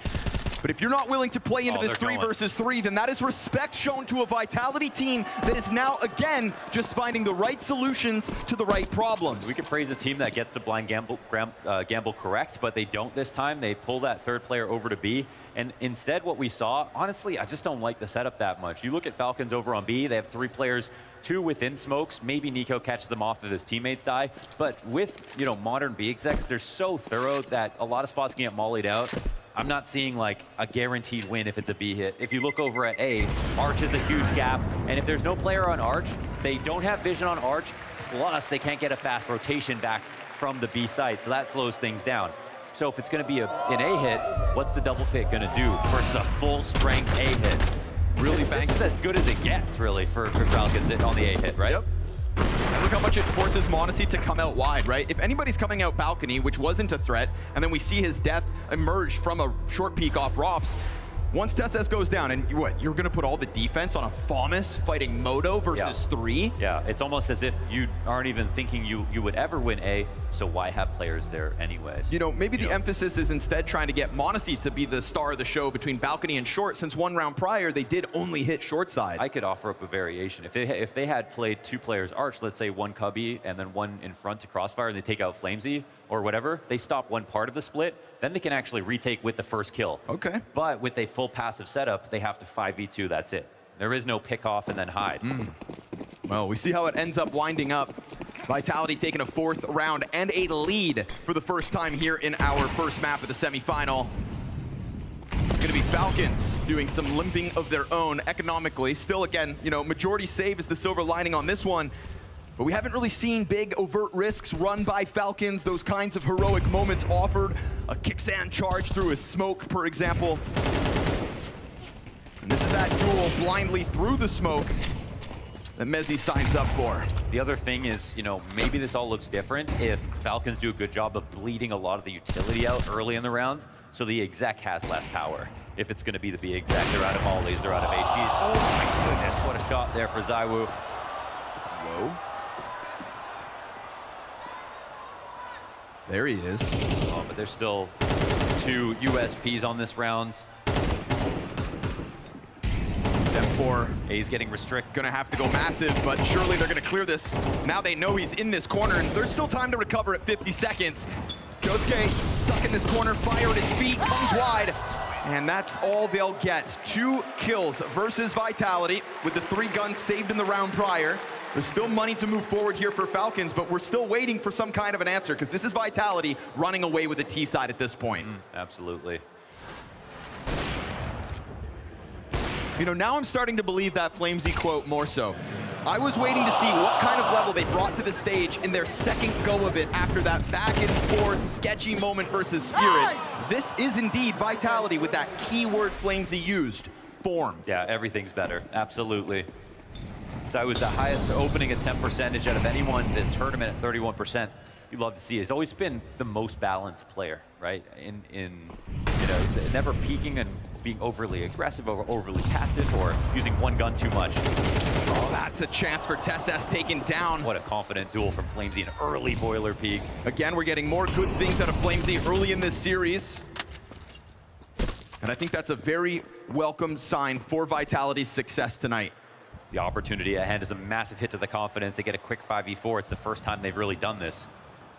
Kixan with a smoke on his belt, but Utility in front of him eats that flashbang. They're going to chase him down. This is Mezzy on the hunt. Potential peek off of the CT cross from Josuke, and with a flash, this is it. Finally a chance to thrive, but ultimately cut down by Rops. Exchange of gunfire, gives one back. And Vitality wind up in a 3 versus 1 against a m0NESY who has a good health advantage over these players, but Falcons are so just willing to run away for saves. Yeah, they are, and I mean, they're losing players in all the wrong spots. Like, right now, Vitality can do nothing wrong, and they're playing excellently. They're getting away with a little extra. They could even win these rounds, giving up one extra kill here and there, so this is pretty much exactly what Vitality were hoping for logging onto the server today. No notes this time. Yesterday, they, you know, got close on Dust2 versus Spirit, won and ended up winning the series, you know, on Nuke and surviving that 1v5 versus Donk and all that stuff, but just barely. I mean, that was not a team that was going to win an event in that form. Today already looks leagues apart.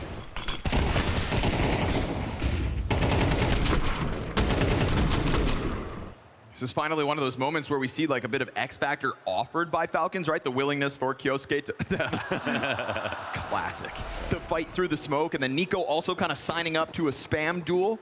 You know, and it feels like as this game's going on and going even further and further to the favor of Vitality, Falcons are going to be forced to start fighting. And with a team of superstars, isn't fight what you're supposed to bring to the table? Absolutely, yeah, absolutely. There's no reason to be overly passive when you have just so much extra. You have so many more players essentially that can get multi-kills, right? And if you don't put them up forward, sometimes they die to too much utility. They die without the ability to trade. And, you know, here we go. This is what we're talking about, right? An initiative. Obviously, not the best guns for the job, though. Yeah, and they have been making some looks downbeat, right? They have been trying to take control of it. I think they're just getting outplayed. Right. Try to sign up for it again. Not going to happen. All falls on Kixan now. 1v4, 5-7 in hand. This would be a special moment for Kixan. And I think ultimately, once he shows face, they're going to head the other direction. Rob's still just lurking around in the apartments. Will find alternative paths to success in round 10. We are staring a 7-3 T-side lead in the face tonight. This is the kind of form Vitality have been trying to tap into all week long. Yeah, this is June form. Looking like champions yet again. I think that's a very welcome sight. They know they have to prove them, even though they win the important games versus Falcons, they know they have to prove themselves again. Every time you have to do it. And if Falcons won this one, this is the only one anyone would talk about. You know they're fired up today. Feels like they want to get fired up today, but just meeting a very strong-looking Vitality out of the gate.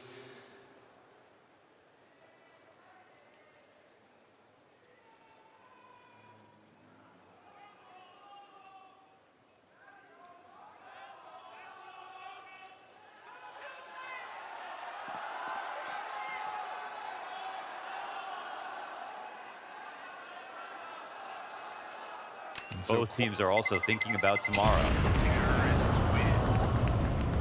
And let's be real, that's the toughest test of the event. That's the team that is in peak form, peak condition, no signs of wear, no thought that they're going to just simply fail. Like, as far as I'm concerned, they're the favorite, no matter what happens today.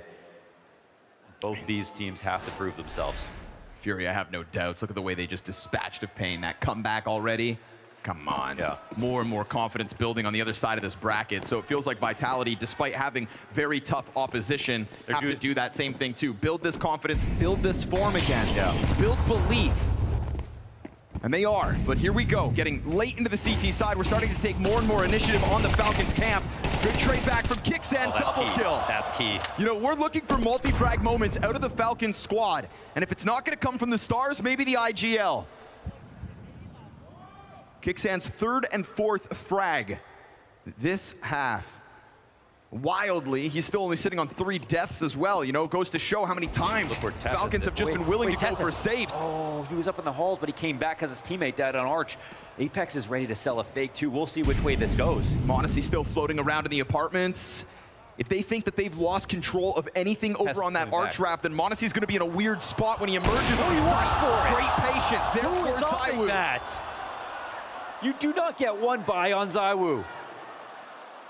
And Apex still remains keeping eyes over on the alternative. m0NESY finally emerging from the shadows. We're getting separate 1 versus 1s. A battle of the in-game leaders queued up, and then ropz is gonna know which way to take this bomb. But there's still time to play, so don't think anybody needs to rush just yet. Yeah, there are massive timings right now. Apex inching closer, paiN turns. Now Apex has made it across it. Wow, that's that vision spotted on the player in the back of the site. Now Apex knows as well. Does this still fuel ropz with enough information to come in with a clutch? It's a fake plant first, fire at his feet. He tries to chase him down, but he's gonna have to go for an alternative plant using the pillar for some kind of cover. No peek from paiN. Now ropz's gun is back up, and the flank is coming. But while that flank takes its time, ropz will get into cover. And as he sits here, unbeknownst, Falcons wait! Oh, and it's clean! Good fight from the op, good adjustment, and shutting down ropz to keep 2 alive is huge for Falcons. They will secure a 4th at least. That was a great shot from m0NESY. That headshot angle over top of the coffin's I want to say a must-hit shot, a 1v1, and paiN's running back and forth, getting on the bomb, having to get off of it with ropz on the other side playing with him. So key trades coming down, in particular from paiN, very nice multi-kill. What a devilish amount of timings, inside of that B site. Yes, and he got very unlucky with what he was watching, and many moments where he could have got the drop on Apex, and he was acutely aware of it, that someone could be wrapping around him. I like the play from Apex. I love the play from ZywOo. I think where it was a bridge too far is actually ZywOo going long haul. Okay. We don't know what they wanted, where they wanted to end. They were still trying to figure out where the other CTs were, if it was 2B or 2A. Yeah, well, he found m0NESY all right. m0NESY winds up catching a kill, following through with the flank as well. And it's a game where, you know, the Falcons haven't won that many rounds, but when they do, they're good. Look at this timeout, and Vitality looking to keep their foot on the throats of Falcons. There's no denying this has been a dominant T side. I just feel like this car area right now is one that Falcons want so badly to dominate and are consistently losing, apart from last round and, you know, one other time this half. Gonna try to step into it after that initial volley of utility. Oh, fantastic.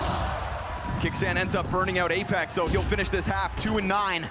Yet again having to call from the sidelines, but we've already seen that successfully still get pulled off by Vitality in a 4v5. Still got 1 behind enemy lines. I was already here at logs. Another smoke meets them. They don't have HEs for him.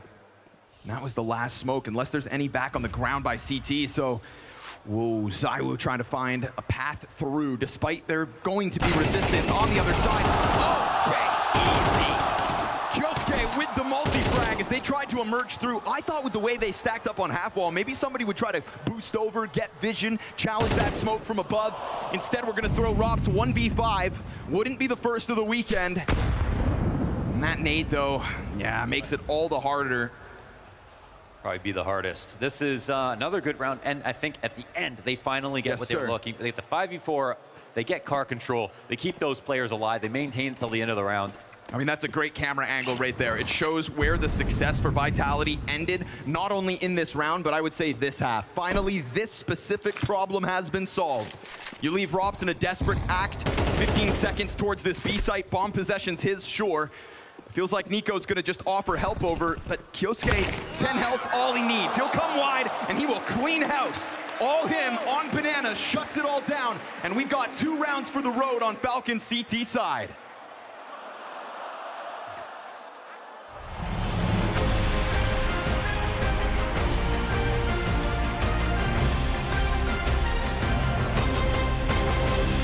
It looks like Rob's going to be tested in this pistol round, but he's got dual Berettas over towards the ramp. A confident start from ZywOo, who's already taken space away out in the yard. It's Rops, though, on the chopping block. Dual Berettas fire off, and it's all Rops all day! Every single individual of this G2 squad refuses to falter at the hands of Vitality. Finally, something comes through in round 11. ZywOo's double kill out through the tip of that windowsill.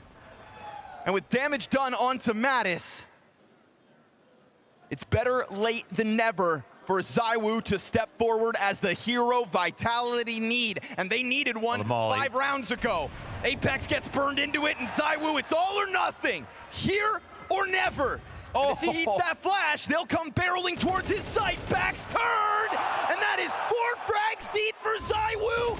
Oh, it's the ace! And Apex has been all over the Mag 7 today. Inferno Banana. That's actually one of the stronger places. Yeah. Not if you get HE'd. Ooh. His is a bit deep. Jump shot. Go on, do it. Surely they know. They must have seen Vitality do this. They must have seen Apex do it. They're holding nades. Yeah. Do it. Do it. Yeah, okay. On the stomp. He's not going to jump. He's waiting for commit. He finds a double. Mag 7 back as he finds 4 off the jump. Apex. That's one way for the RNG to fall in your favor. They've got him in such a good spot. Flamesy trying again. Rops on trophy. They're going to try to time it so that they both attack at the same time. JL thinking about going for the swing. So hard to coordinate. Right, who's gonna go first? Oh, with a nade. JL is lucky to be standing as he almost got toppled with a nade out. They're killing the clock. 35 seconds now. Navi have to make a choice. Flamesy's in the same corner he's played in the past. Wonderful right here in hut. Meanwhile, 8th floor falls. Navi get the entry. Mezzi, backside. The anchor of anchors. Vitality's king. He sits here as Bit responds. The headshot Hunter only gets the 2. And so now it is on Ime. And with 15 seconds, he's got to somehow grab that bomb. We've got low health on Mezzi, and they end it. We'll stop Mouse's approach. Over it goes. Flames again, forcing these kills, and this time he flicks up with ease. He's extended this advantage even further for Vitality, who can feel the win building up. And no matter how you sliced it in this matchup, there's multiple scores to settle. Vitality, since getting back from the player break in this season, haven't seen them made a final yet. Last time they were here, Mezzi falling short of the finals in London. And Mao's the team that started it all, the beginning of the fall apart for Vitality. Well, they're back now.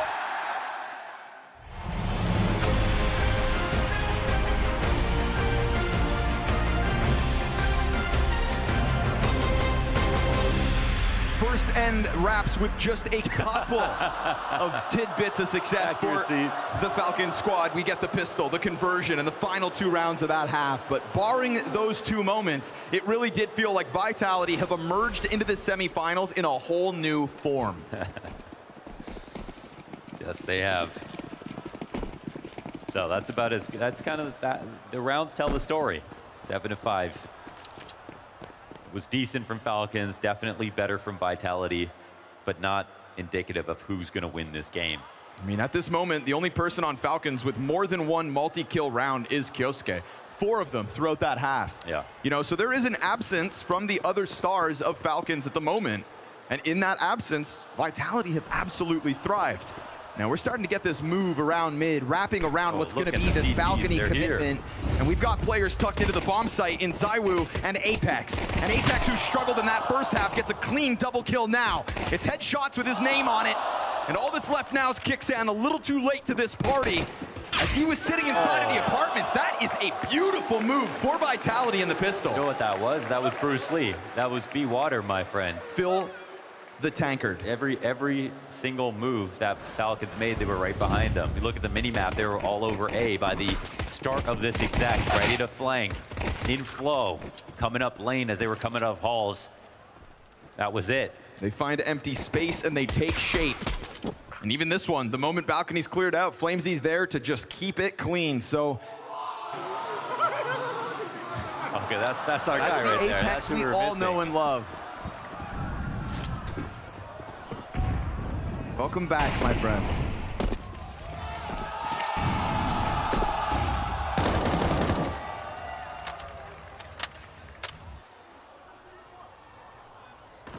We sat in anticipation of Falcons' response to losing pistol. Little crossfire from middle. We're only talking about one Desert Eagle, so what really are the odds that Falcons get anything going? It'd have to be a mistake what we haven't seen really from Vitality so far.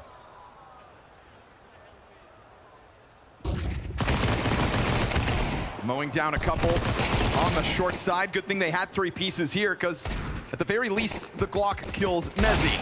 But then it's a cleanup from Rox, moving forward, and it's all good Vitality. You know, we were coming through this event and wondering if we were even going to get this form of Vitality at any point. Yeah, absolutely. There was no guarantee that this form was going to emerge once they hit the stage. After all the after all the events we've casted, we see that you have to go day to day. And that even if a team is off of it, as soon as they see that they can make it to the finals again, they get it together. They get back to where they were at. Those reps pay off. The stamina comes back. Yes. It feels like Falcons may be the unfortunate victims of Vitality catching momentum in Hong Kong, right when it matters most. When FURIA, comfortable and getting accustomed to those grand finals, look down the pipe at who could be their opponents tomorrow night. If this was yet another scrappy affair like that Spirit game, then they'd probably think they've got it in the bag again. But to see Vitality emerging from now multiple back-to-back FURIA losses, they want to send a message down the road. And this, so far, is that exact type of Counter-Strike. Now we exchange a bunch of utility here on Banana, and Flamesy ends up taking a lot of damage from that frag, but it doesn't matter. He's still gonna sign up for the fight. They're gonna keep the pressure on, send more utility of their own through that wall of smoke, and now Kixan even starts to forfeit control of that close wall position. And they let him know they've cleared it, but here is a lurk. Yeah, maybe this is why. This TeSS wrap around arch side. Oh, clean! Oh. It's a blast into Rops's head. It's ZywOo with his head tucked. He comes out from the corner. Yeah, right. Good on ZywOo to regain control of that situation, to maintain the man advantage. The way he took that fight and found cover for his next duel, absolutely exquisite. Now it's 2-on-3. And a retake comes through with a flashbang for Apex, a kit on Mezzy. We're gonna have to keep an eye on him. We have seen very close calls when it comes to retakes in Vitality's form. But now as they start to emerge, Apex has got to get this flash in the ultimate position. Yeah. Bomb is surpassing that halfway point. Gotta watch m0NESY. Vitality blind the pit player. That part's huge. They know where he's at. But knowing where he is and dealing with him is 2 different beasts. And as time continues to tick on, it is flawless in the hold for m0NESY. That's right. That's the flash and the lightning strikes right there. So quick, every single peak.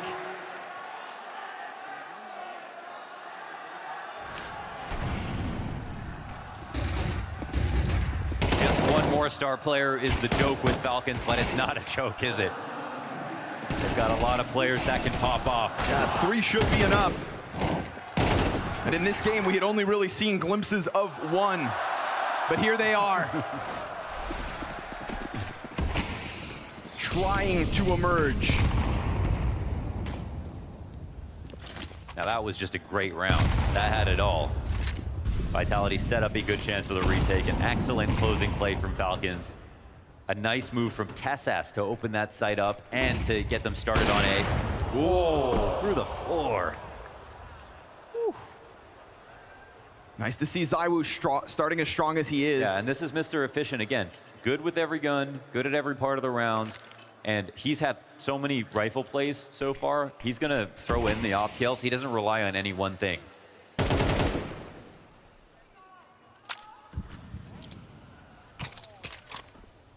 The most efficient player in Counter-Strike history.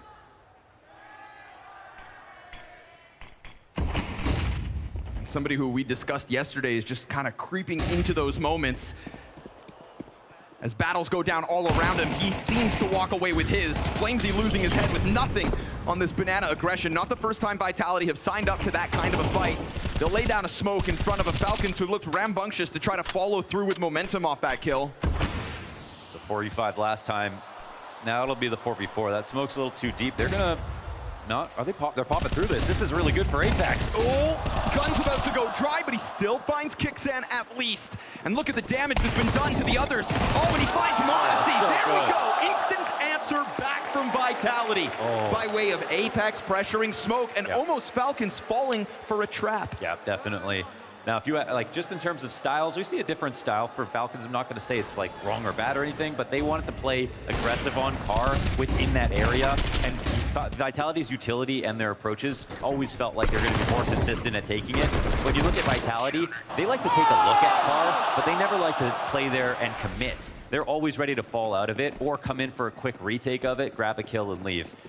That kind of works for them again. Vitality touch 10. Falcons now, they'll have to wait to next round to come through with a stronger idea. You know, it feels to me like we're getting glimpses of the potential we all know Falcons have, and at time, weaponize. You know, you get this Monacy play from the pit not long ago. You get a Kyosuke multi-kill back in the first half, time and time again, 4 in the first 12 rounds of play, but never really kind of coming together at the same time or side by side, and not often enough to keep this momentum from Vitality just building. You've got money in the back pockets of the CTs, obviously just pistols here again. And last time these pistols emerged in brackets, there was 3 Vitality players to just mow them down. They will find more space this time. And we'll see if that winds up making a difference. A missed shot could. Mezzi's about to find a lot of pressure on the other side of this corner. Is somebody gonna flash him into a fight? Because that whole pack of Falcons players are starting to run down his spawn. Nice. The fact that he gets dinked up in the process, but still comes through with 2 headshots, and then Zywoo offers up a very clean finish with a double kill of his own. That is flawlessness from Vitality in the face of very little. Again, Falcons, not a lot to work with, but one of their last few gun rounds comes at us now. It's crazy how few mistakes have been made this game, and I mean, that goes for Falcons too. They're just losing honest rifle rounds and then not getting the ecos, so we see the lopsided scoreline, but Vitality, they haven't lost to an eco once. They've converted pretty quickly. They've looked so good on rifles. There haven't been like a 3v5 win, a 2v. It's so clean. There's been 1v2, I think, this entire match. So very, very solid stuff. It's been a very gentlemanly game of Counter-Strike out of Vitality. Yeah, rounds are beginning and ending on map control, it feels like, most. You know, they stepped into Hong Kong looking scruffy and rugged. But smooth so far in the semis. Mezzi turns towards the arch hold, goes down. And we're gonna get an activation for Rops, but he missed the timing on that arch wrap, and then the third piece of this pressure on A winds up finding him. Oh, good luck, Zywoo. You put him into a difficult spot, and as Zywoo misses one, we're gonna get a good round from Falcons, a round that comes through with great timing, the fact that they skipped Rops and he didn't even get a chance to shoot them in the back, and then Monacy makes sure that that boiler position, the one thing Vitality really banked on to turn the tides back, ends up getting nothing. Really hard to outpatience Rops. I mean, you can't say that enough, but Monacy figures out how to do it. He's on a slightly depressed angle inside of middle. Monacy has the highest swing, round swing on rounds when with an AK out of any player in the server. Yeah, that also not surprised to see that. Also so versatile. And that's round done. Beautiful round for Falcons.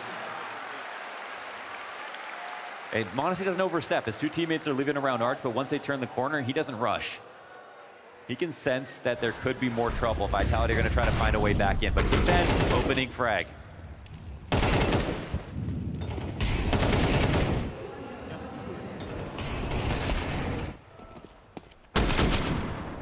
That's what we want to see, right? A glimpse of the potential. The cleanest round win from Falcons yet. 4 headshot kills out of the AK-47s.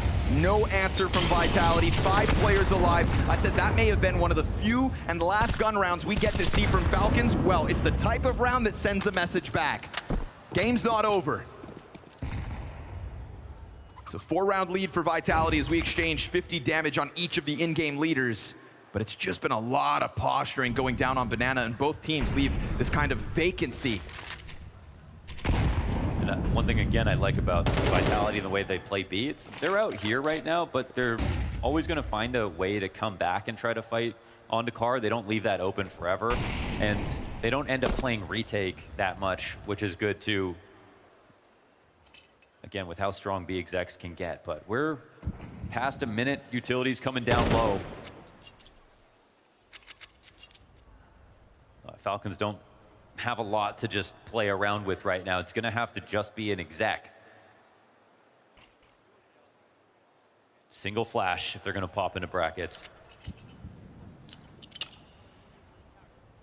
It's not a pinch. If this side gets smoked off, all of a sudden pressure on Rops as they will run up that short side. Oh, that's good. Nicely placed grenade. In the corner is Mezzi. Oh, good reaction. That is a slight double kill. Considering he almost didn't fully clear the corner, here's the rebuttal back from Rops. No triple offered over. Ooh, they're going to have to concede this one. You know, that would have been a real chance for Vitality to cut them all down. When Kixan doesn't fully clear it immediately, but then has to react back, and still has the ability to swing back and catch a second arch kill. You know, we're waiting for the fireworks from the individuals, from the superstars of Falcons. Well, shout out Kixan, because he just gave us this. The second time he's killed Mezzi here on a rifle round. What a reaction. Either of those shots coming in helps out a lot if Rops is going to get his 2 kills, so it's just a failure from the arch setup. ZywOo 2 op misses now on these rifles. The last one, he was overstressed. He was 1v5 essentially. He wasn't going to win that round anyway. But this one definitely has an impact. So Falcons finding a way back into this game. Vitality don't have 12 yet.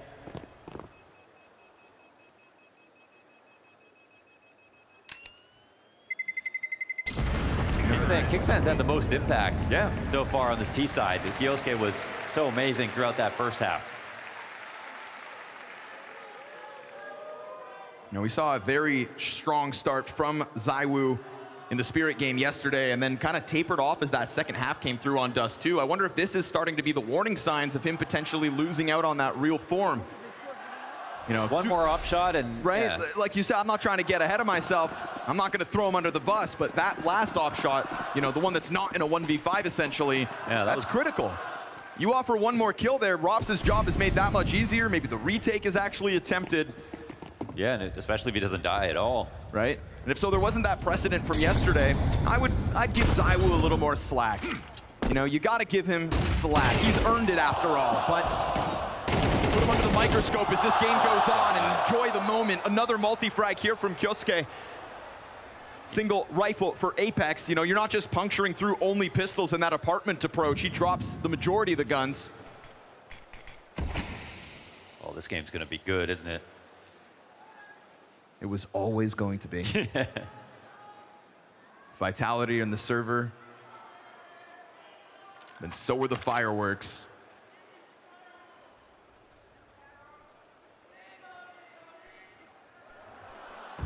We're asking for Nico. We haven't really talked about him at all. He hasn't done too much. I mean, even Tessas, even though he's only got 6 kills, at least we can remember a round he really stamped his presence on from the pit in the first half. Oh, that's just a freebie bump get planted on the A site. Yeah, second gun given back over, so it's always worth a scout. Clean win here for Falcons. Yeah. And this is just to make this game real. I mean, Vitality walking away with as much as they came in with, 2 rifles. I'm sure Mezzi's upset. He's been the watch guard on A. Kixan has just run through him.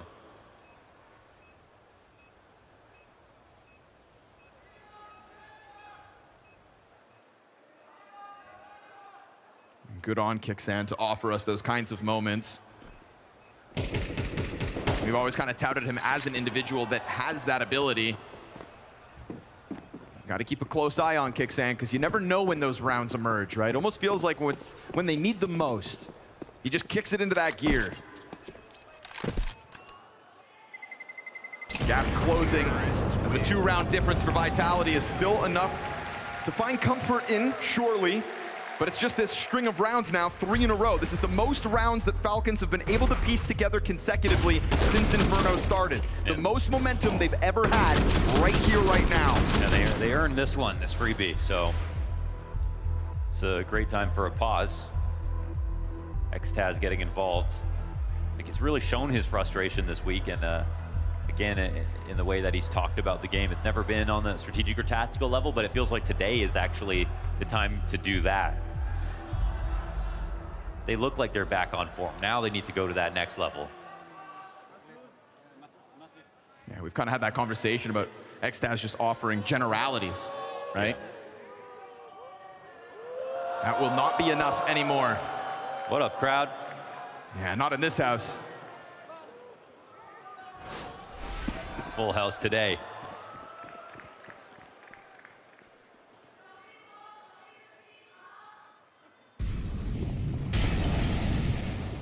Early utility coming out of Vitality here with these deep grenades. So at times when we've seen Vitality kind of come in after that first volley, this is a different timing from them, and they're going to try to send one through the car.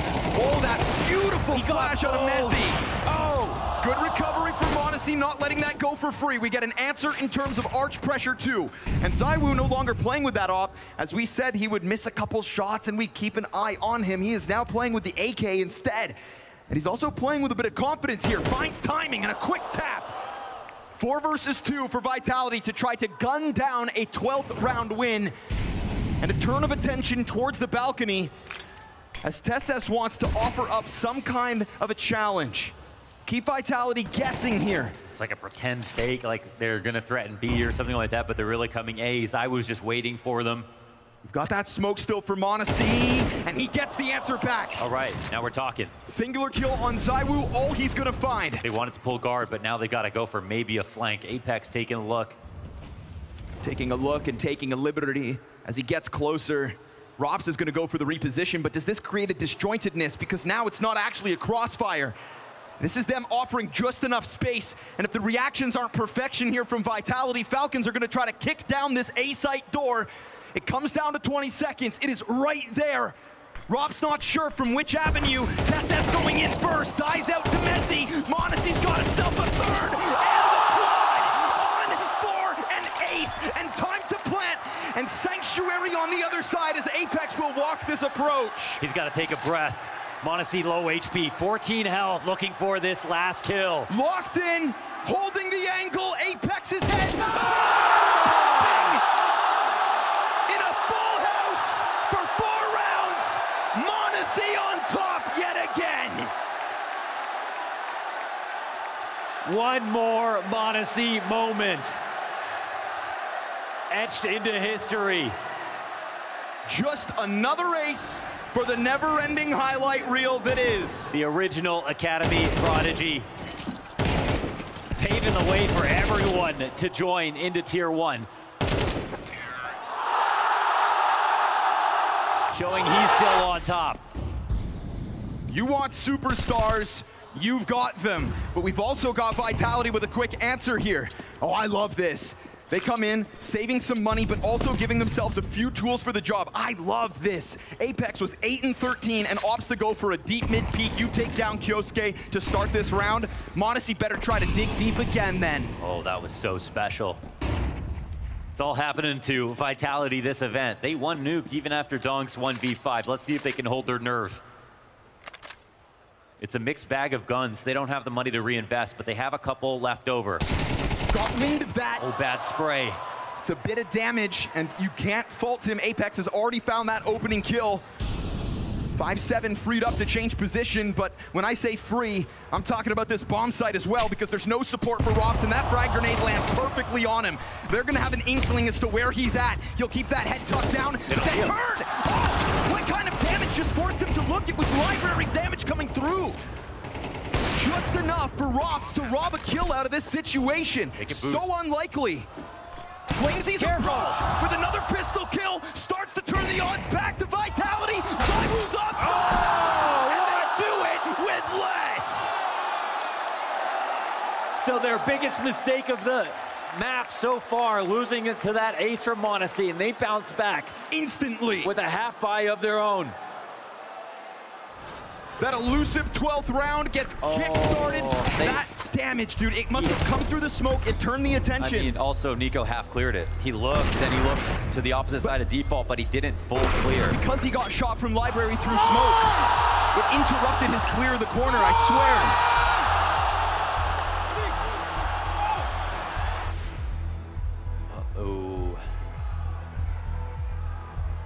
They threw a nade there into the corner, didn't spam it, didn't clear it properly, and all it took was one bullet to tip the scales. Wow. That doesn't even come down to a 1v1. That all-elusive 12th round. Vitality will be smiling from ear to ear. They didn't even have that full investment. Apex kicks it off with the challenge down middle. Apex from the bottom of the scoreboard, having a rough week, frustrated at times, and yet he emerges in that critical moment to give them hope. And if that's one thing Apex can offer, then try to wield it time and time again.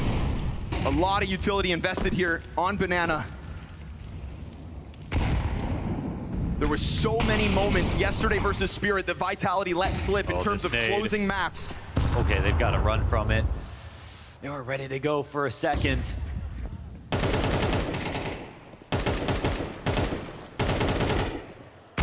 Oh, square between three. And the three you want to damage. Yeah. Flamesy feeling freed up. See how they play Hobbit, they play around top of car, but they don't just commit and stay there. I think it helps them stay healthy. There's a lot of players coming, and that flash could set him up. He peeks in. Cover over from the logs is a little bit delayed, and so Kixan has to lose a teammate, and Nico has just been pelted by utility. We talked about the Kyosuke moment, the big Monacy ace. Where is Nico's chance to shine? Sitting 7 and 14 in this moment. If TeSeS finds a moment to sneak in, but ZywOo drops from the balcony. It's again a tough challenge for a singular A-site defender. Look how scared Rops is. He's playing back. There is a chance to catch ZywOo. Further and further are his teammates. ZywOo holding on in anticipation of that arch wrap. It's going to be short side that comes at him instead, and a missed shot. He hit it, but through the wall. Not lethal when needed. Whoa, this will be Falcons. Seeing as they've lost out weapons in the past, they know that this is all too valuable an investment. They will concede this round, and we go 24 rounds of regulation. Yeah. That is all Vitality have known all week long. You can kind of characterize it however you want, but ZywOo doesn't get the kill. He gets some damage in, but not even a 1K on the hold once again. These Falcons are finding a way.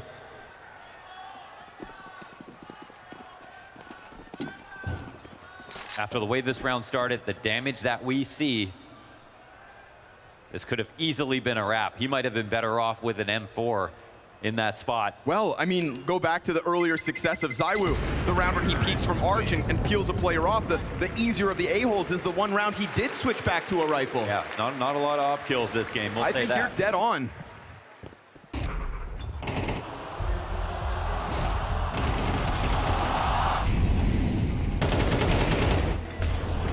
That's the one that did it. Lands his shot, but not lethal. And the final. Every timeout has been used coming into round 24. Let's Zonic back in. Xtaz with some fine tuning.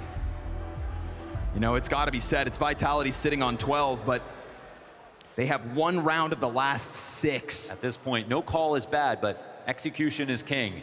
How they're going to come together for this moment means everything.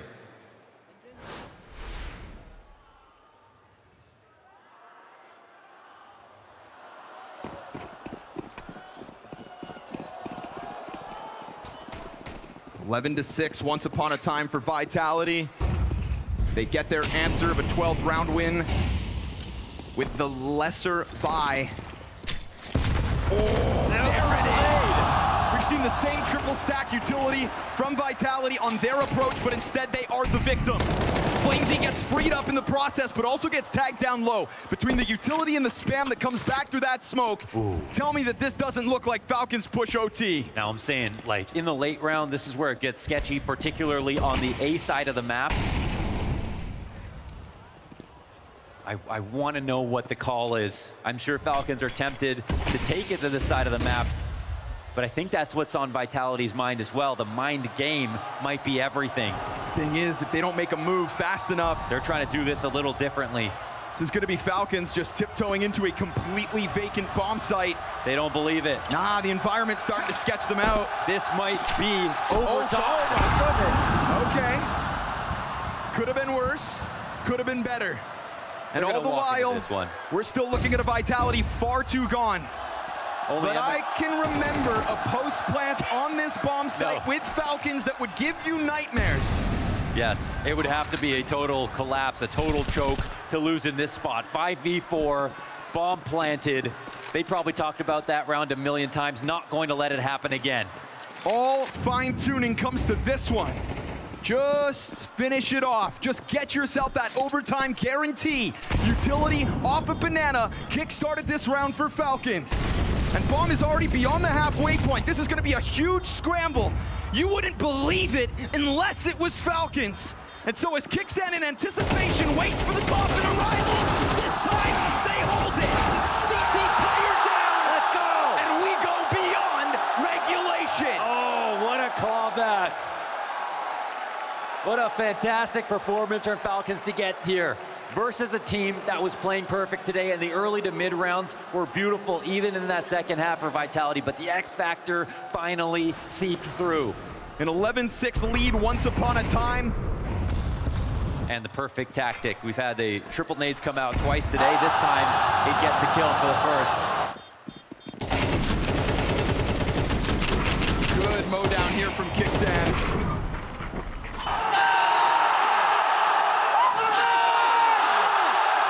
And you're starting to get a Falcons that can believe. Because they are not just kicking Vitality while they're down like others have. This is, like you mentioned, a Vitality finding form, playing excellent CS, and now suddenly almost forgetting how to close games. An emergence from the stars of Falcons, plus Kixan offering up a level of performance that they need in the absence of still Nico and Tesses. We are in overtime, and Nico Kovac has 7 kills. Non-factor. Totally absent right now. Its only good stat is utility damage. You know, he has said in recent interviews that he's kind of got to give over space to the other stars on this team. But nobody wants to see Nico on single digits in overtime. ZywOo's going to be the first blood. Messi's got the trade. Oh, he comes back in! Steps up to the plate as the balcony pressure overwhelmed. Oh. It's Apex with one of his own, and Nico into the kill feed too. There's the key trade. Flamesy on a retake. Tip of the spear has found great success on Banana as this game has gone on. But does he have a clutch in him? Because he just picked up that kit.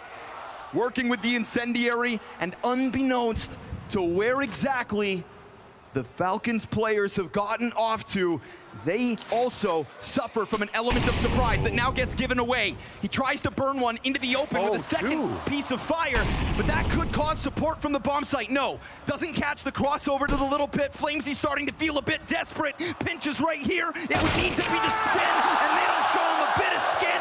Excellent close here from Falcons, who now have a lead. It's been years since their last lead. They took it back. This is beautiful out of Falcons.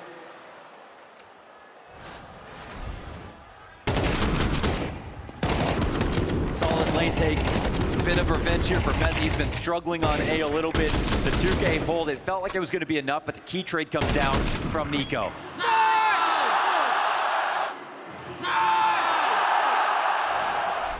Otherwise, that bomb gets stopped in its tracks, and it's a whole mess.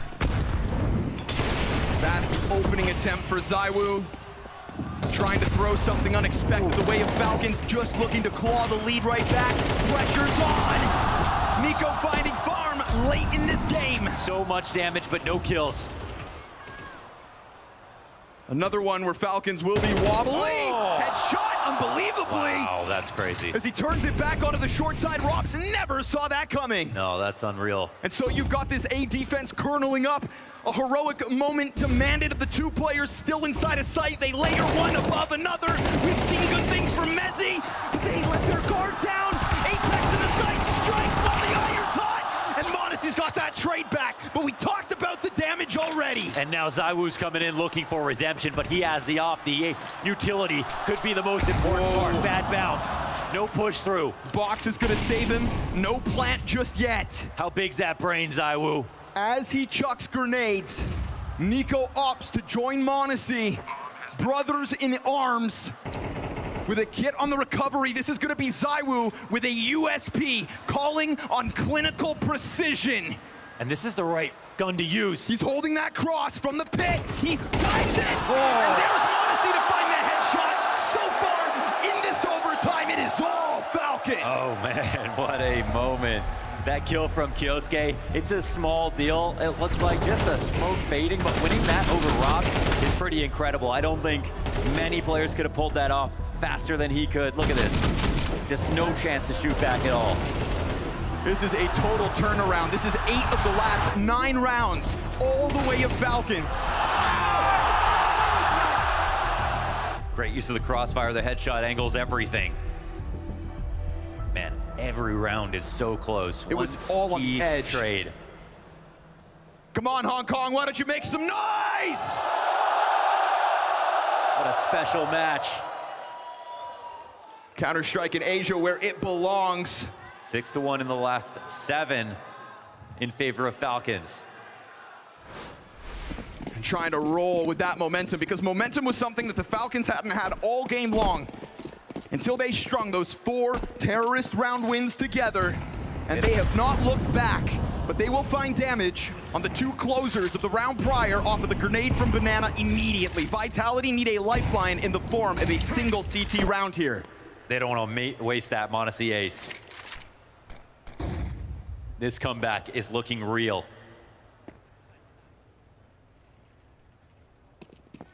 Donk's 1v5 was in vain. When Spirit pushed Vitality to their absolute limits, they managed to hang on, but to recover right now feels nigh impossible. It's while Vitality are in this free fall that the Falcons successfully spread their wings. And this server goes quiet. The most passive, the most tense setup here for CT. They've tried so many things. Now, if you really contextualize these rounds, they've had good early to mid-round setups. That actually hasn't been the problem, but it feels like they're trying something new.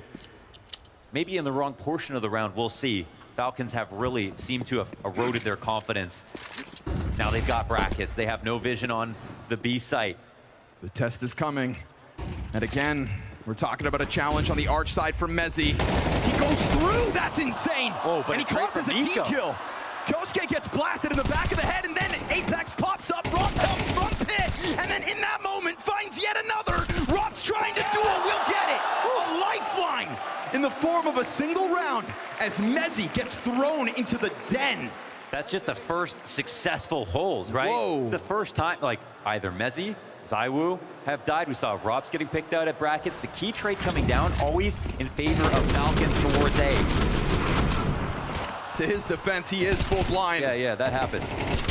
Over on B, they've been successful early to mid-round, getting the duels, 1 in map control, but over on A, they were definitely a little scared. So the adjustment actually works out quite well.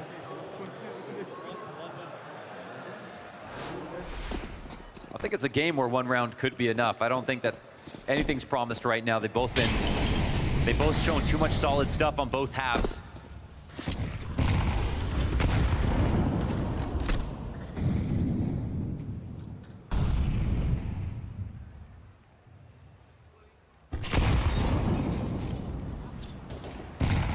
Again, you see the stylistic difference here. They play way more committal at this part of the map.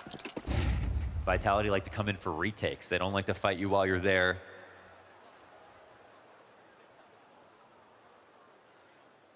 They like to try to punish you from safety. Find off timings to whittle you down. You could walk into this op shot if you're not careful. Oh, there it is. That's Fine for the taking. Steps around that corner, eats the bullet. And a 4v5 demanded of Vitality, or Falcons lock in 15. It's been a hard-fought battle to get into this game. Solid. But now they're starting to find those perfect moments of timing, whether it's off Banana or the arch hold.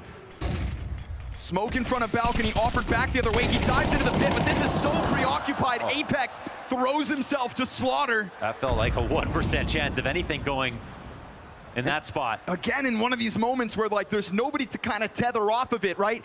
And the team has talked about Apex having good calls, but maybe nobody else being able to keep up to him. And that one there, another indication, but they will still give a route into this bomb site. It's not the bomb carrier though. That is a disgusting shot out of Rocks to reopen the possibility. And then with the damage in through the wall of ZywOo, who now has to plant. Smoke's gonna fade as the off shot whizzes by. Tech9 in hand, the rush comes in, and he gets toppled. Majority alive for Falcons, as by God, they will give themselves map points to work with. I don't think Vitality really gave themselves a chance when they started going down numbers, but we saw how close that got in the end. It makes me wonder, Apex jumping into pit, did that feel like he just didn't think that there was any chance of winning this round? I'm not sure. Maybe the flash came in late. 2 players though waiting for him.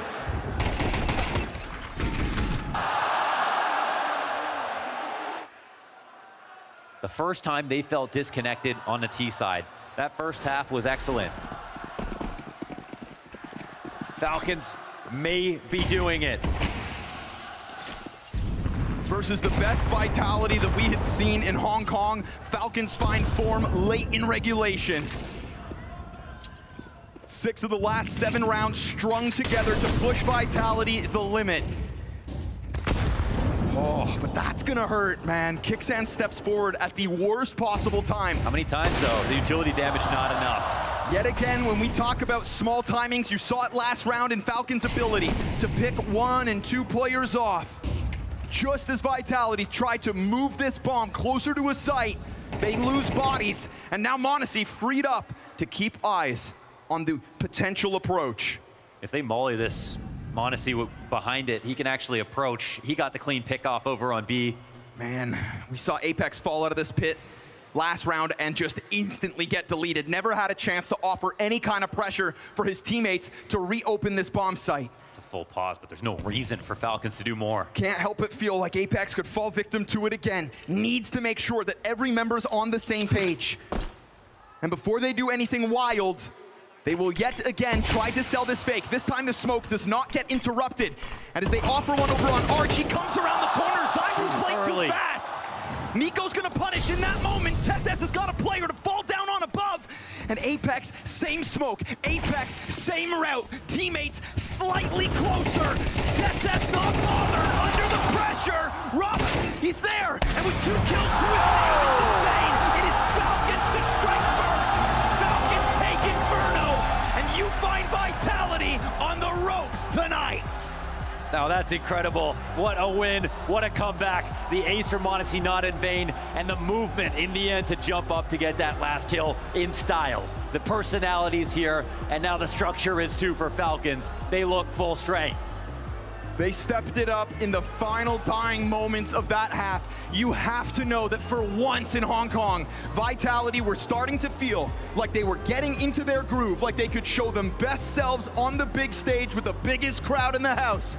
And what ultimately ends up happening, Falcons answer first. They did answer first this time around, but Apex, I've got to start by looking at the fact you had an 11-6 lead. It looked like you guys had control. Where did it go wrong and start to slip away here? We've heard a lot from you in communication things. Give me the info. No, I think we had too many good situations and we fucked them up. But that's the way it is. I don't know what to say other than that. It's been the same since Chengdu, where we have really good situation and we lose the advantage. And that creates like the 1v2 for m0NESY, for example. So yeah, it's tough, but that's the way it is. We will try to bounce back on the second map. Now you are going into the second map of Nuke, and this is normally a good map for you anyway, but they've picked into it. You have shown some shakiness on it, but are you still full confidence? Yeah, of course. I mean, Falcons is a good team, but even though they're not really good in Inferno, we show that we had to beat them on it. So for me now, it's focusing on ourselves and trying to step up. All right, good luck, man. Thank you very much.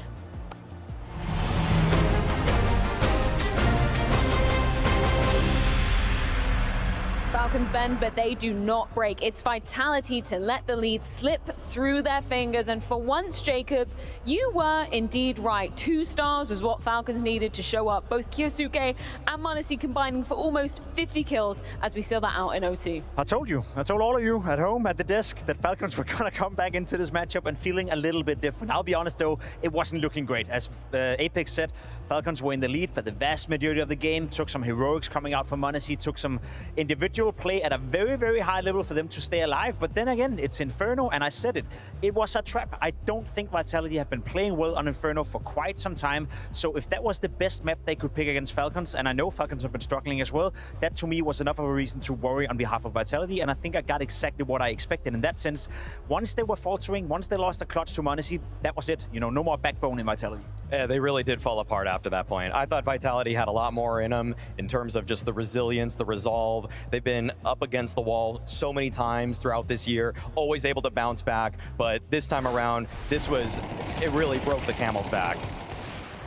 This was the moment, I think, that we've all been waiting to witness once more. m0NESY, he has some of these moments once in a while, and today it was just too much for Vitality. It's a crazy clutch because there's so many things in this round that should go the way of Vitality. This second kill on Robs is fantastic. His positioning on towards Apex as well is beautiful. The problem for m0NESY and Falcons is that Vitality answered back straight away. Immediately they bounced back. We got a crossfire in the bomb site. I mean, Robs is getting a little bit of help because someone's actually shooting through the moto smoke there, and this is just unbelievable. m0NESY goes for the swing, and Kicksan looks like he was holding him dead to rights, I thought m0NESY was, but immediately jumps up as soon as he turns away.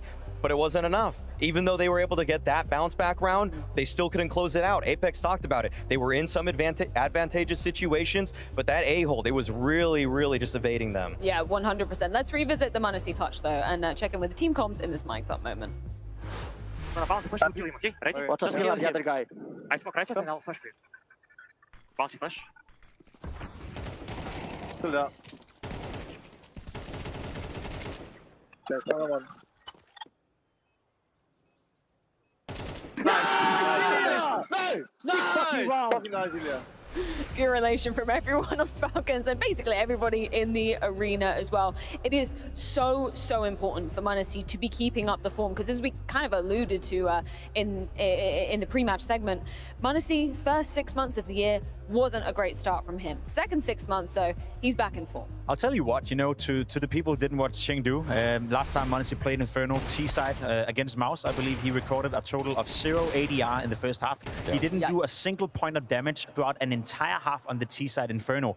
Obviously not all was paradise. This time around, though, he found so much impact in the second half. Felt like a complete new player. The clutching, bringing out the AWP from time to time as well. This was m0NESY playing some of the best Counter-Strike he possibly can play on a map like Inferno that is not necessarily made for him and his skill set. He was a man possessed in this one. Every single duel, it felt like he was going to be coming out on top. Didn't matter if it was ZywOo holding an AWP, m0NESY holding an angle, Rops even in a more advantageous position. m0NESY was making the impossible possible every round. It's exactly what you're looking for in superstars, guys that just bend the margins. We've seen m0NESY do it so many times in group stages throughout this year. I'm glad to see him do it in the playoffs, even if I thought that Vitality had this one in the bag. Yeah, because let's be real, to ZywOo, he was having some incredible moments as well. But what was the kind of ultimatum with this head-to-head? Unfortunately, ZywOo ended this game. Scoreline's going to look fine at the end, but he ended it 1-7. That is not what you expect from the guy who is the front runner for Player of the Year,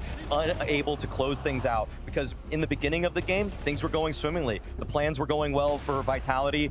ZywOo was getting a couple ridiculous kills himself, always in the fray, always able to battle. But on those A-side defenses, when Falcons was pressuring him, he was scoped up on the angle and just getting out-dueled, frankly. There's no other way to put it. He's in the perfect spot that he should be, and like I said before in the pregame, he's so good at hitting those easy shots. Today, the problem is Falcons, they were hitting the incredibly difficult shots to upset him. I'll be honest, there were a couple of moments we saw in the game as well, despite ZywOo overall having a great game. You can't fault him for losing on Inferno. He missed a couple of opportunities. He missed a couple of shots that then unrerolled in Falcons winning rounds they weren't supposed to win. So again, it's not pointing fingers, it's not a blame game, but his stats look great. I do think there were a couple of very pivotal moments in the rounds, in the game, even in the m0NESY 2v4. He's the first one to die in middle as well, not needed to take that fight whatsoever versus m0NESY. So I think it's fair to say that that Saivu didn't have his best showing despite his stats backing him up a little bit. Are you agreeing with the sentiment that we heard from Apex briefly after that map? Were those the reasons that you feel like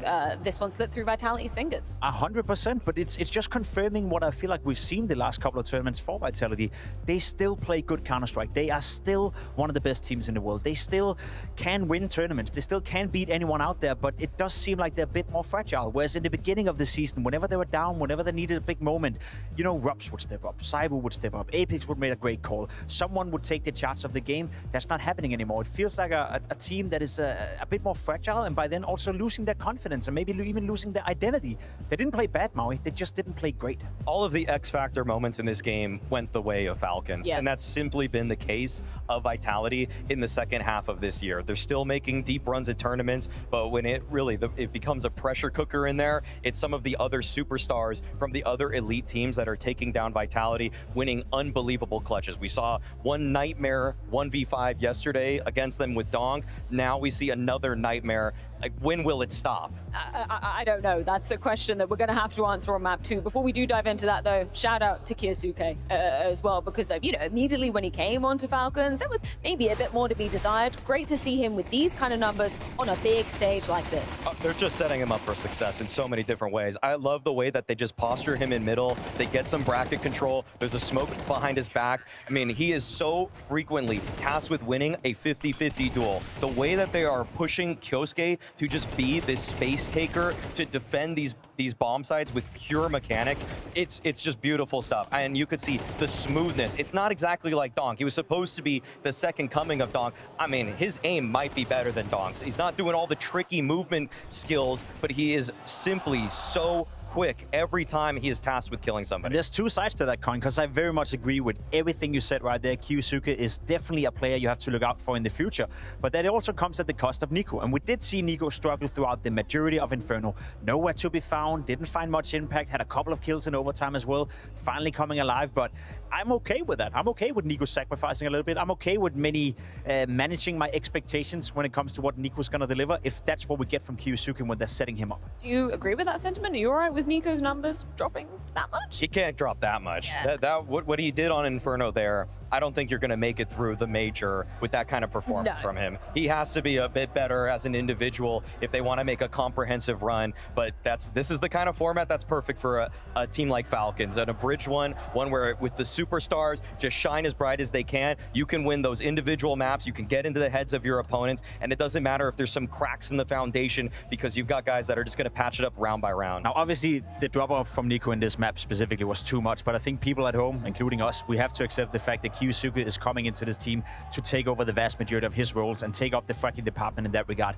Also looking at Nico for the future, maybe transitioning into an in-game leader. So in terms of expecting him to be a top 3 rifler in the future, I think that's looking tough now for him when he has so much star power around him. Now, Jacob, allegedly you have the brain, but the question is, do you have the aim? You've been very busy on Refrag. Do you want to just give the people at home a little TLDR if they're not familiar with this wonderful platform? Yeah, everyone at home have the possibility to basically put yourself in the shoes of the pro players, and you've had that throughout the entirety of the tournament. Today's play is for Messi. Yesterday with the FAMAS on Rafters right here, Maui. It's a pretty sick play. And honestly speaking, I thought to myself, I think I can replicate that. I think I can do better than Messi. No way. No way. Yes way. And you went for it, surely, right? I went over to blaster.gg/refract. I created my account, 7-day free trial, and then I put myself in the shoes of Messi. And I think to myself, I was a supportive element back in my days. Easy. Okay. Easy. Okay, look at we that. actually get to see it. Okay, what's that about? Well, it's, okay. When is it going to get good? I had to get going, you know. I have to warm up a little bit. These players have an hour of warm-up time. I had 5 minutes, but look at that. You know, I'm getting kills left, right, and look at that. Yikes. Killed by Tanir. Yikes. Even close. Look at this. Look at this. That's going to be a yikes for me. Look at this. Okay. Oh, is this the one? Yeah. Is this the one? Mm-hmm. All right. All right. Oh, dude. If Zwei was alive, you would have died. If Zwei was alive, you would have. What do you mean? A little bit left to be desired, I guess, from that, Jacob. Either way, considering how competitive of affair map #1 was, surely we get another banger on map 2. Have to. I mean, this has been a map that Vitality has really relied on. It's Apex's favorite of all time, so I have no doubt they're going to even up the series after this. Well, I'm very excited to see exactly how it goes down on map #2, but we do have to wait a little bit of time during this break. Join us back after it to see how Nuke goes down.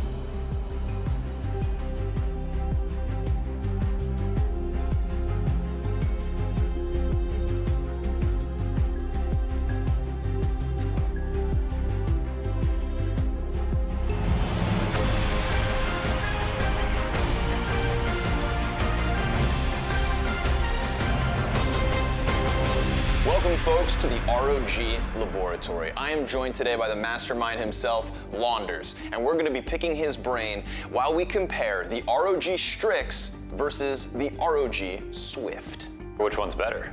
That's what we're going to find out. Science.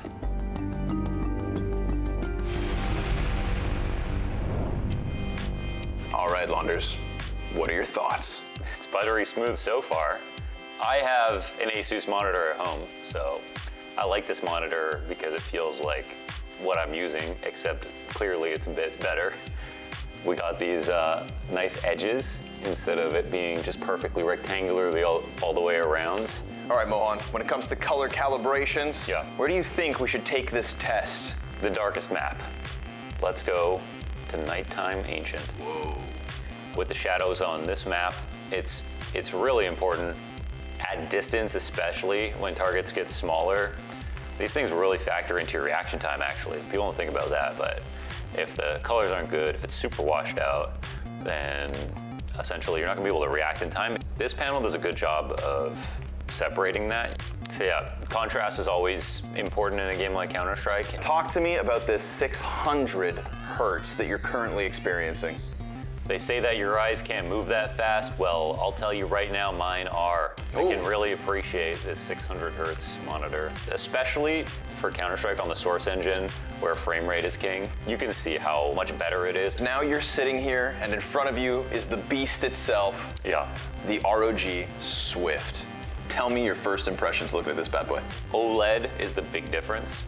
It looks like the glossiness looks so much nicer. I mean, the water effects. It's just nicer on the eyes, man. I mean, personally, as somebody who just fell in love with 1440p gaming, I think that's what goes beyond even Counter-Strike, right? We're Counter-Strike lovers at heart, but if you are a gamer at heart, if you're playing anything single player, I think like even just browsing the internet, watching videos and stuff, that's where 2K resolution makes its money. Back in the day, you couldn't have OLED with this high of a refresh rate. No. Now that we've unlocked this, like, I'm not really sure how much better it can get. From top to bottom, I think that it's easy to say that the Swift is just kind of in a league of its own. All right, Launders, you've had your chance on the Strix and the Swift. I have to ask, which of the two? I am gonna go all chips in on OLED. I think it's the single best upgrade that you can put on a monitor.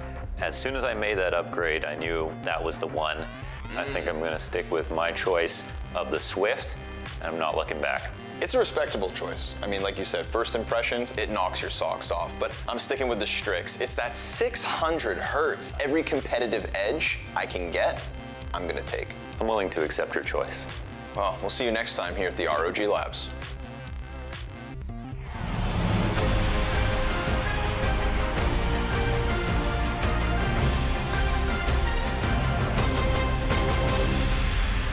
The stars collide and it's Falcons to rise. And for Vitality, they're going to need to be picking up that strat book and getting some of those in their head, because this might be an uphill battle from here on out. Nuke, second map, Falcons pick. Why do you think they chose this into this series? I made the case that it was a trap playing Inferno versus Falcons. I don't think Vitality has set up a trap for the Falcons on the map of Nuke. Vitality have played it 3 times in this tournament already. They lost an awful match versus Tyloo where they were nowhere to be found. They lost to FURIA, no shame in that. And then I know they beat Spirit yesterday, but that was in a very scrappy game of Counter-Strike. Dong pulled off a 1v5 and it went into double overtime. I think Vitality right now is afraid, to be completely honest, because Falcons, guess how many times they've lost Nuke in the last 160 days? Once. Just once as a team in 160 days have they lost a Nuke. I don't think that's going to be another one tonight. The odds are definitely stacked against Vitality in this one, but it's been a home map for them the entire year. So I'm not looking at the recent data. I understand that the form for Falcons has been incredibly strong, but even in the face of adversity yesterday versus a Spirit team that had a donk that felt unbeatable, they still overcame him. The odds, it doesn't matter because they have teamwork, and with that alone, they will be able to overcome an individual. Doesn't matter if Kioske is going outside. Doesn't matter if Nico's helping him. They all work together. They create a formation that makes it so difficult for stars to activate on the opposition. We got a couple of seconds. Jacob, give him a clap back. Why are Falcons going to win this 2-0? I think the youth will call that copium from Maui Snake right there. I think that's what everyone is thinking right now. In my books, it's all written all over this matchup. Falcons have been playing better and better and better. They're coming into Nuke, their best map, arguably in the map pool together with Ancient. This game is over. And now it's time for their map pick of Nuke. It's Falcons versus Vitality.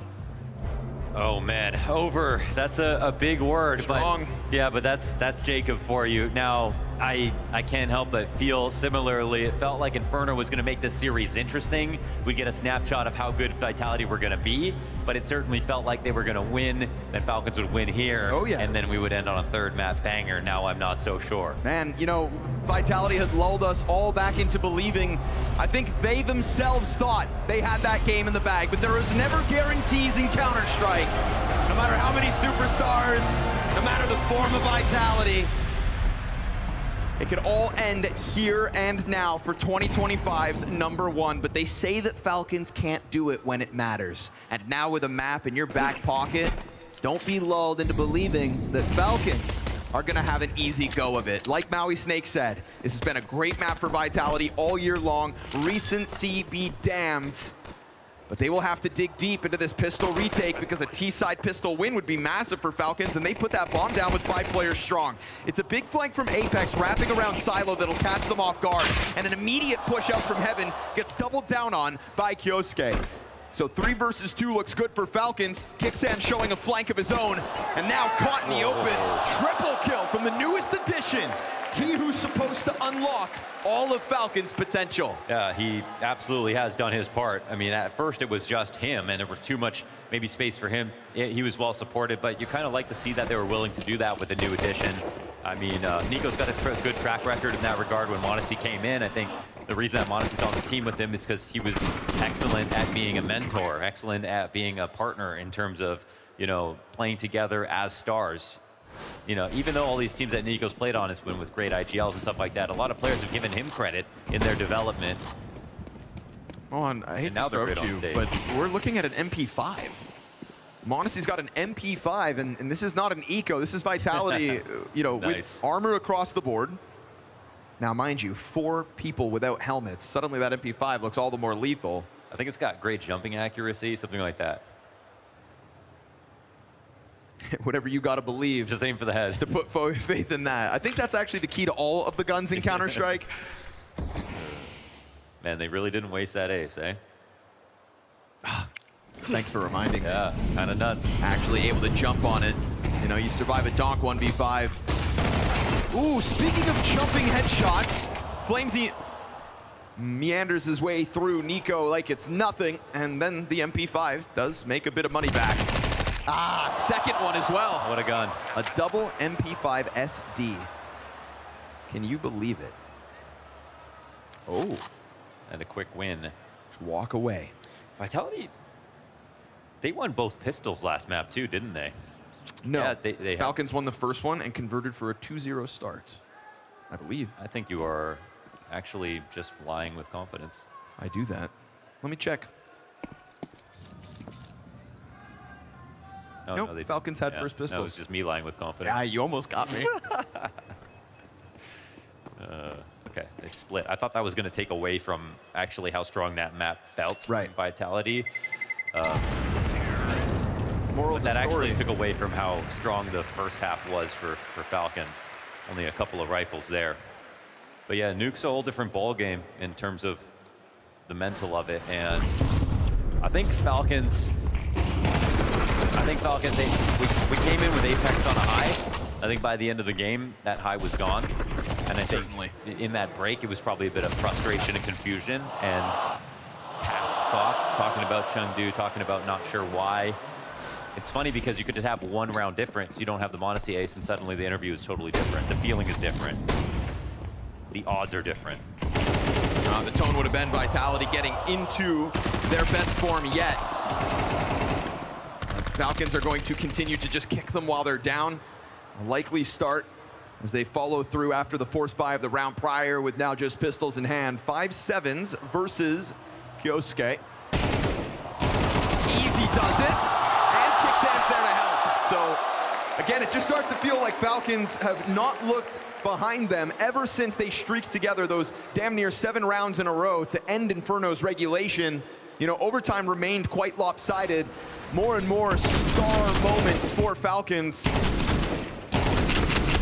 I mean, I just can't, I haven't been able to get it out of my head all week, that total blowout versus Tai Lu. You know, what does that do for all the other teams that are gonna try to take a swing at Vitality on this map? If Tai Lu, no offense, can 13-4 Vitality on this map, then what are the Falcons about to do? Well, I mean, it's their second worst loss on Nuke, the first being to Falcons. That was a 13-3. The stakes were lower, but this time around, it doesn't seem like Falcons are suffering or struggling in front of a crowd at all. Important guy to take down quickly. Trying to challenge further on that smoke, but it seemed like for a second nobody home. An additional frag. Ooh, and they see that as a chance to go for a duel. m0NESY using it against them, so he thought. Ultimately offers a double kill to ZywOo early. And ZywOo had a strong start on Inferno, was a driving force in terms of Vitality's. Squeaky's weak. That smoke's late. No one was guarding it. This is actually a big gap, a huge gap. Draws a player back around. TeSeS on the other side of this. Flamesy doesn't actually step into his death, but still could and will. Taken off guard. Now the Garage player gets turned on. That is a huge headshot from Kixan. And this is a massive answer, a 3 versus 5 this early, after Vitality has already gotten that gut-wrenching loss on Inferno, forced down their throats.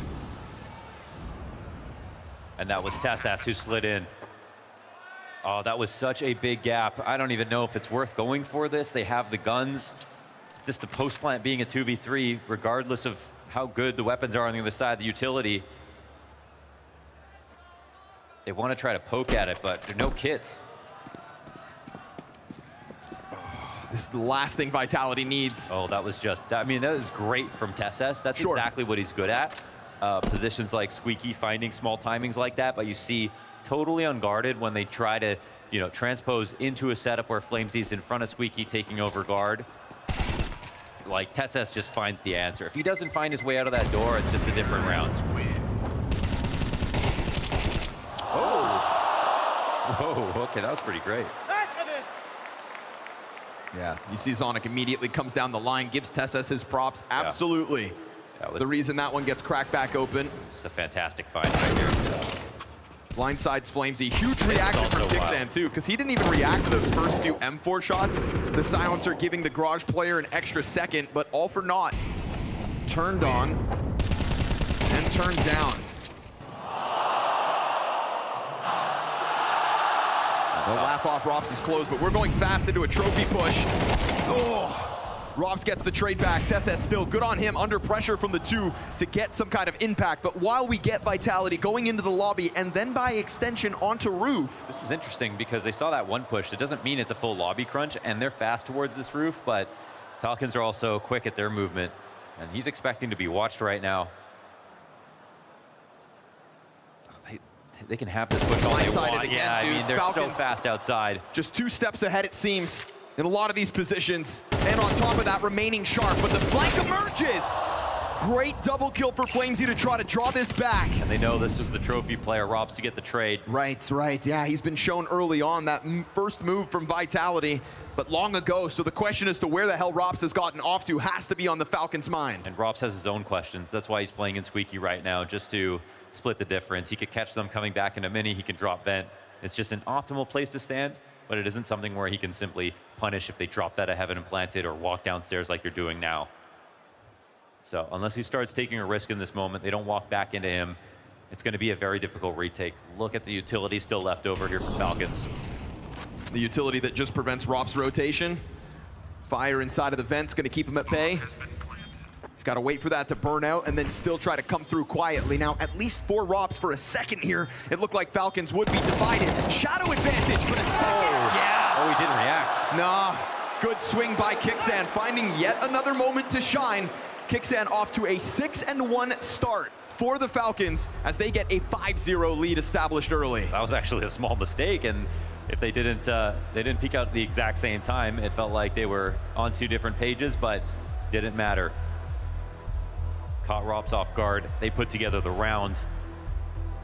TeSeS even getting 1 on the lobby crunch is good because he gets that kill, gets so much information on what they're doing, and then they speed up outside when they see it was a double ramp start.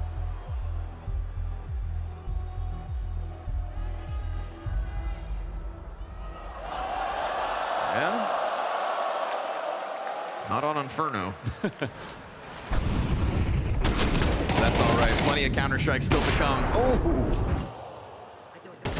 Hilariously, in this 5-0 lead, Nico is still 0-4.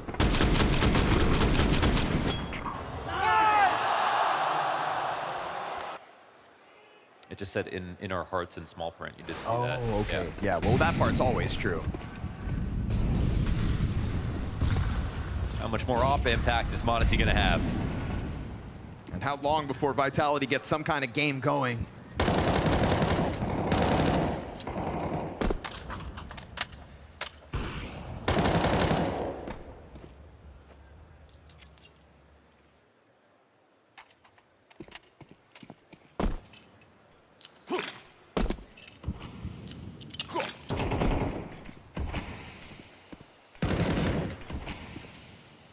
Vitality have been responding to outside pressure pretty well, where they've picked nades, how they've spammed, making sure to keep tabs on Secret Cross. But Falcons are here just trying to trick them.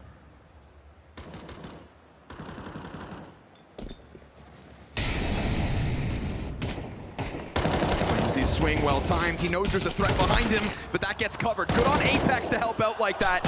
Flamesy given runway. What a god. 3 kills. Most important job in that round. You see where he's playing in front of Squeaky. He was the first. Kyosuke's coming to try to kill him on the flank in mini. And covered wonderfully by Apex there. You know, Flamesy kind of kept checking his back just in case, but he really needed to trust Apex fully that it would get covered, and good on Apex to do so. You see Flamesy's further impact as he gets a couple more. And the first round for Vitality with 5 players standing. Nice. We're going to need to see more of that if we are all to believe in Vitality's ability to claw back in this semifinals. You see, he has to spin around 180 constantly. Like, he's basically the whole round. He's got to figure out when he's got to come back into fighting this. You see the angles he has to deal with. Someone outside the vent, someone in Squeaky, someone out of Squeaky, someone who could be behind him. And as you said, faith in the right player to cover his back. But he still has to be able to stand in mini. So he still has to watch his flank sometimes. Also, he's got to watch for the shadow drop down onto mini that Apex can't cover all the time. Always just so nervous, but finds a moment to strike within it all. Close group up outside of the smoke.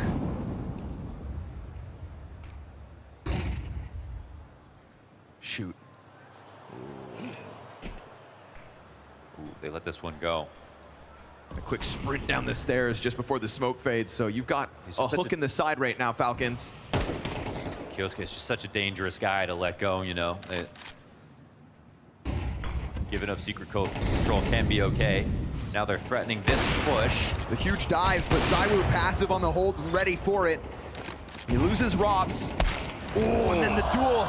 We said we needed more off impact from m0NESY. There it is, but he takes a gush back as he crosses over through that smoke. He's one of 3 players that are tagged up, and Apex catching the only Falcons member who still had 100 health. I feel like damage doesn't really matter versus Falcons. We didn't see that actually convert to kills so often back on Inferno. It's just the HSP on this team is so high. It's a similarly confusing situation for Vitality. Up above, m0NESY kind of watching, but mostly just covering himself. Will they just walk into this? A shot. You gotta spam him. You have to spam him. Right, 15 seconds. m0NESY given more runway. Flamesy's got his head. Right now, Flamesy's being the hero that Vitality certainly need. They have heaven control, man. This is so solid. Sat up above and looking calm. Kixan trying to get into that corner. And so now he's locked in, and Flamesy's barrels all the warning that Kixan needs.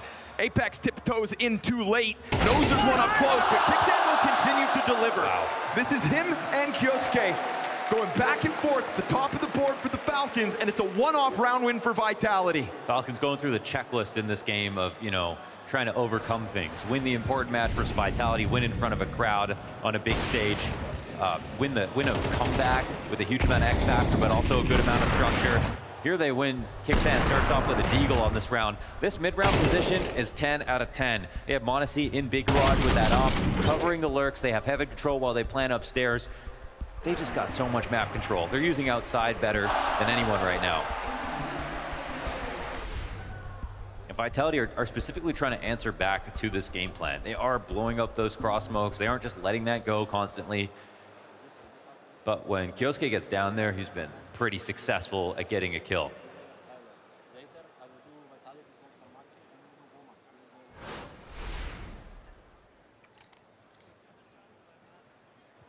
Gun rounds just keep coming for Vitality, but a sign of that full loss bonus.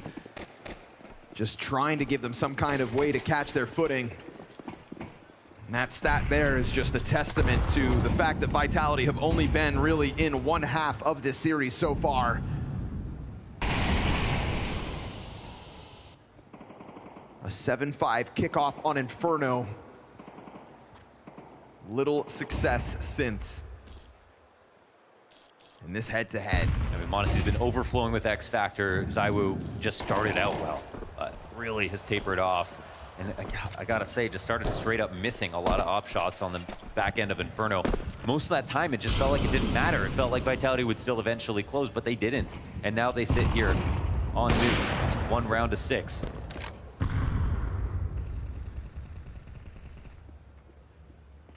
They found a very open ramp. ZywOo's late to this. That molly gonna come down, or will he get a kill out of it?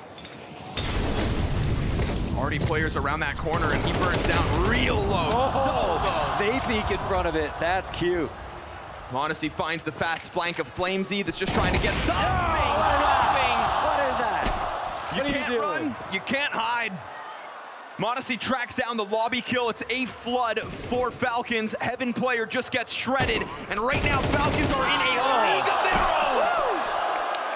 This was a Vitality that had us convinced they were finally coming together, that they would answer the questions and the critics in Hong Kong, but not the case. A 7-1 lead for Falcons on this T side. We're looking for a lifeline, any sign of life at Vitality's camp right now. Now, if we're talking underrated, I just want to say I love how TeSeS fits into this team. I love that, you know, of the last iterations of Falcons, he's the one who gets the chance to keep playing. At some point on this roster, when it was very dysfunctional, he was actually the one true star. And he's somebody who, you know, if we compare him to someone like Zwei, very minimal space, very high impact. That's what Zwei is trying to get to. But somehow, TeSeS can always keep his engine revved, even though he has very little room to work with. Remains the most successful piece of the heroic core. Has had to go through a bunch of evolutions, took on the responsibility of in-game leadership once upon a time. Yes, it was momentarily, but just went to show that he was doing anything he could to kind of continue to earn a place at the top of Counter-Strike. He found those arch gaps back on Inferno. He's found the squeaky gap here. He found this ramp one, just to keep the momentum going. Yes. Flamesy, front facing.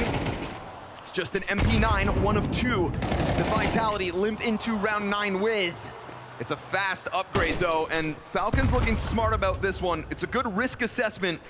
As Flamesy reaches out for that rifle, it's going to be Falcons to head elsewhere. They want to quickly sort of seep into these spots around Hell. If they want to make this an upper hit, they've got to start putting a lot of pressure on the pistols to be looking outwards. They know that they can't fight up from Heaven, but the time is not on Falcon's side right now. They've got to move quickly. Man, you start spamming that AK if you're Flamesy, it's going to tell the Falcons where the biggest threat in this round remains.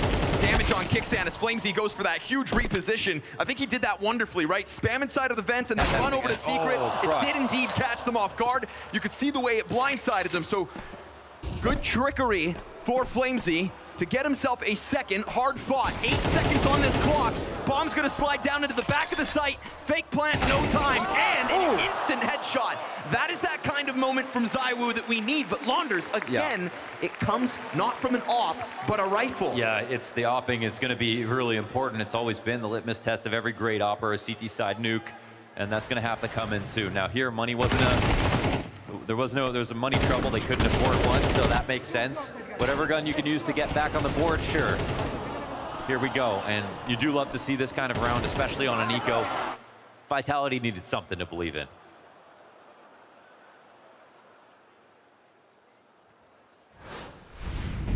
It's a start, but dropping the bucket. Start, but it's late. Real late in this first half. Kyosuke let off the leash to go for that duel outside. Just goes to show the confidence, I think, that Falcons continue to play with. Rop's running a dangerous risk at the moment. As players group up on the other side, he begins to peel back. How close will they get? No one better on this angle in the world. But also operating very much alone. Yeah, no op there in Turnpike. Drops goes in, Drops goes down. Whew. TeSeS yet again just kind of sprinkling in his impact. Such a monster. Yeah, with these 1Ks, exactly. And it's a beautiful flood down from the Falcons, not wasting a moment, not wasting a TeSeS opening. It's a quick plant, right? I mean, m0NESY's up here. Although that smoke from Falcons extinguishes the fire on control, right? They put out their own utility, and flamesy tries to slide into a pocket in that moment, but is there really even a test at this retake? There could be one mistake, we'll see. Flash to the stairs, and flamesy playing ahead of it. Again, Falcons kind of gave flamesy that positioning, and that's the thread that he's gonna pull on to get this retake going! Absolutely, let's go. That was great. Now, the thing is, they throw the establishing volley on control side, but like fundamentally speaking, you've either got to have door or control to get the bomb down. The molly comes down, the CT smoke it. No, T's molly, 2 smoke, I believe. Either way, they don't have anyone jumping into control to actually guard it. And when they come in late, this is where flamesy comes in. Why are they flash retaking control when they could have had it to begin with? So not playing from there meant they were playing a lot of open minds. They can still fight from here, but you see what happens.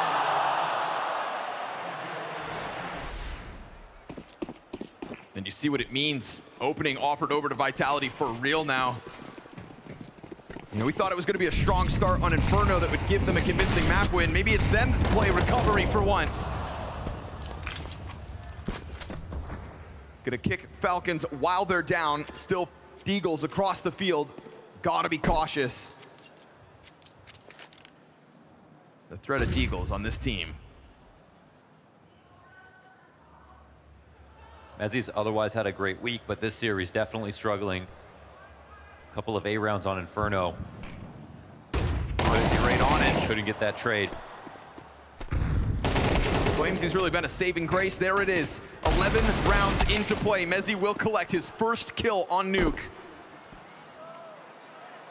A Nico Deagle 1v5.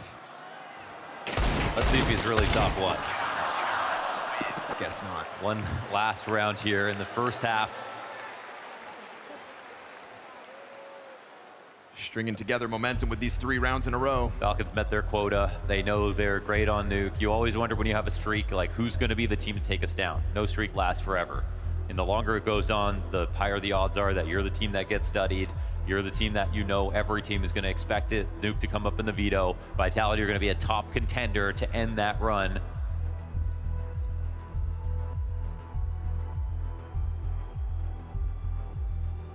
Vitality, no strangers to close games. For their second loss, this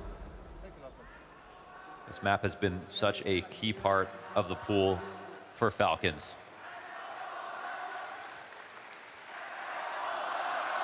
Can they make this close?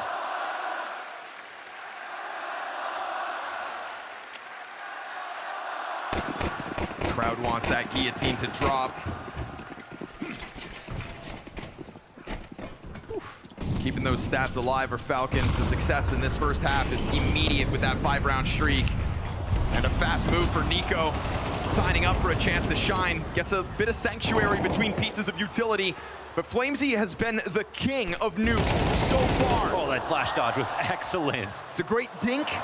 And Nico, he's out of there. Slips out at the perfect moment while a teammate goes down secret as well. So good on Nico to put an end to a hot-handed flamesy. That was such a nice move, man. Everything about it. Stayed perfectly composed, knew exactly how much space he had to work with. Didn't overstay his welcome. And all the while, they've already taken lower. They've taken lower with a player on silo and Nico getting a kill on floor. This has got to be very confusing for Vitality.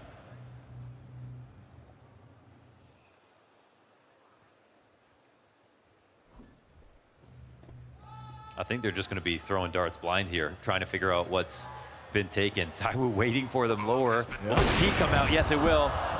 Kixan steps into it as he wanted to throw it at piece of util.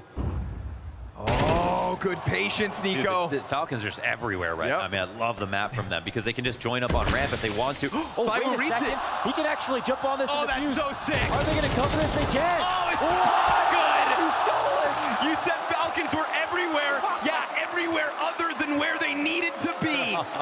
And he senses with that presence upstairs that it's a perfect robbery. 4 rounds to close this half. Just when you write off Vitality, they answer.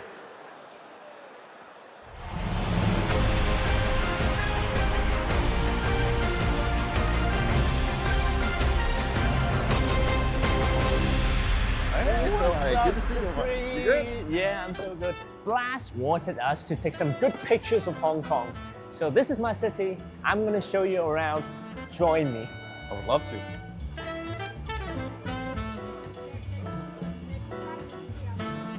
So Dupree, this is a very traditional place for herbal teas. Okay. I would recommend this one. The bitter bitter 24. But this is so bitter. It kind of says in the name as well. So you just try a little bit. So, oh, it's not bad. not bad. It feels very healthy. I like it. Yeah, you like it? Yeah. And maybe I'm gonna become a tea guy now, just like the British ones. See what I got you? The Hong Kong style iced milk tea. It tastes natural and it tastes like refreshing. I think it's Yeah, really that's good. one of my favorite. Yeah, let's cheers. Hong Kong. That's something that I really wanted you to try. It's the egg tarts. This is a traditional dessert, butter crust, and then we have a filling of eggs, milk, sugar, and it's very creamy. I'm just gonna go right into it. Yeah, have a big bite. Oh yeah. Yeah. It's kind of scrambled egg. Yeah. Inside of a cake.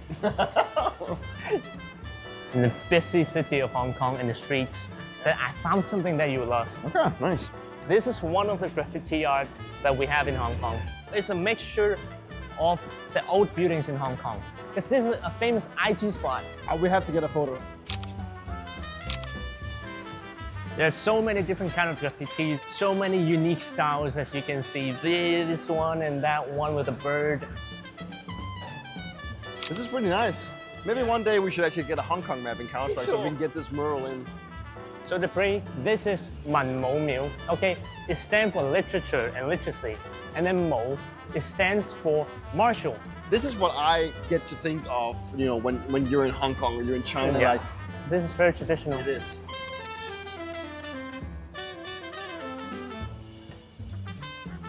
We are about to take a tram, and then we're gonna have a magnificent view of Hong Kong. Oh my God. There's mountains everywhere, Yeah. and then you have the city and the harbor in the middle, and then all the buildings around it. Small city. It's very scenic. Of everything. These tall buildings, I feel like they have like 40 floors. Yeah. And now we are reaching the top. Yeah, it's very tall. It's really tall. Yeah. So Peter, do you get any good photos of Hong Kong? I really want to show you this Show one. me. The first one here, you know, this is also the tea shop, and then we get the egg tart, and this is the graffiti. We're inside the train. I really think this one's great. But Peter, these are all selfies. Where are the actual good views of Hong Kong? Sure, it's selfish, but I still think we got to see a lot of good things about Hong Kong, man.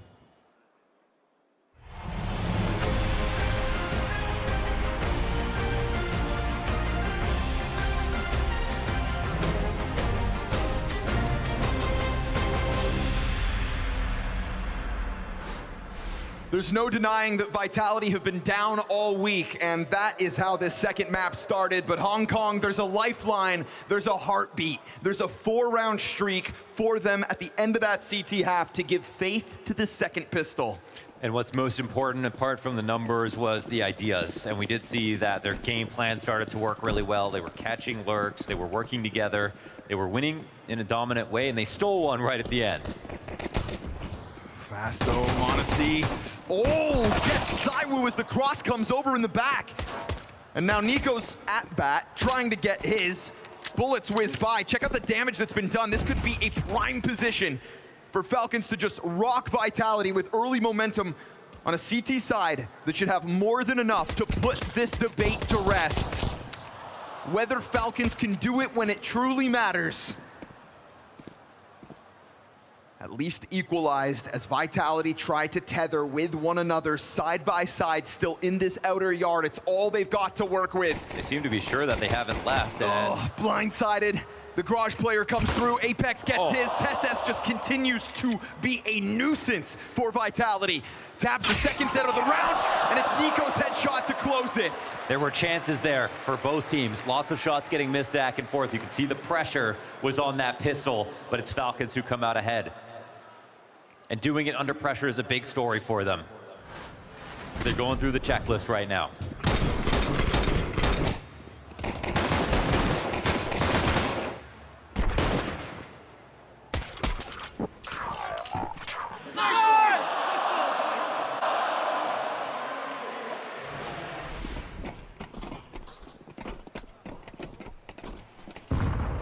New addition, Kyosuke is having another fantastic series so far. Yes, Nico's taking a step back in performance, but for the team, the score at the top's the only one that really matters, and the winning is continuing. Oof, and they just don't lose pistols, do they? I feel like that's changed up a lot. Yes. One event where it was something they put a lot of focus into. And, you know, we haven't heard on these timeouts, but Sonic has been really getting involved early on in games as well. Looks like they need to stamp out any kind of embers of mistakes. You know, you let Falcons get their hands on momentum, and we know they can run with it. No shy of the peak. Kicksand comes through. Why be worried? There's nothing for Vitality to work with in this one. Oh boy, 5 alive. We've got no Inferno security blanket.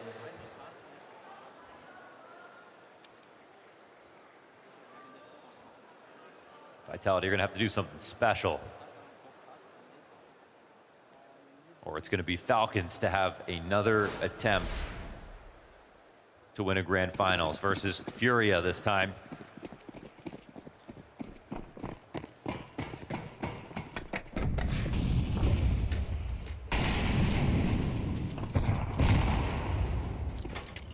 Monacy and Nico coming into this team, it was all about how do we beat Vitality. Picking up Kyosuke's, how do we beat Vitality? How do we make a team greater than the greatest team in CS2? It's been the question on everybody's mind. It's what FURIA even had to kind of force their changes with. They went a different route than Falcons. They went digging in the trenches of Tier 2. Falcons were built piece by piece for this problem, Vitality. And with time, they've gotten closer, and today it is closer than ever when it matters. We've got a 4-round lead and a gun round at hand. But we have to sit here and hold our breath and hope that Vitality give us some kind of a show in this matchup, because Inferno could have bled their confidence dry. But those 4 rounds at the end of that first half, is it all false confidence or a reason to believe? Push comes to shove, and the challenge is now inside of this A site on top of TeSS, who for once goes down with nothing. And then when you get Robs into the kill feed too, this is good for Vitality. They find momentum inside of the A site, great coverage offered over by Apex. They find just the superb timing to kick down the doors on that upper site. And so 3 rounds into this T side, Vitality show us there is indeed a reason to believe tonight. Yeah, they moved nicely. I love that kill from Zywoo. I mean, taking it to the back of the site clearly. Falcons were not ready for that fast timing. And they run over this. It was 5 alive last round, so this puts a dent in the money for Falcons, though. With this save, there'll certainly be a buy up again. But a sign of life here for Vitality.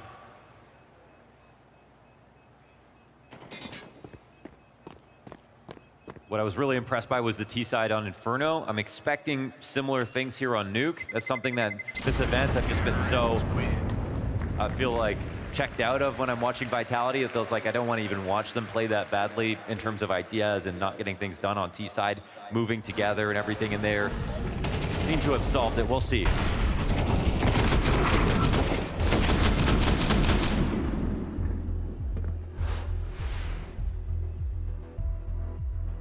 You talk about those timeouts early. Well, there it is again.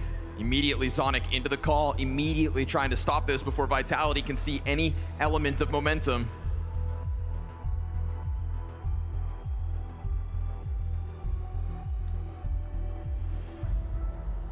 CT's buy down, but they will have a strong-looking Vitality on the other end of it. You still there, Hong Kong?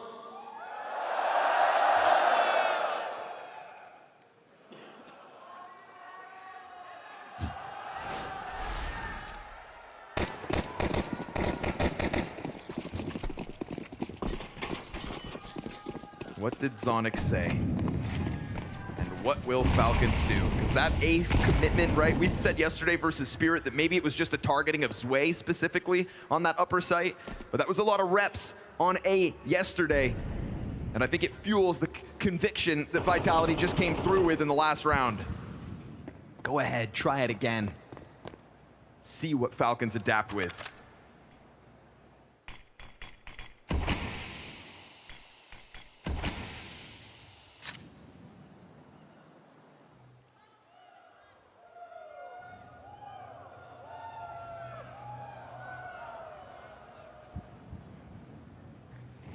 Now Kixan hears that utility inbound, and while he sits back with no nades of his own, it's all gonna boil down to timing for Kixan. He sees it, and he jumps perfectly on top of Apex. That's a clean find. Apex down early. They still left one lurker outside.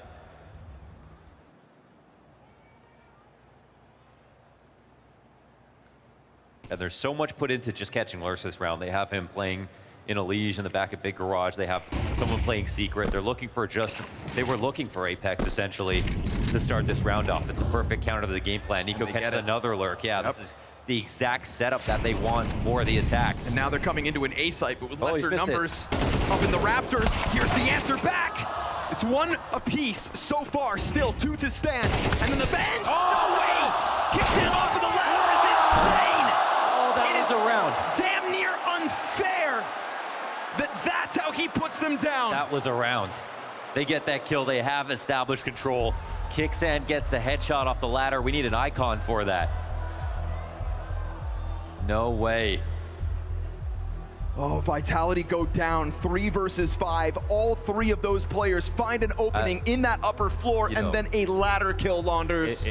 In terms of justification, in terms of, oh man, you know, at least they started the round off with the exact setup that was supposed to counter what Vitality were trying to do. Vitality just barely brought that back with a triple entry upstairs. It's not all BS. No, I mean, look at this. Again, outside the smoke, 2 lurkers here.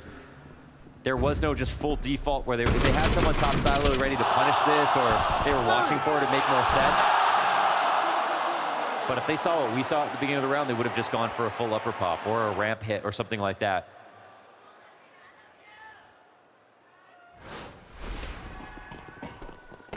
Very nice setup for Falcons. Okay. Haven't seen that molly before. Yeah. Nice nade. Holy, that's huge. There's lots of... What an arm this guy's got. Yeah, that's crazy. Kixan just dunks that into Zywoo in the depths of the lobby, and so you're talking about the star of the show for Vitality, down to 60 health. They lost 2 bodies outside a round ago, and so I don't think you'll blame Vitality to try to give this a different look, a different direction. There's something about Kyosuke's mechanics that are just so... And he's not alone. You've got support with Nico right behind it. Oh! You want to see mechanics? You get that back-to-back headshot and Kyosuke with 1. And then remember that early Kixan nade damage? Well, now that's what Zywoo has to handle in this 1v3. Fire to the feet of the control panel player. Zywoo not given a chance. This is Falcons on a run to the finish line.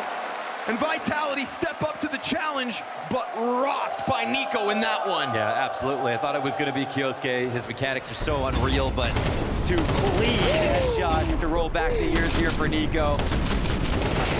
Clotheslines him. The alley-oop to Kyosuke. And it's just done when m0NESY gets down there. He's going to have to take it, but he might.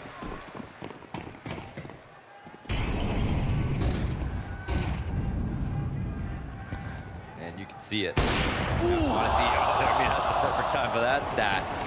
Make that 11-3 for m0NESY. Okay. That's the best offer in the server right now. Just making mincemeat of the pistol players to secure this 12th round.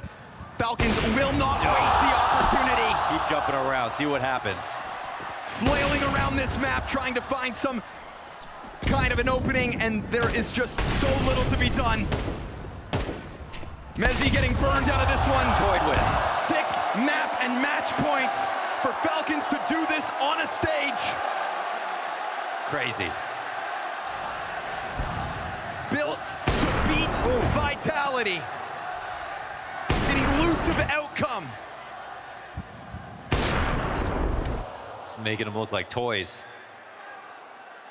Standout performance. It's his ace to have made this potential 2-0 possible, to destroy the confidence for Vitality that may have put Falcons in such a winning spot. Another easy nuke game for them is what they thought.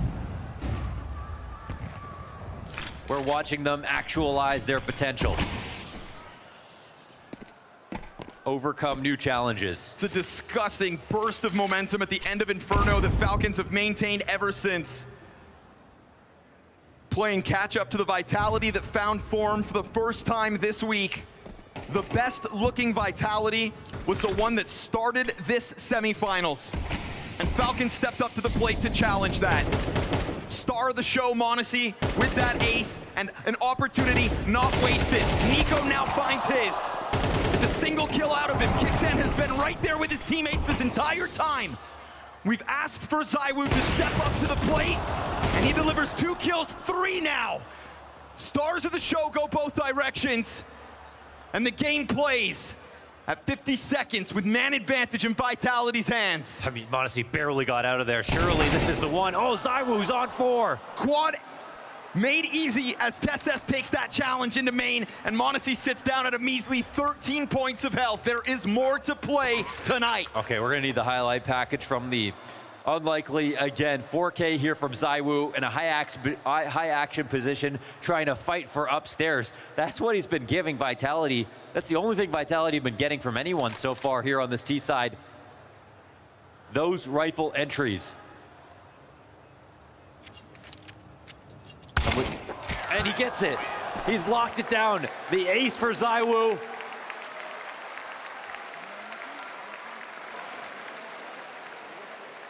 I want it to feel special, but with this comeback, I don't know. I think the beauty of this one, Launders, is it's just as poetic as the ace of m0NESY.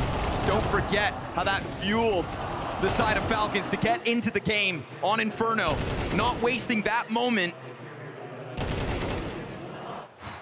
It set the server ablaze. And so now we find Vitality in a similar position, down by 5 and off of the back of ZywOo. Oh, okay, there we go, the upgrade to the op into the opener. The game is on in more ways than one.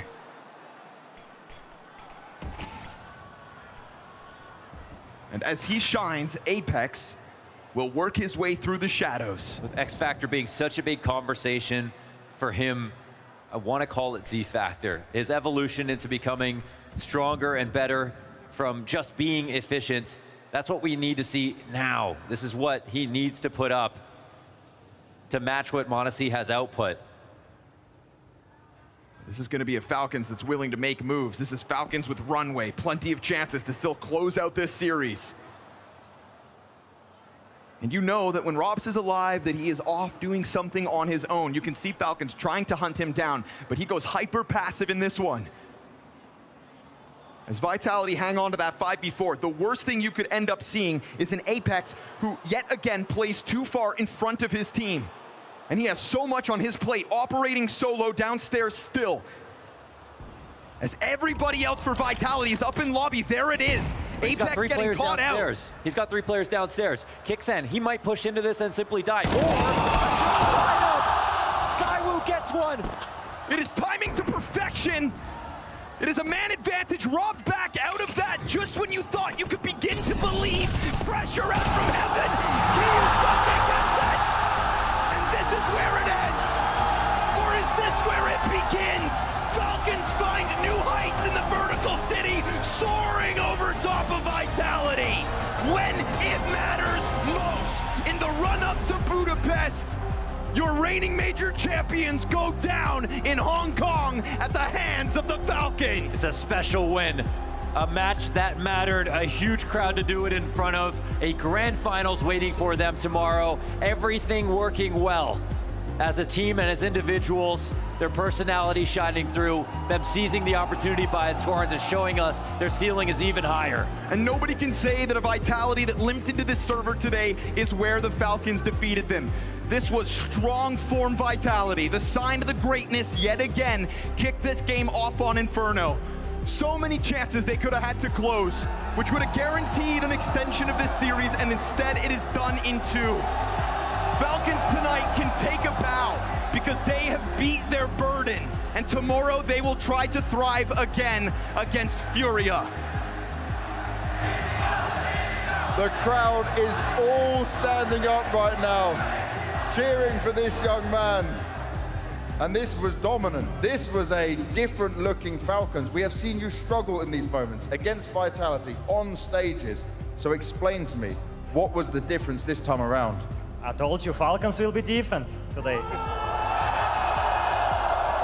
啱啱 Banks 咧就問咗，今日咧喺舞台上面嘅 Falcons 咧，同之前嘅 Falcons 咧係完全唔一樣。Monas 咧就同我哋講，我話咗噶啦，我哋今日會係完全唔同。But what is that difference? Give me some insight. Tell me, what is it that's changed? You guys have spoken about, Zonic in the interviews, about the egos, right? About trusting each other more and stuff like this. So what is it that changed? I don't know. I don't know. I think we just improved as a team. We spent a lot of time together working on the server, working outside of the server, getting on the same page, becoming better and better in every part. So, yes. Grand final.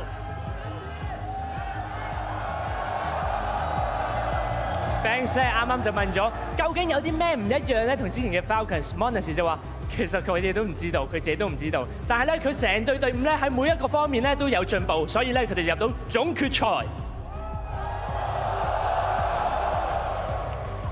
Now this is the first grand final in an arena that you will play in since Melbourne when you first joined the team. I can see from just your reaction on it all.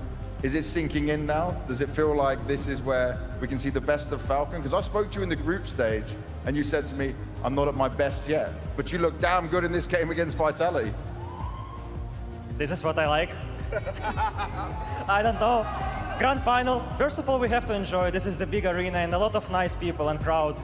I want to say thanks, guys, for coming and watching us play, because without fans, there is no CS.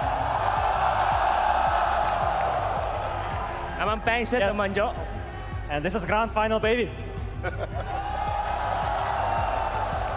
啱啱 Banks 咧就問咗，終於喺墨爾本之後咧，終於入到喺舞台上面嘅總決賽，你有啲咩感覺咧 ？Falcons 嘅時代係咪要嚟咧 ？Monas 就話：哦，佢好中意咁樣，好中意大家喺台下面為佢哋歡呼，想同你哋講多謝。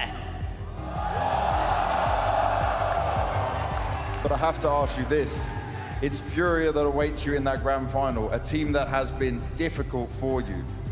Has this team in Falcons changed enough to be the difference now when it comes to a grand final? Are you ready for that challenge? Can you feel it? Yes, we're ready. See you in playoffs, in grand final. 啱啱 Banks 就問咗，但係你哋總決賽嘅對手會係 FURIA 啦，係一個非常困難嘅對手，你準備好未咧 ？Monas 話佢已經準備好啦，我哋總決賽見。Well, you guys just witnessed something very cool. These emotions, this feeling, that is why you're getting this reaction from him. You're all on your feet right now to enjoy this moment. So I think there's only one right thing to do. Manasi! Manasi!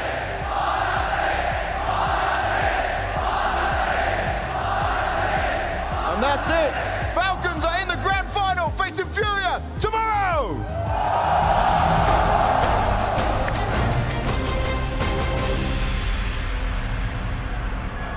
Manesi. Okay, I'm not sitting here with Manesi, but I get to sit next to my former coach, Sonic. Danny, how are you doing, my friend? I'm doing pretty well, besides being a little bit sick with the flu here the last couple of days. But it helps when you get the adrenaline up and see the boys play like they did today. Have you been taking the cold showers that you usually do when you get sick at the hotel room? Yeah, I kind of shower every second hour. That's the only thing that helped. No pills, no strepsils or whatever. Yeah. First of all, I mean, like, you do know that you're just taking down Vitality, and that means you've also not denied them for actually scoring our streak back in Australia, winning 10 trophies for the season. So let's fucking go. Let's go. That was part of the plan from the beginning, no? See, we can always trust in you, Danny. Yeah. Obviously, you as a coach, how is it coaching nowadays? I mean, you've been my coach for a long time, and back in the days, it was more of you taking the timeouts, and how do you actually approach these type of timeouts nowadays when you go in and you have some difficult rounds, as we actually have an example that we want to be showing you on Inferno now, where you actually feel like you actually have the advantage, but you actually end up slipping up. And it seems to be happening too much with you guys. Yeah, well, I'm thinking. Obviously, it can be a mental timeout, it can be a tactical, it can be many things, obviously. I think, it's kind of a mind games when you have a strong lead, for example, and you start losing a couple of rounds, and then you take a timeout, and do you adapt to what they have just been doing? Because taking a timeout also means that they know that we will be thinking about it. So it's like these mind games. Obviously, knowing Apex, he knows me and he knows how I take him, and it's sometimes it's also about not going with what you feel is normal. So yeah. And how is it actually playing against Dynamo too? Apex and Cyber. How is it to play against these guys again? Do you always have this feeling that, oh my God, Cyber's going to be pulling off one of those crazy rounds? I mean, I know he always going to have a Cyber round, I think it might have happened a couple of times today, but with our team we have a good counter in 3 players who can step up and sometimes also tease him a little bit, but yeah, when he's having a strong game, it's always going to be very tough against Vitality. Are you finally happy with your team? Maybe there's a new core coming in next year, I don't know. Yes, of course I'm happy.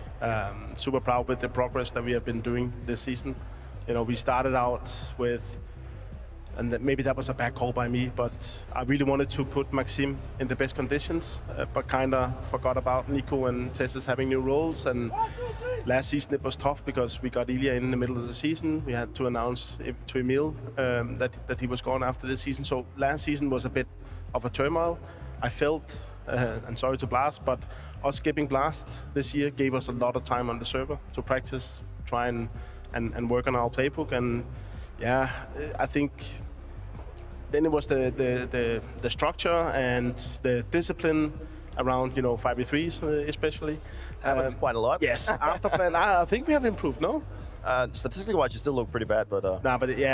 then I have Max, my assistant coach, who really goes into the round specifically. Okay. And they are bad because it's not that bad.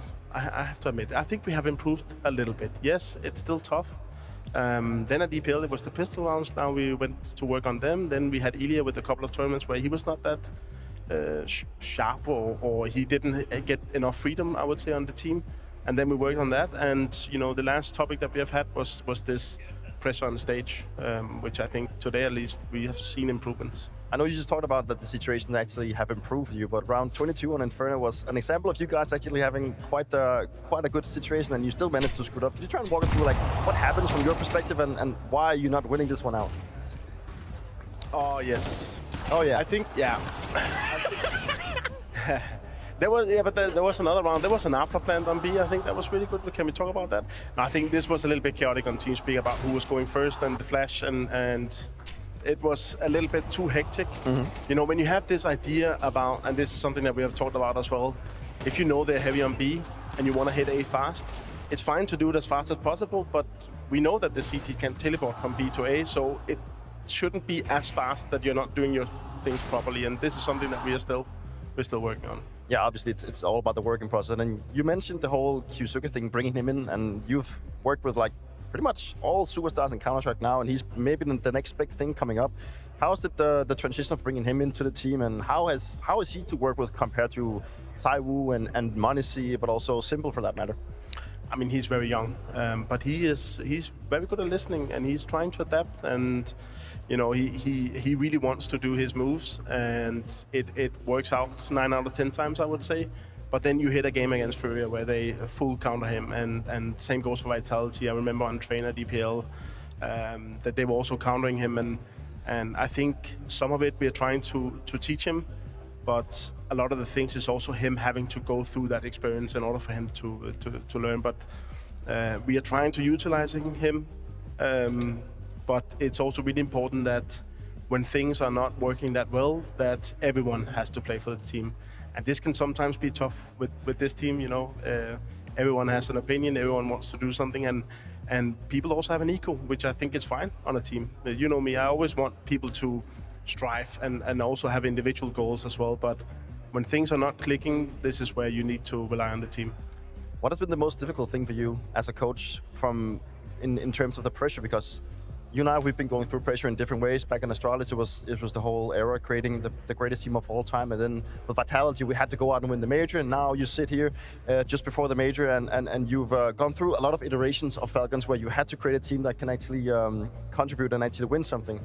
And how's this one different from the previous big teams that you've been coaching? Is it how's the pressure different from all the other ones? I mean, I think there's absolutely no excuses with the lineup that we have, the ambitions from Falcon, but also the expectations from the community is something that adds pressure. You know, we have players who are not just good on the server, they're also big names. You know, when you see here the fans out here yelling for Nico and Ilya, it's definitely something that is crazy. For me, my talking points with the team for this season has definitely been that we need to be patient. Yes, we probably should with this lineup have won a trophy or two, but for me, I'm satisfied in the sense that we get so close, and it's just these extra 3 or 4 percentages that we need to work on in order for us to get over the finish line. So consistency has been something that has been the key for us for us this season. And then I'm just happy that every time we identify an issue, we go home, everyone is working on it, and then we instantly become better for the next tournament. And this is why I'm pleased with this season, despite not having trophies yet. And tomorrow it's FURIA. Probably you guys and FURIA has been the 2 most improved teams since the summer break. How's it looking tomorrow? I have to admit, I felt that we have improved a lot this season, but if I feel like someone has done a better job, I have to give credit to FURIA. You know, I think it's the 3rd grand final. When I saw the announcement, I was like, I'm not going to expect them to do as well as they have done, but seems like Fallen is coming back. You know, as we played against them back in the days, but also Yikinda has been doing a good job. I think the roles are fitting really well. I think they're good at anti-striding as well. I think the games against us, at least, we've been kind of surprised. So I expect a tough game, but if we can continue this as we did today, I think we have a good shot. Sounds interesting. And Danny, I know you are prep heavy coach, so I'm going to let you go now so you can go back and have some fun. And before I get benched for the 3rd time, I think it's about to head back to Freya and the boys. Thank you so much, as always. Free so much insight coming out there from Zonic. And yeah, we got such a clash going down tomorrow. Falcons versus FURIA after having taken down what wasn't a limping Vitality. This was an in-form Vitality from map number 1. We saw the attempted resurgence on that nuke, but no, Falcons, too much for them today.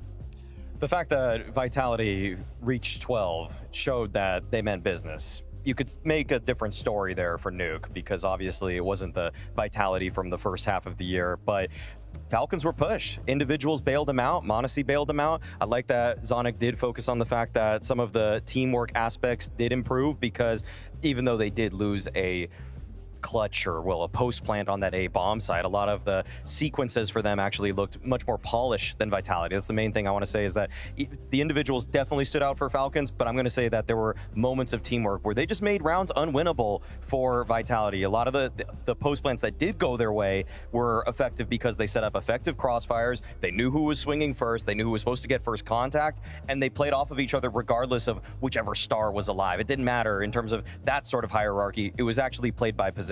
It does feel like it.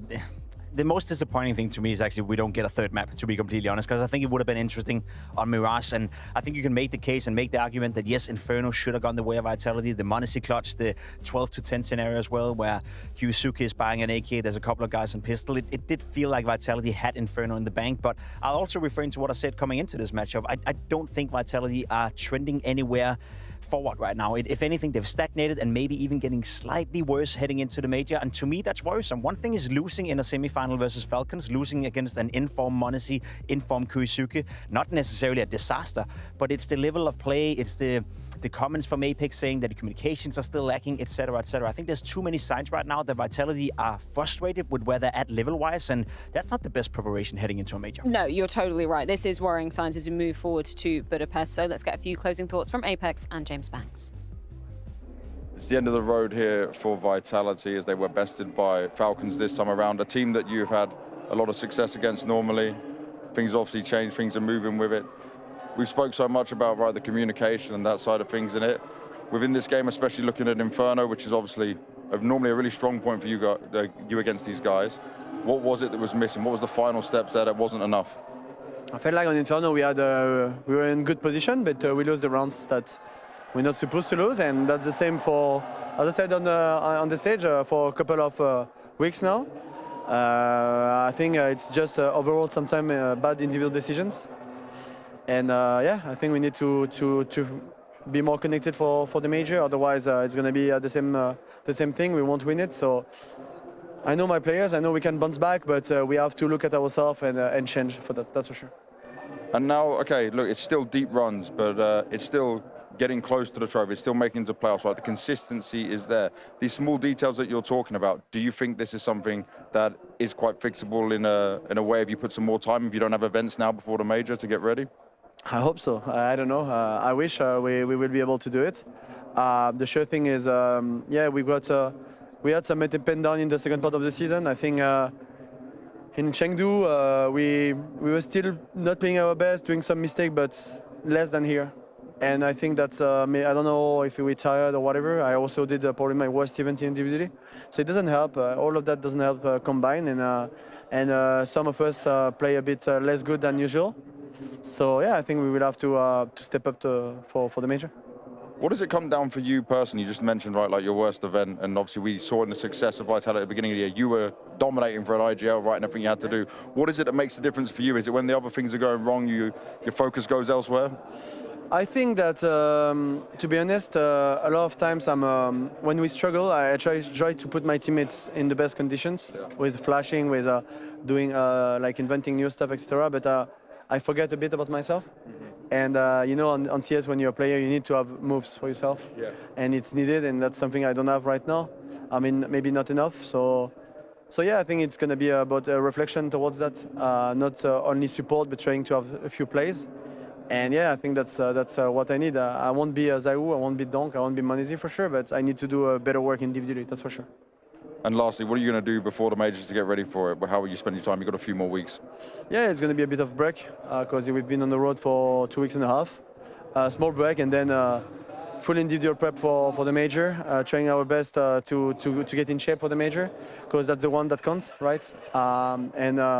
Yeah, trying to win it without a doubt. Some other teams are maybe more confident than us, but I know that we can solve that pretty fast. Good luck with it all, mate. Thank you very much.